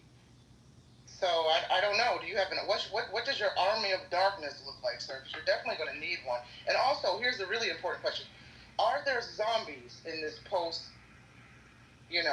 apocalyptic world where anarchy rules? Now, if a ideology does create zombies somehow, sure, but I highly doubt that's a possibility. If anything, it's all going to be cyborgs or clones or mutation creatures, some type of infection that could create biomass and all that. The cyborgs and clones, I forgot about them. So yeah, what if the cyborgs go rogue? Humans are no match to cyborgs, sir. Well, that's why you gotta improve yourself in any way possible to go against them. Improve yourself? Like more push-ups? No. I mean, like having cybernetics and all that. Going full blown, like just doing whatever it takes to improve yourself in any way.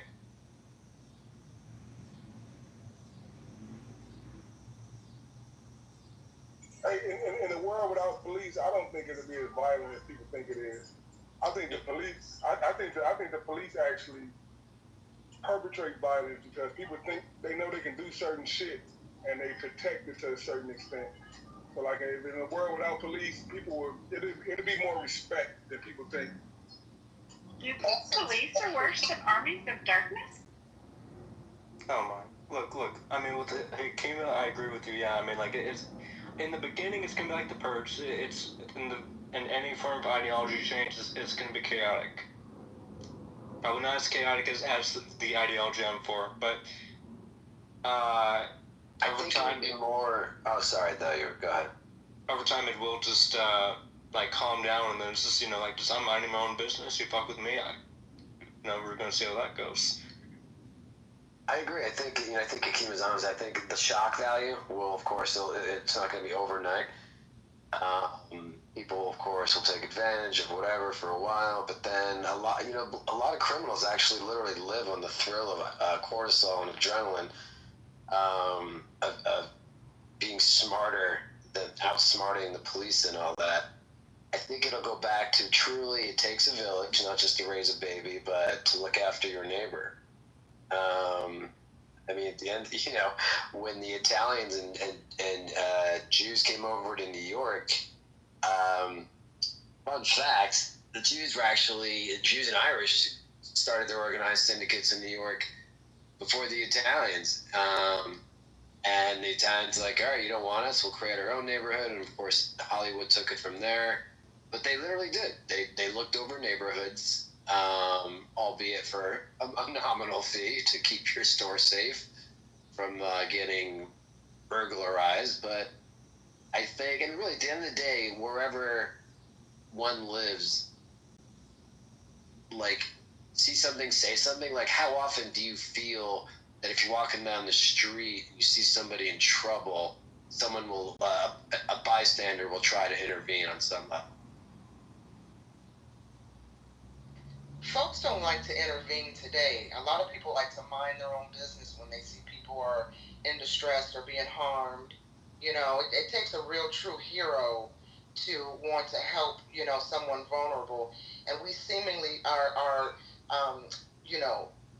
our growing population of weaklings, beta male mentality, folks who just want to mind their own business, look the other way. They don't want to get involved because they think if they get involved, they're putting themselves in harm's way. So I don't know. In Lord and This world, unless they want to film it, they'll film it before they get involved. Exactly. You read my mind, David. Exactly. That's it. That's their way of getting involved. But the thing is that you don't have to be the hero. You don't have to jump in and physically put yourself in danger or make yourself vulnerable. There's actually courses. It's like non-violent bystander, interference or something. Where literally, on the average, if you're across the street and you just start yelling like, "Hey, what the hell are you doing over there?" 9 out of 10 times, the attacker will run off like a scared rabbit. You don't have to run over there to be the hero and beat somebody up. In fact, the only time I've ever been jumped in my life, late at night, walking the streets, coming out of a bar, these guys jumped me. They didn't even want my money because they threw a bottle at me. They were just coming out of some strip club, and I was like, "What the fuck?" One of them, jumps out of the car, runs over to me, and I'm like, whoa, dude, like, I'm not looking for... Before he got the sentence out, he knocks me to the ground, and some random dude happened to be across the street. He's like, "Hey, you okay over there? What the hell's going on?" And sure enough, the rat ran away. Well, but I think in Lord Ness's world, if you say, "Hey, what are you doing over there?" you might get popped in the damn head, right? So I don't know. I'm not sold yet. I don't want to live in this world that Lord Ness is painting, because I just think, criminals know that there are now, in real life, criminals know that there are real life consequences to their criminality. If there's no judges, jury, and executioners, I think folks will run rabid. There would be death and destruction for years to come. I disagree with this theory that there would only be violence initially and that it would quell off somehow. I don't know. The modern day human is insanity. We want to be that violent. We're so far removed from spirituality, God, emotions, right? And if there's no one there to check us, then we will fully maximize this free will, this so-called free will that we have, and unleash, our nefarious ideas and ideologies onto the next human. So I don't know, Lordness. The reason why, what I think, like I said, there's no one to check you. Like it will be at that point. Like people will check each other. Because right now, a criminal have an advantage. Because one, he's not afraid to go to jail, and that your retaliation is not. You're not going to retaliate, especially not to the degree that you're going to go harm one of his loved ones. But in that reality, people know that if I do something to you, you're not just going. There's no jail. The retaliation, you're gonna come after me, my family. So it's gonna be more of a reality. There's not gonna be protection from the police for the criminals to have the advantage. Everyone's gonna have the same attitude. If you come fuck with me, I'm gonna come fuck with you and your family, and that's gonna keep a lot of people in check. Well, I also think we would have to, in that case, we would have to have like these communities or compounds of people who want to maintain civility, right? I think in the world that Lordness is painting, humans, your average human would be very scared because they don't know the motive of those they encounter out in the street. You don't know if the person you encounter will kill you, pray for you, pray with you, join you in the rebellion, steal your shit, right? Or if they are checkable. So I think in this world that Lordness is painting, you would have to, I always like to say your vibe attracts your tribe. If you are the type of person that needs law and order and you want to live a very peaceful, soft kind of life, free from murder, robbery, chaos, etc., you would have to find like-minded people and build communities with them, a gated community, a fortress around this community so that the weirdos and the killers don't penetrate. Right? Because I don't think that this will be a harmonious society that you guys seem to think it will be. And have we not seen? Have we not watched science fiction films Has the Walking Dead not taught us anything about what it would be like in a world full of where there's no law, there's no governance? Maybe I've just watched too many sci-fi films and zombie films and post-apocalyptic films and anarchy films and The Purge, et cetera, et cetera. It sounds like an utter nightmare, this world that Lordness has crafted in his mind. Hakima, you would want to live in such a society? I mean, we live in one right now where a certain group of people can do what they want to do to other people. I'm not talking about racially. I'm talking about as far as the government. They can do whatever they want to do right now. There is anarchy right now. Just that we're not. Plato had some interesting thoughts on this, on essentially every man does what's right. But even a movie like the show like Walking Dead, most people was trying to do the right thing. Most people was creating community. You had a few bad apples, but they run into every now and then. But most people was trying to. Everybody was not just savages.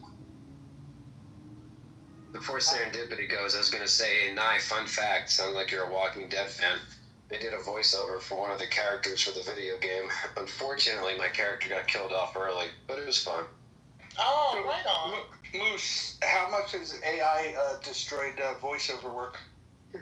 Not as much as you think, Mojo. Not as much as you think. I know that was actually one of the, as Nye knows pretty well, like the huge actors-writers strike. Was that last year? I think it was 2 years ago. God, was that 2 years? Good Lord. Big part of the writing part was, and actually actors too, like having their images like an avatar, replicated by AI. But the bigger threat was not eliminating AI for writers, but limiting the use of AI in TV and movie writing. But let's keep it real. Some of the shows that are out there, you're like, AI might do better. Maybe it was last year, Moose, the strike. I really don't remember now. So, Moose, it would be a hilarious development. So this app, they partner with somebody to basically, they can take your voice and license it however they wish. Wouldn't it be crazy if something went super, just exploded, maybe like a Pixar film where they took voices from Clubhouse? What if your voice became the star of a major hit without your consent? A major hit like John streaming multiple channel? Like, I don't equate major hit with Clubhouse, but do you mean like? I mean that Paul is partnered with an AI company to give them the voices. Paul can, with this company, they can license our voices to do anything. They can repurpose it in any way they wish. It's part of the terms of service. I don't think I see enough on here to even get noticed from Paul or those guys. This is why they wanted the voice chat stuff, the voicemails, so they could isolate and make sure they had a fingerprint so they could know exactly whose voice was whose.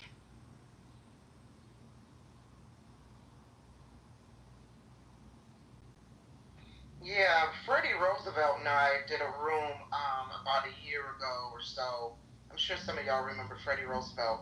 And we talked about just that, using our voice and likeness on this app, because Freddie, when he was really active on this app, I had noted, Freddie, you have very specific lingo and slang, and he was commenting on how he would dip in and out of rooms of, primarily white rooms, hosted by people who he never saw in his spaces, or at the very least, he didn't know that they frequented his spaces, and he would go in their rooms and hear them repeating his slangs and his slogans, but at the same time giving him credit.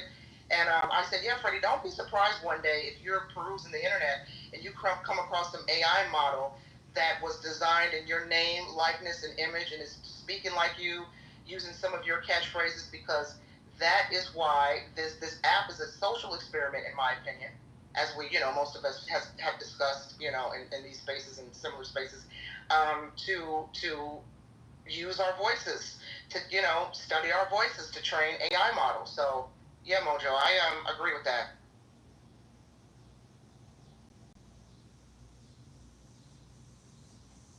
Where did you guys fall on the writer's strike? Oh boy, go ahead. I'm a weirdo. I feel there should be no AI at all in creative writing. I think it's okay for reporting.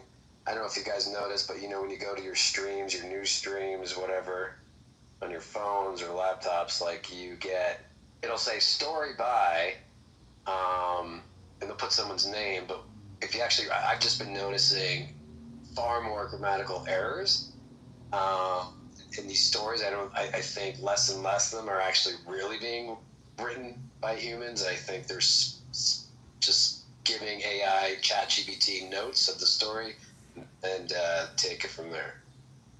So this is my take on the whole writer's strike thing, is that if you're not a better writer than artificial intelligence, then you don't get the job. If I were looking for a story, if I wanted a screenplay to make a film out of, if you're a screenwriter and you can't write a better screenplay than AI, I think AI should take your job. Like it should. In fact, I think it would be immoral to give the nod to the human if AI wrote the better story. Currently, we don't have that problem, despite how bad some of the writing is today. I think we're at an all-time low in terms of the writing of screenplay. Well, actually, I take that back. I think that there's great writers out there. In fact, I know there's great writers out there that just can't find the funding to do their projects.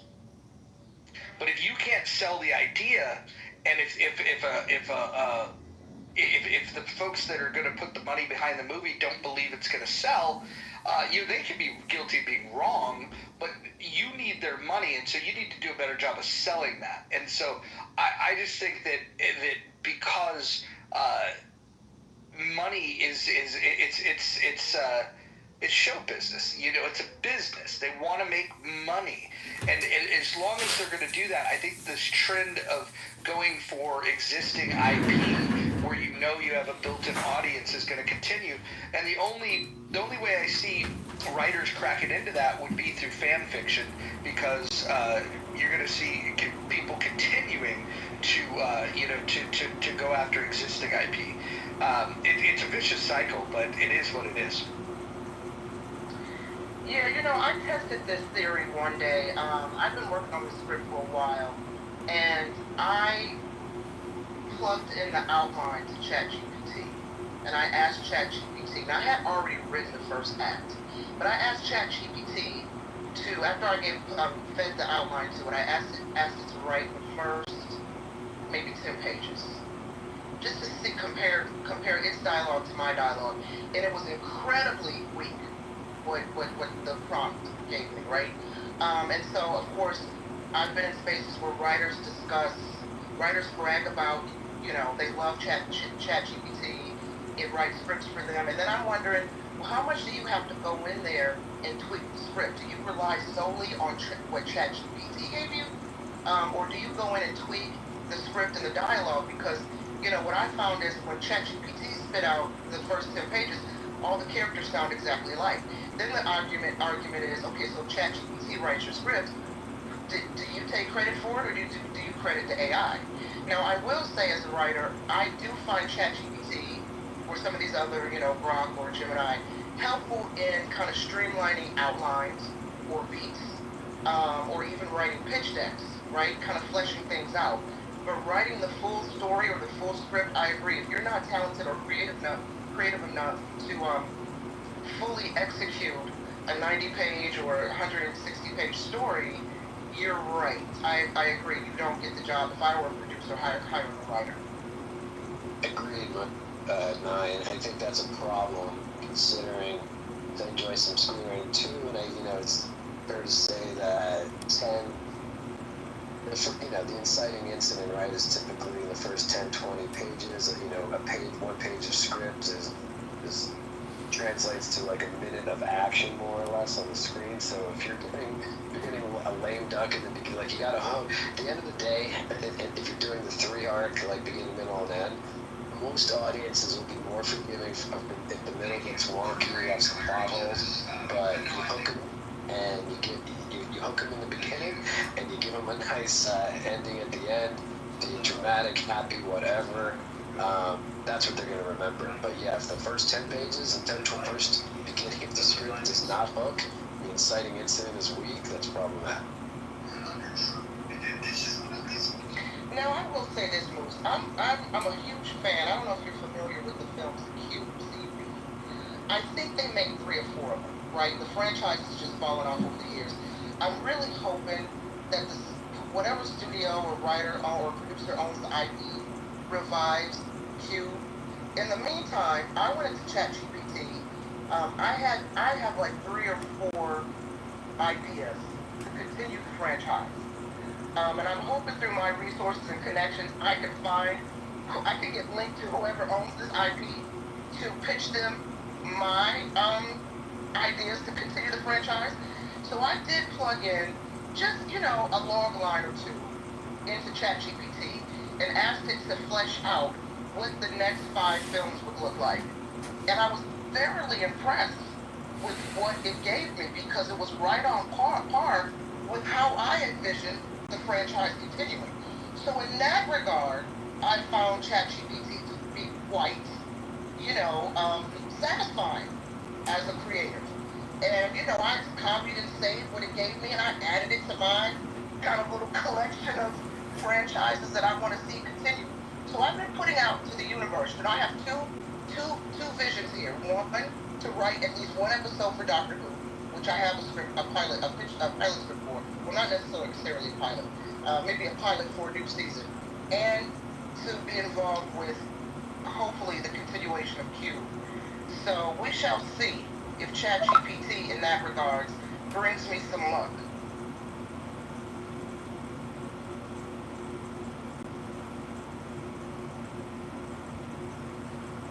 Amazing. What about the threat? I mean, isn't there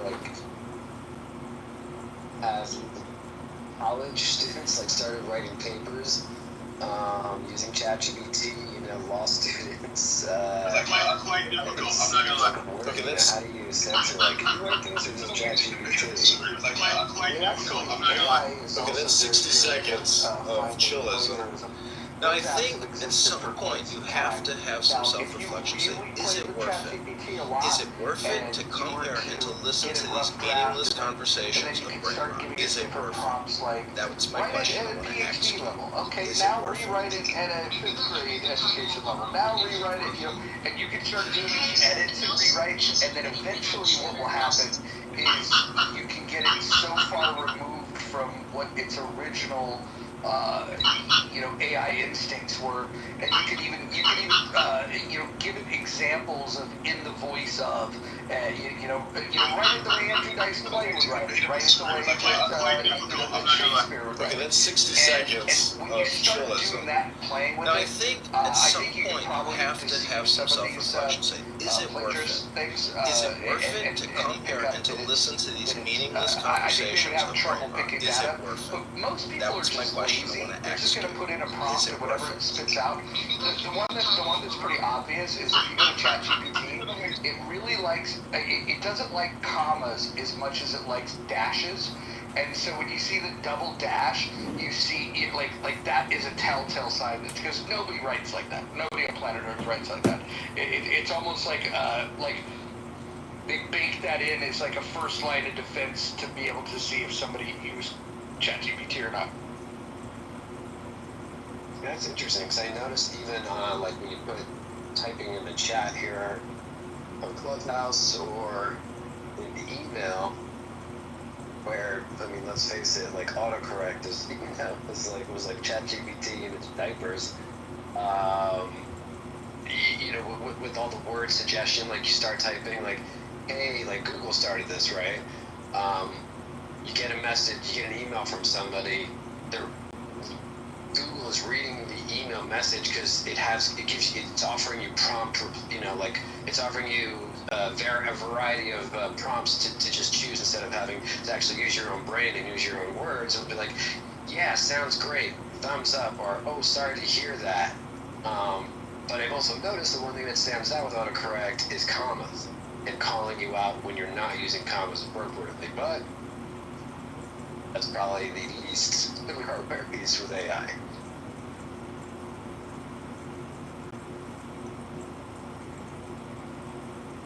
Yeah, so one of the outlets that I write for, we have a problem with AI there, and there's nothing we can do about it. Our IT team has told us, and the lawyer for the company has said there's nothing we can do. There is some sort of AI system being used by a company, and I think they traced it to Russia or Ukraine, I'm not sure, or Poland, where they're copying all of my articles, and I'm sure probably some other writers for this outlet, they're copying all of my articles and republishing them on their own website, as if they're writing it, as if I write for them.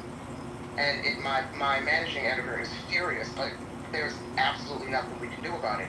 And it is an AI, it's not a human that is pulling the article and copying and pasting and republishing. No, we have determined that it is some sort of AI system that is scouring our site and pulling some of the best stories, and they just so happen to be most of my stories, since I'm the one that covers the entertainment news for this site.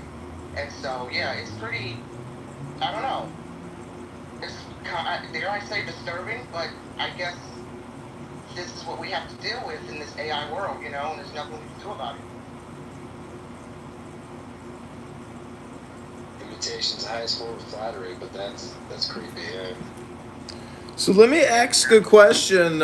Some of you are very concerned about AI. I'm just wondering, if you think we're already living in anarchy, I mean, is it, the person on the highway, expressway, who shoots you, or the person that stabs you on the train, or, what's more dangerous, society today in America or AI?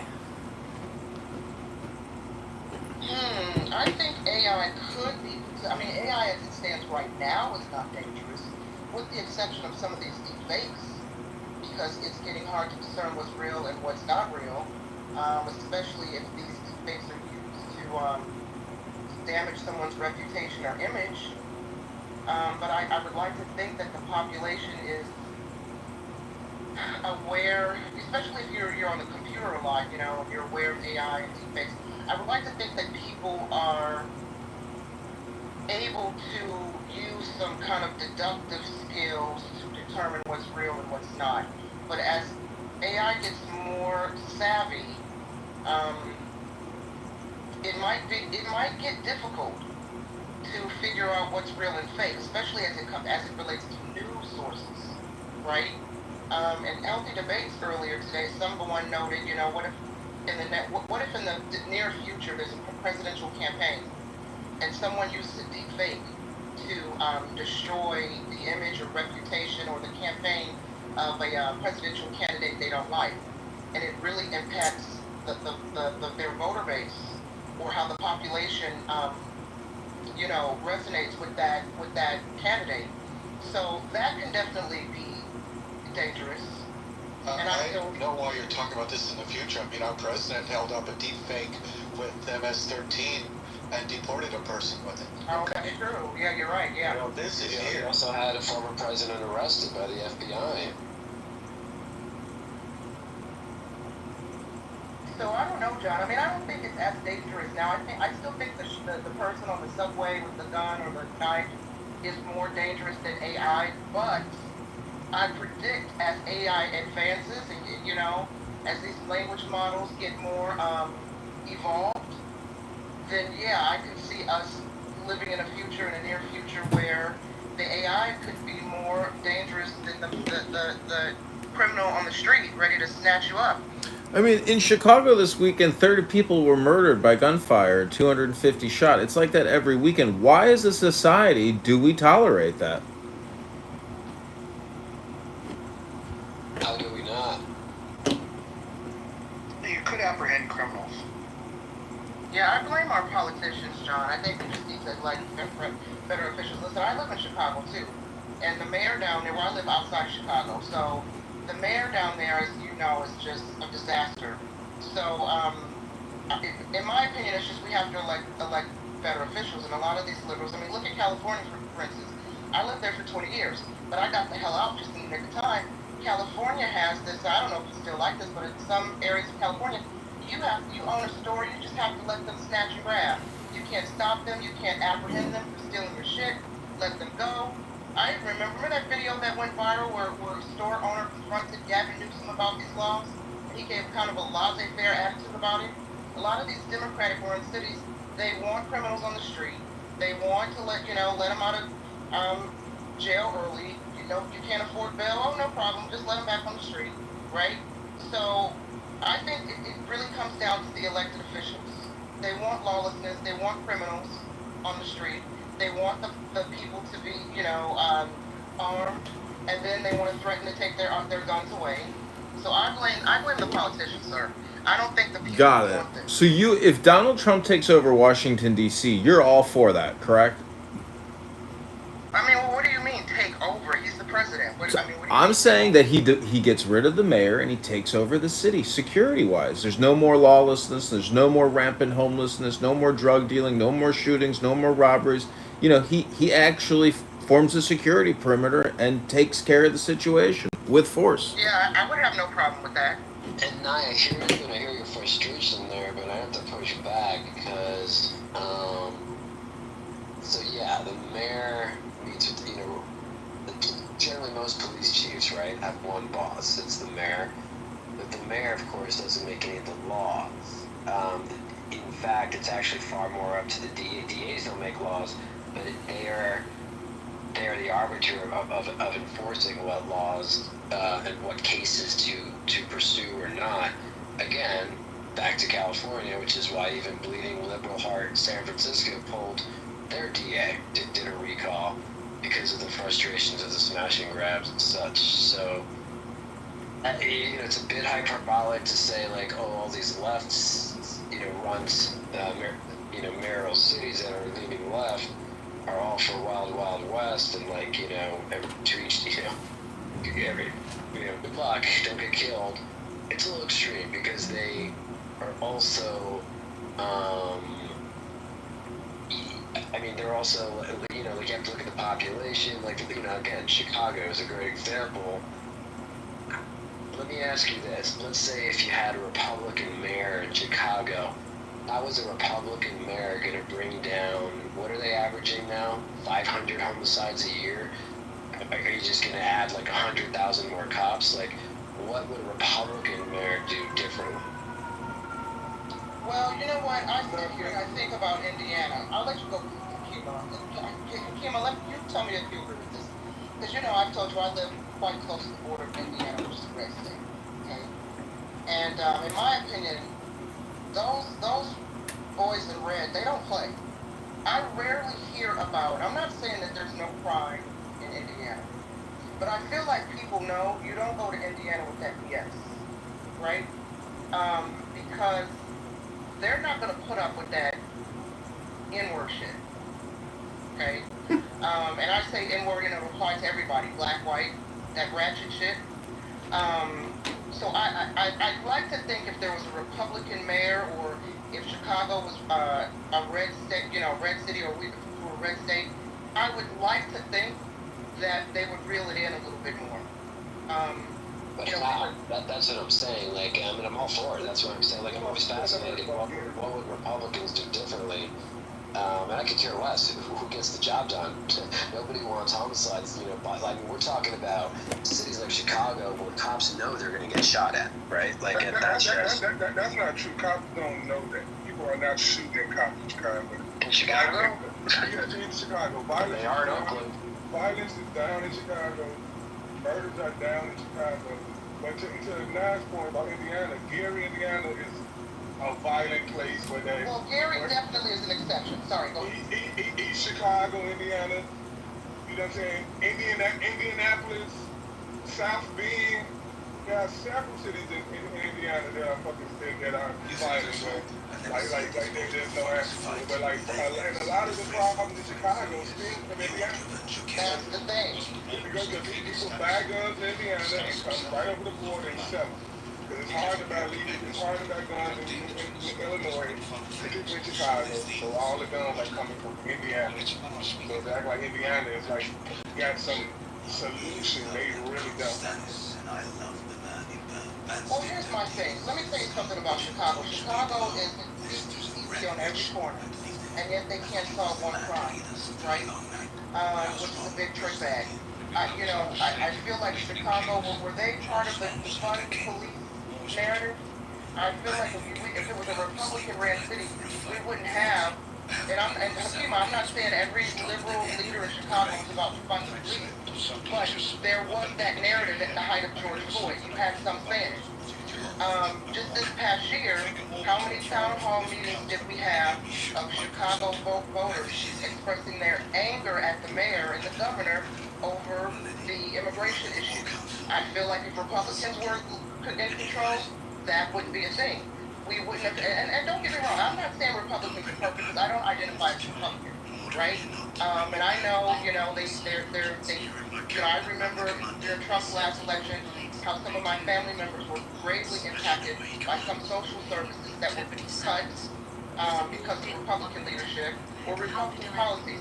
Specifically, I have family members that have children who have disabilities, and some of those programs they relied on to help their children, and they lost access to some of those resources. But I just think as it relates to law and order, conservatives seem to be more pro law and order than liberal leaders tend to be. And again, I'm not saying that applies to all liberal leaders. Well, I would also say that it's hard to know what would really take place because in large cities you don't see Republicans as mayors. It would be interesting to see large cities ran by Republicans. We do have examples, a few examples of where this is true. You could go back to Rudy Giuliani, I think is probably the best example of what you're talking about, where better outcomes happen.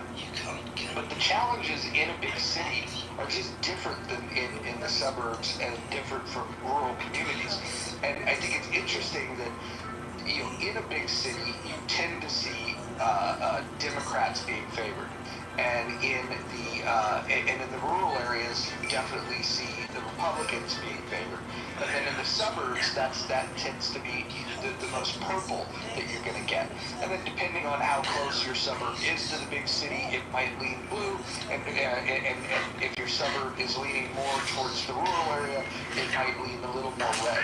But that's the thing I think we should think about is instead of just thinking of red or blue or this state, that state, I think we should really hone in on the different policies that are necessary for governing. The wants, the needs of the people in these different areas are different. Yes, everybody wants to be safe, but the threats and the challenges that you're faced with, they're just different. And that's why I think we should more thoughtfully move towards what would be the best set of laws to govern a rural area. And by the way, not all rural areas are the same, and not all big cities are the same. We need to examine the unique challenges. There's a through line, though. If you have less tolerance for violent crime, you're going to see less violent crime. And the evidence of that is, a lot of people hate the '94 crime bill, and I think that there's definitely some mistakes made with it. But if you look at the facts that 1990, 1991, 1992, 1993, that 4-year period, the most violent period in American history outside of the Civil War. And so those violent crime rates were insane. In fact, today when people talk about crime rates, we're actually 50% lower than the highs that we saw in that 4-year period during the early 90s. And then the '94 crime bill comes, and then you see a steady decline ever since. Giuliani had a plan, he's disgraced now, but he was called America's mayor, maybe after 9/11. But he knew he couldn't do it by himself, and he organized the courts, the police, and other agencies. Unions, I see what you're doing. If I see mysterious things. People welcomed it. I mean, New York was as bad as it is now. Everybody dies, over, and he made profound change. This change was, and to be fair, I think he's New York's mayor. I think any mayor that happens to be in New York with 9/11 would be I don't know. America's mayor. You give me but his biggest impact was I would actually love to see what the day-to-day violent crime. Look at you, you're bigger than me now. Before his watch, then under his watch, because I know his biggest impact was Regan going after John Gotti and organized crime. Who gets his enemy to trust him? Being like little, like even just cleaning up, like the mob was running. I believe it was the district. He cleaned that up. Yeah, he was like the person there, I think, really big up. Crew's taking steam tomorrow. His crime. I forgot what point in his career he completely lost his fucking mind, but just go to show. He did have a multifaceted approach, and I think that you could ask anyone who lived through that era. It was a profound change. It wasn't just statistics and maybe it happened. 7 card start. Let me ask you something. You ever dream about this game? I do. Every night. Nightmares. Man, Jack, I'm looking at Kings out. I got 4 aces. Cops can only do so, right? It's like, oh, what's the cop Give it is straight morale, the cops Oh, or somebody says, fine, let's Good keep guy, huh? the Democratic Come on, come on, Party you on the microscope. Come on, it's my turn now. Right? Here you are. Come on, Criminal to the jail, but you can't make him stay.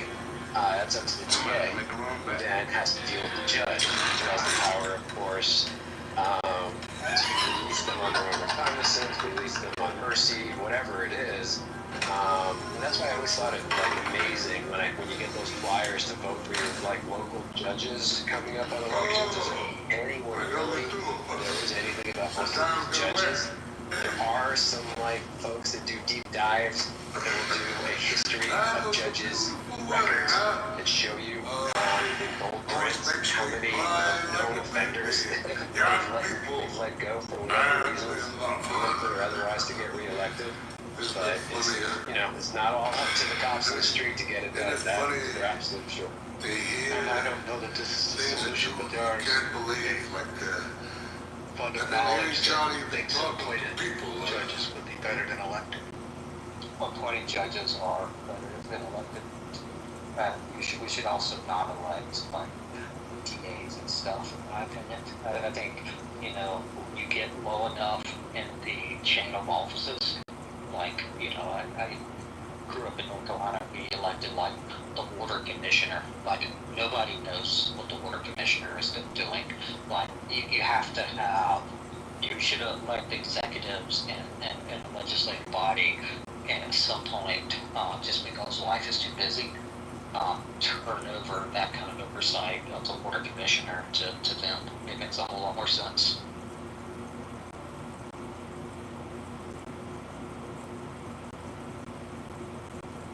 So wait, I'm sorry, Brian, you said who should be appointed, not elected? He's talking, but this applies to a lot of like lower offices. Pennsylvania's got a weird system where you have a lot of like really low level positions that any other state would simply have appointed into a committee, and they would look for people that have knowledge, skill, or ability in a particular area. And but in Pennsylvania, you put yourself on the ballot, sometimes unopposed, you end up winning, and you know nothing about the job that you're about to do. I know about this because the Libertarian Party, when I was a part of it, we organized around that, and in one election got over 150 Libertarians elected. That was in 2021. And it exploited a few things. Number one, the major parties needed to declare their candidacy before the minor parties, so then you could find elections where there's only one opponent, or find elections where you're completely unopposed. And then once you get on the ballot, if the major parties, after that period is over, if they want to run, they would have to be a write-in, and then they're at a huge disadvantage. The other thing is that the filing fees are very, very low in Pennsylvania, and so and then the final piece is just the fact of some of the low-level positions that you have. It just created a hell of a lot more openings, and so 150 elections won by Libertarians in 2021 alone. which I'd be happy to vote for a libertarian, but probably you just need the best quality person to be a board commissioner that you can get or whatever job it is. Like some of the very, very, very low level positions aren't partisan ideology or based on your ideological thought. They're just like blocking and tackling basic governance positions. Brent, can I ask you a question? If you were made king of America or king of the world, what would you do for your people? Create a system that maximizes economic prosperity and maximizes human freedom for things like violence. I think in big picture we got a pretty good system that gets pretty close to that. Economic. Sorry. Go ahead, Joe. Oh, sorry. I would really, capital REALLY, educate them. That's not happening. It's just not happening.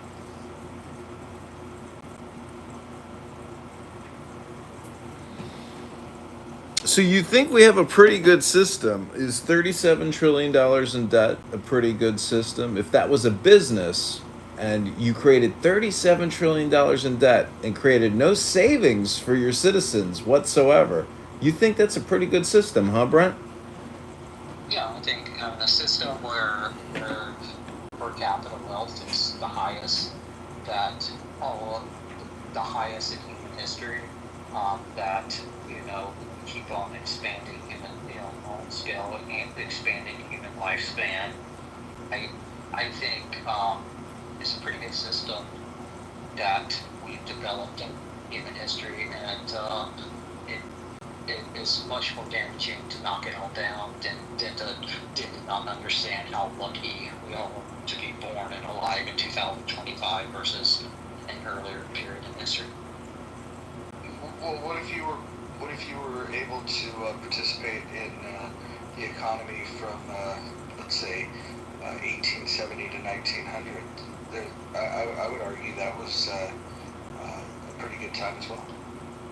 You mean periods where there was significant economic growth, but you'll always point to, because we were still a developing economy, that we had higher year GDP growth than we do now, which you see throughout the world in development economies, which were that period. Yeah, it's the biggest expansion of an economy in the history of the world. Yeah, and of a dollar is a 100% growth if you have $2. Same effect was the economy. Like going from a relatively poor economy, industrializing and doubling that size, or having double-digit growth is something you saw in America during that period, and frankly you see in many other developing economies. So it's nothing surprising. But let me finish one second. You're still much better off living in a period post economic development and in the time we are living in. Interesting. So post the economic growth of 1870 to 1900. So just so we're clear, the economic growth was possible because of massive deregulation, and so that allowed businesses to do what they needed to do in order to grow. And then following that period of time, we had massive restrictions that were put in place. And then shortly after that, come 1929, we have the biggest financial collapse. During this financial collapse, preceding that was a period of heavy regulations, and extending that depression was the fact that we doubled down on even more regulations. And so the evidence is very clear that if you want to grow the economy, you have to deregulate. If you want to crash an economy, you overregulate. Hey, Rod, it's pretty ironic that say the largest expansion was 1870 to 1900, and that was when they freed the slaves, and those same people not only didn't get reparations, but they was excluded from that economy. Well, so it's also evidence of the erroneous claim that this country was built on the free labor of slavery. It was actually more expensive to house and to feed human beings than it was to pay them. And so economically, slavery was a bad thing. We know that. Not only was it immoral, it was economically a bad thing. And so once they were freed and the market was deregulated, we were able to see a massive expansion in this country, and the quality of life went up for everyone.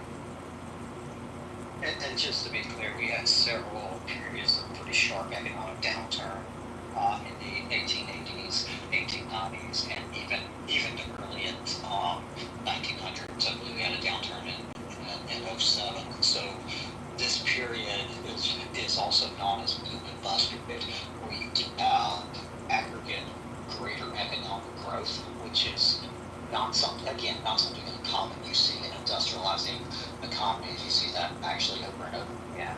But you also had this period of with sharp economic downturns. Yeah, the point stands that during that 30-year period, it's the biggest expansion of an economy in the history of mankind, period. And I guess we're just as heavy on the causal reason. Well, so would you disagree that deregulation was a huge part of that? I guess I would. Okay, so you would have been able to solve these massive fighting the Great War. Wars cost money. I wanted to be one of you. I wanted to join the Brotherhood, but you sold me off like a slave. Do you know what she did to me?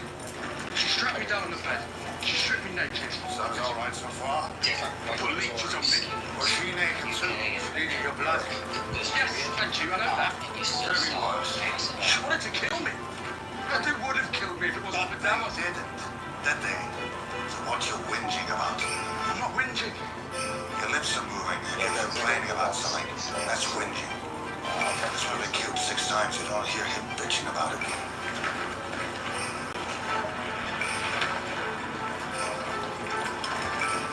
Glad. You still mad at us, boy? So, what shall we talk about, gang? Kima, what's on the docket? I'm not sure. It's up to the board. Stay where we've been or move around.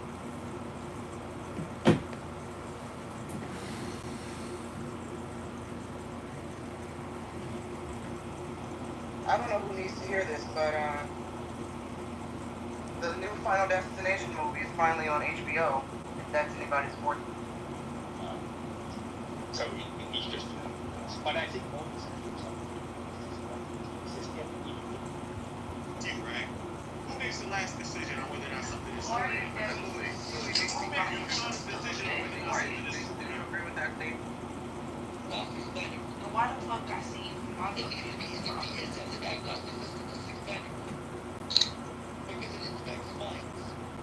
Hello? Hello? Are you okay? Are you okay? Of course I'm okay. I'm trying to figure out why the fuck you... Kind of really dumb to get close to being anti-Semitic. At that point, I don't know what really... I become so... I think that also, it's ignorance. It's ignorance more than anything. It's ignorance. Maybe I said it all in a person. I reflect and I say, how did you mistake? How did you mistake